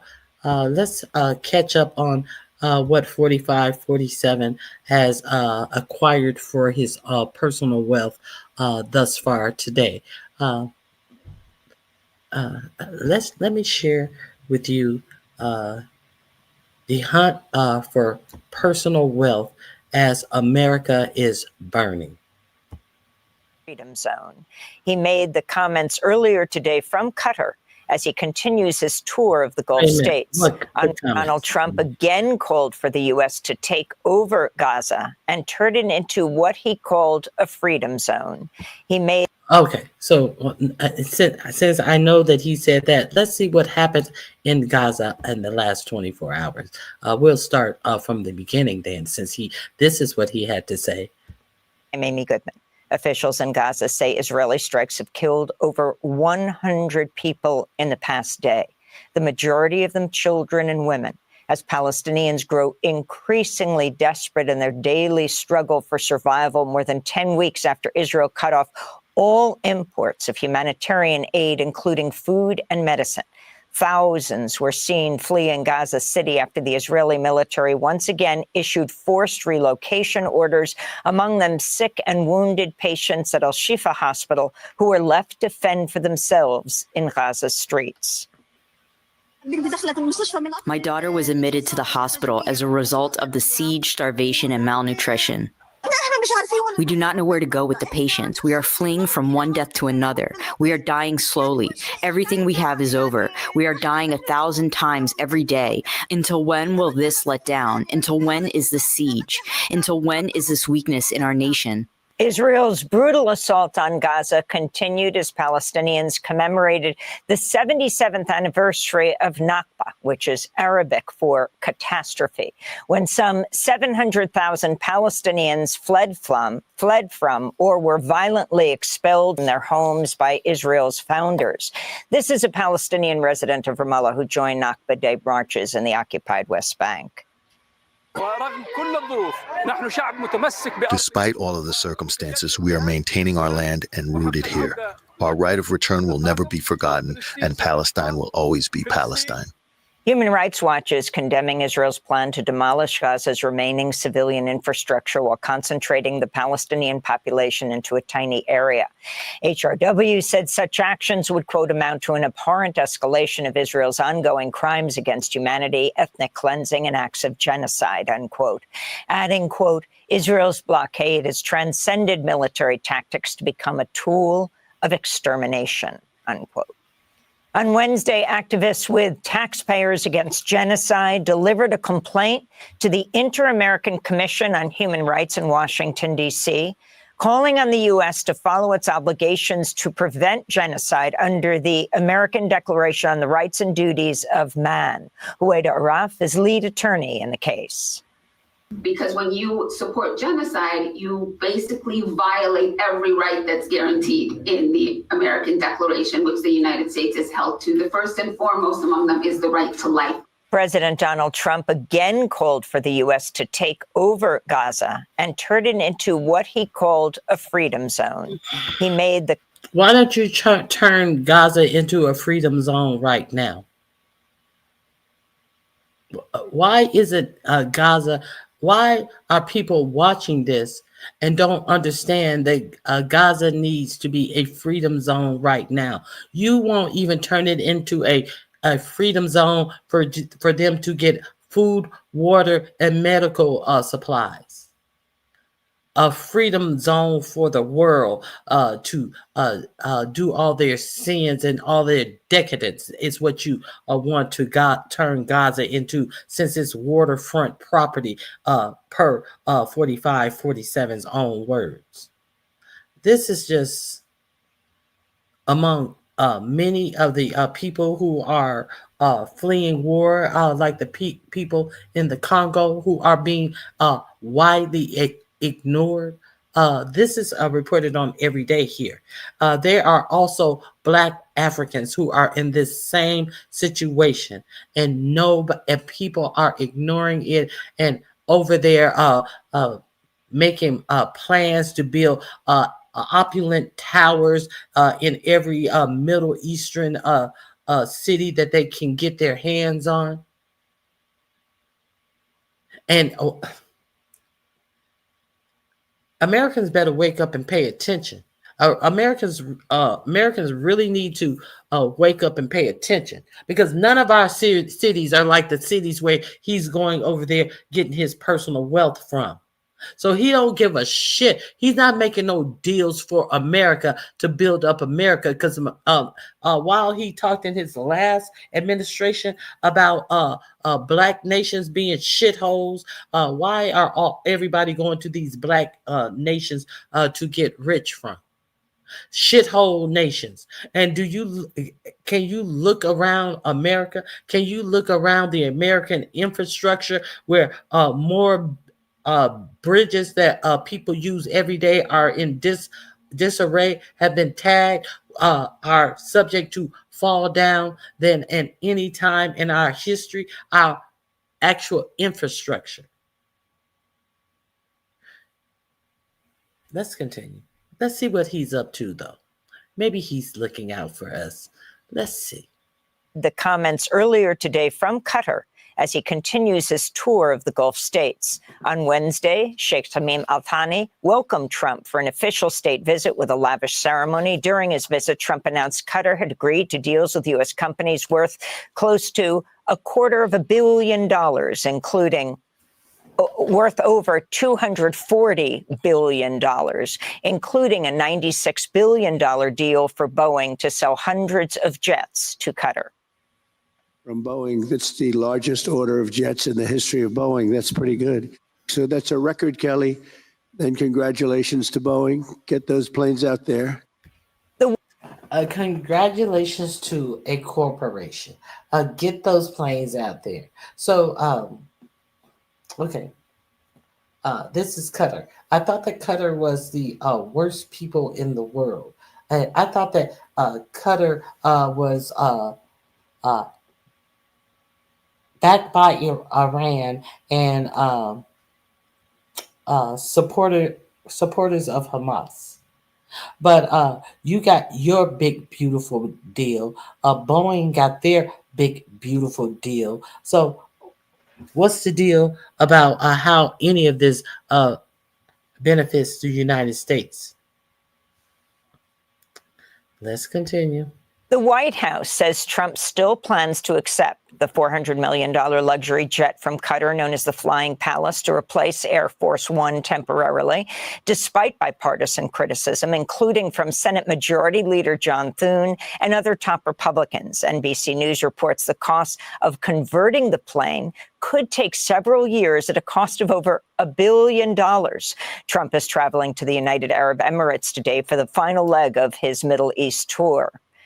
In Virginia, Georgetown University scholar Badr Khansuri has united with his family following his release on bail from a Texas ICE jail after a federal judge Wednesday ruled his detention violated his rights to free speech and due process. Khansuri's release comes 1 week after Tufts scholar Ramesa Osterk was freed from a Louisiana ICE jail and 2 weeks after Columbia University student Mohsen Madawi was released from ICE custody in Vermont. Federal agents abducted Khansuri outside his home in Virginia in March, separating him from his 3 children and his wife, a U.S. citizen of Palestinian descent. Khansuri is a peace scholar. He recently wrote from behind bars that he'll, quote, leave no avenue unexplored in defying the witch hunt unleashed upon me and others who believe in freedom for Palestinians, he said. Okay, so let me see if there's anything else. What is this? There's a lot in the news about this. Oh, the Christine Nome questioning. What is this one up to? Gabby, whatever her name is. 2 senior officials who oversaw the National Intelligence Council's report contradicting Trump's rationale for invoking the Alien Enemies Act to expel alleged members of the Venezuelan gang Tren de Aragua without due process. In other immigration news, the Trump administration said it's charging Harvard scientist Ksenia Petrova with smuggling for failing to declare frog samples while she was traveling. Petrova are attending. Ukrainian President Volodymyr Zelensky called Russia's president's work could lead to major advances in early cancer detection. A Russian delegation has arrived in Turkey for the first direct peace talks with Ukraine in over 3 years, but the delegation does not include Russia's President Vladimir Putin, nor its Foreign Minister Sergei Lavrov. Instead, several of Putin's deputies are attending. Ukrainian President Volodymyr Zelensky called Russia's president's presence decorative as he arrived in Ankara today. Zelensky had challenged Putin to negotiate a face-to-face peace deal. Shortly after Russia's announcement, the White House said President Donald Trump would also skip the peace talks. On Wednesday, officials in Ukraine's northeastern city of Sumy said a Russian missile attack on an industrial site killed at least 3 civilians. So we can't take this peace deal. And I thought 4547 said that he was getting antsy and upset with Putin because he wouldn't do anything about these peace deals. Let's hope Zelensky makes it out alive. It's all I can say. We know how Putin is. So I thank you guys for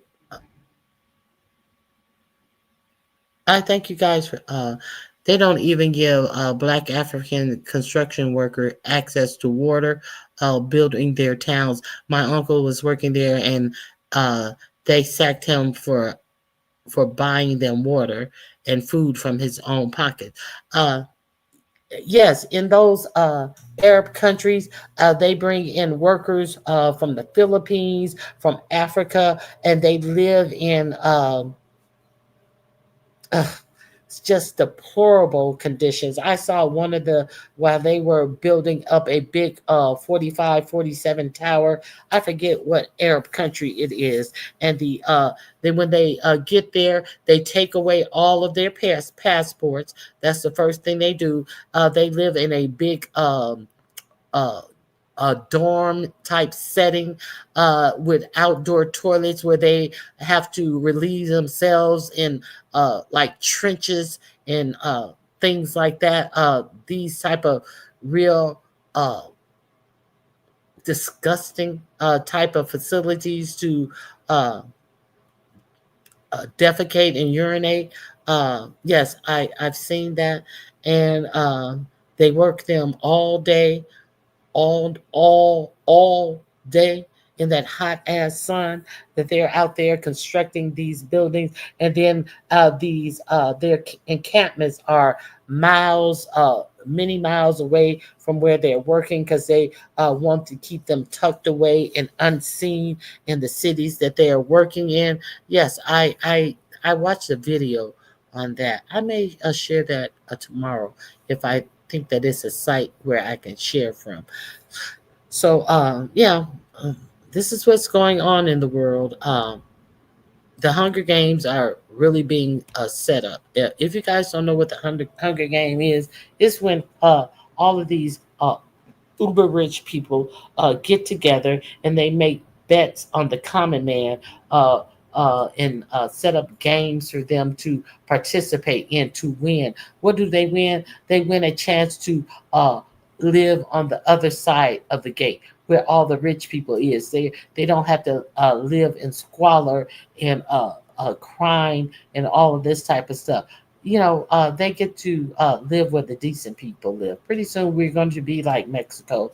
We're going to have walled off cities. We're going to have security guards walking these rich people around wherever they go. Yesterday I came upon a documentary about the growth of Skid Row in Los Angeles. The more money they spending on Skid Row and homelessness, the worse off it appears to have gotten. It was just really disgusting.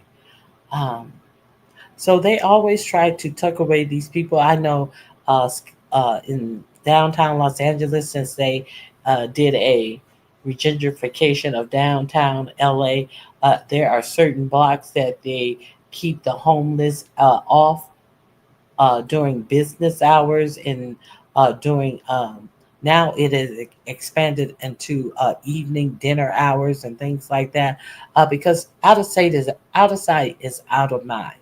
So, but the homeless populations have popped up in every city.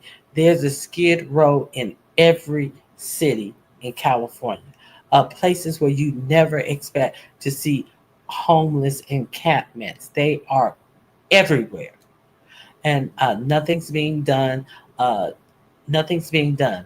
What's being done is these rich people trying to figure out ways to take jobs away from people who and put them in these situations. So in this documentary, there was a professor who was homeless. He found himself homeless because he was an adjunct professor, and he couldn't keep up with the cost of living.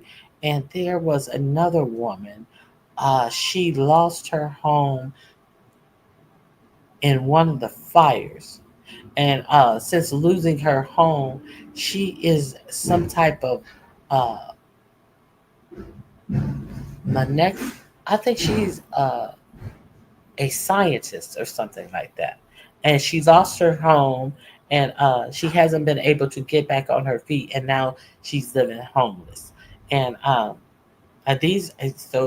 people want to think that it's just certain type of people who are homeless, and they fail to acknowledge that America is making more and more people's, putting more and more people's lives at risk, their shelter at risk. And I can only imagine how, some of these people who the Muskrat has fired are still getting paid through September of this year. So September is closely approaching. And I wonder how bad the homelessness is about to boom after all of these cuts to programs and jobs and everything. So it's going to be a mess. So thank you guys for joining me today. I really appreciate you guys for being here.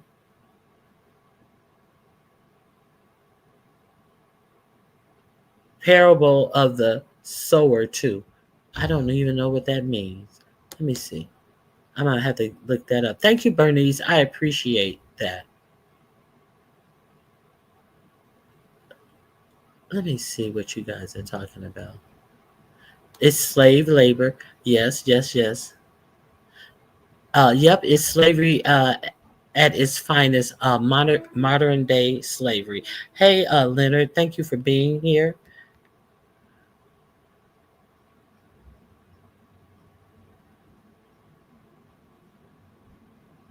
That's for real.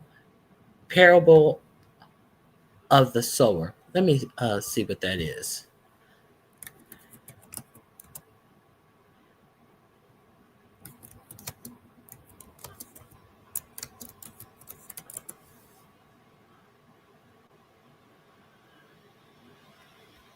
I see that is a book by Octavia Butler. Okay.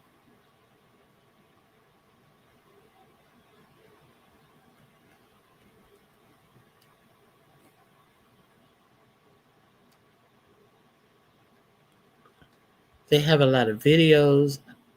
Let me see. Parable of the sower. The parable of the sower was told to the crowd gathered around Jesus. Jesus tells the story of a sower who scattered seeds of 4 different soil types. The first type of ground was hard. The seed could not sprout or grow at all and became snatched up instantly. The second type of ground was stony. The seed was able to plant and begin to grow. How so? That doesn't make sense.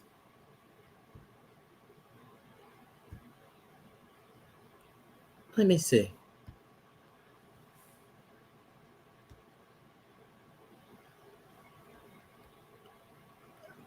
Hold on. Okay. Let me enlarge this so I can get an understanding of this. I'm not familiar with this parable. Okay.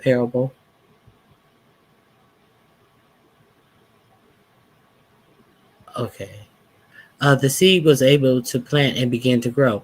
However, it could not grow deep root and withered in the sun. The third type of ground was thorny.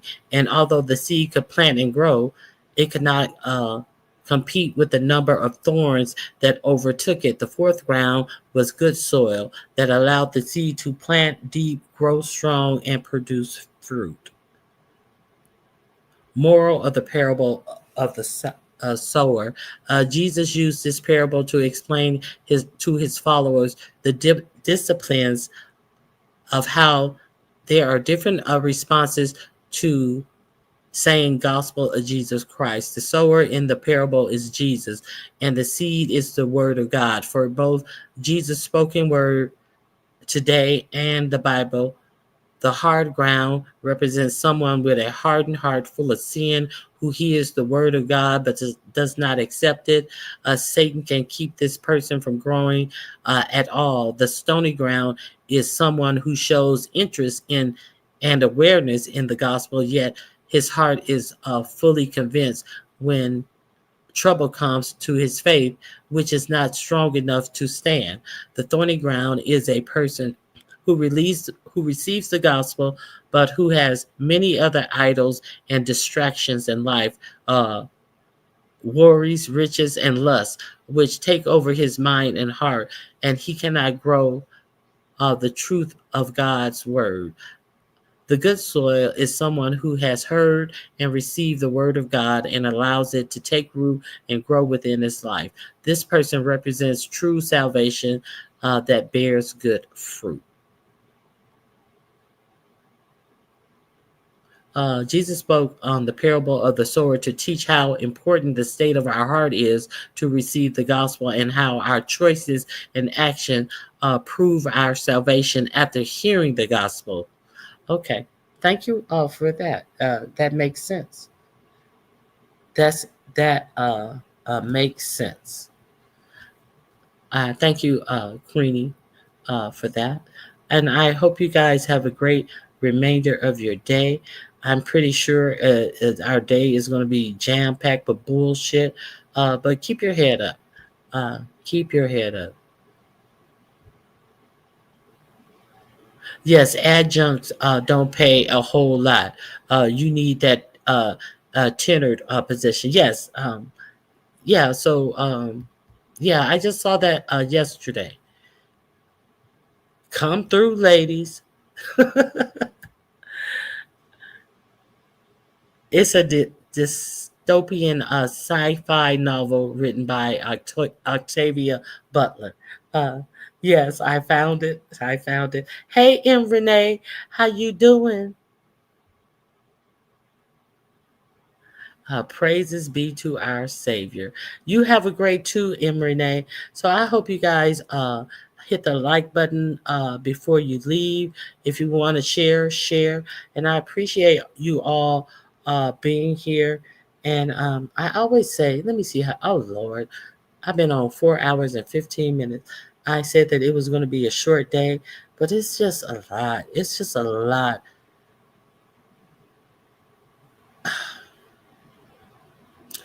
It's a lot going on in society. A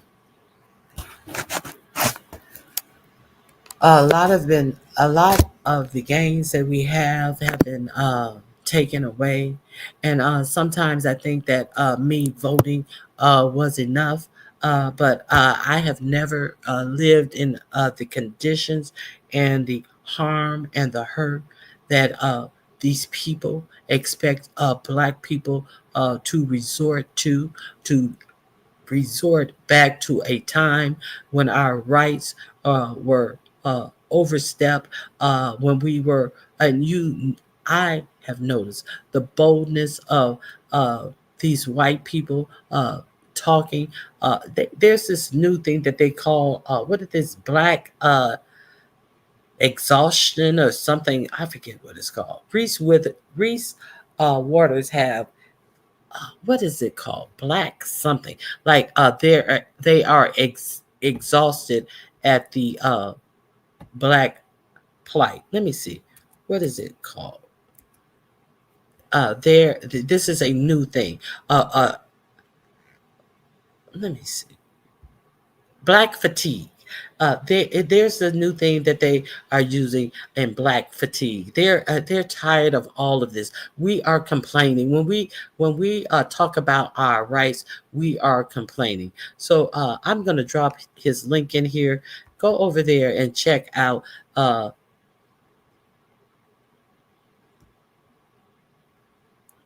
out and check out this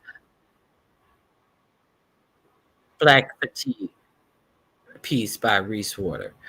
I'm gonna drop this in the link. This is a new way to say that take what you can get and shut the fuck up. You are complaining. Thank you, Church Mouse. Thank you, Z Sarah. Yeah, not exhaustion, fatigue. Yeah. So I'm gonna drop the link to Reese Waters' Black fatigue. I heard about this because my actual aunt was one of the people who sat at the lunch counters when they were not allowed to go in these stores to protest. And I heard stories about this, real up close stories about this. And I never lived in a time like this, but you look at the boldness of these people coming out, the disrespect that is just being okayed as a way of life. People are talking about freedom of speech. They say they don't have freedom of speech because they can't freely say nigger like they want to. They don't want to accept that is hate speech, but they can accept hate speech about any other group. But they feel that not being able to disrespect Black people wholly is something that is blocking their freedoms. And I'm sure people of other races can say what they are doing to say that trampling over their rights to be and to live as free people without coming up against all of this type of racism.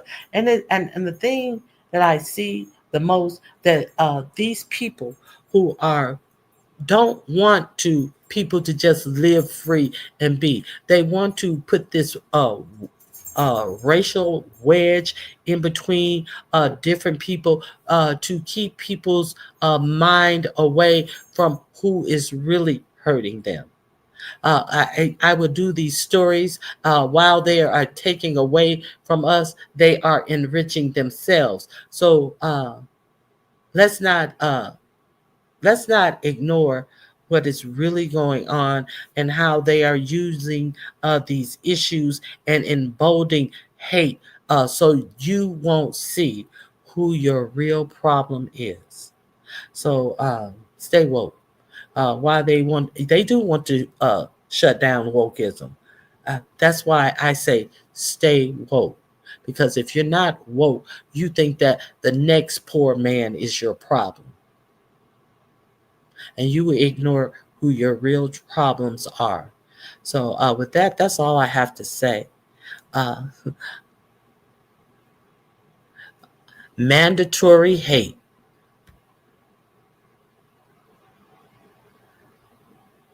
I'm definitely fatigued from white. I think you mean psychosis or psychops, white psychops.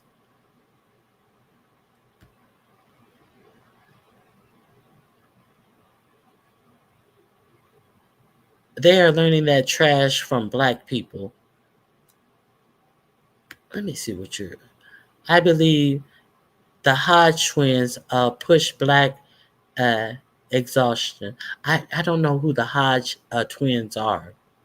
I'm going to have to Google that. People forget that Gen Xers are the first group to grow up in a post-civil rights U.S.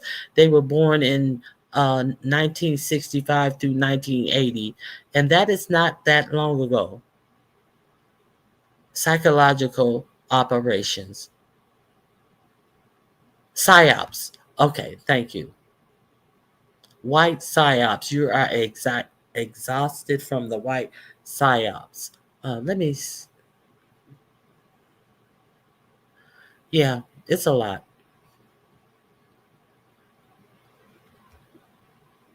Now I'm going to have to...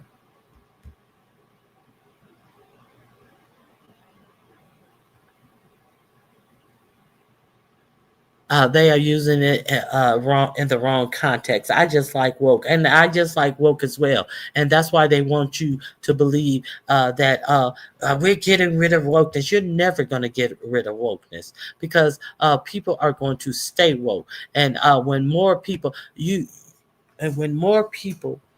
wake the fuck up and understand what the problem really is, I guess you'll have more people awaken.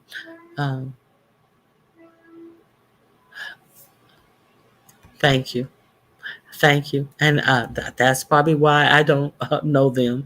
That family of idiots. I played them once on because I had never Kashmir or something family. Who were they?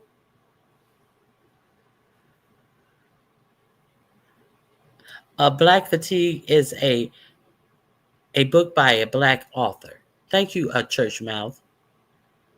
The Cashmere, the Cartiers. Yes, thank them. I had never heard of them. And I was just so taken aback at their coonery. It's crucial to stop this regime. I fear worse is coming after 45-47. Yeah. As we see, a lot of people are caught up in bullshit. So I thank you guys for being here. Some things just wear heavy on my heart right now. And I think that we should definitely be paying attention to what's going on in the world around us. So I hope you guys have a great remainder of your day. If I have something set up tonight, I will be live tomorrow. But if not, I'm going to take tomorrow off. I have an appointment early in the morning, so I'm not sure if I'm going to do my live or get ready for my early appointment. If I can condense some shit and not run my mouth so much and not see so much shit that I want to share with my audience, I will try to do that. All right, guys, you have a great remainder of your day. I appreciate you being here. God bless you. And I appreciate your support. All right, guys, I'm out of here.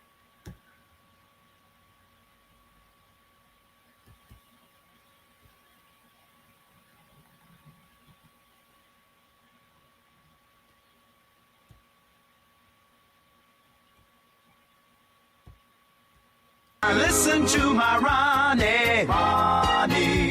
I listen to my Ronnie. It's time for Ronnie Q.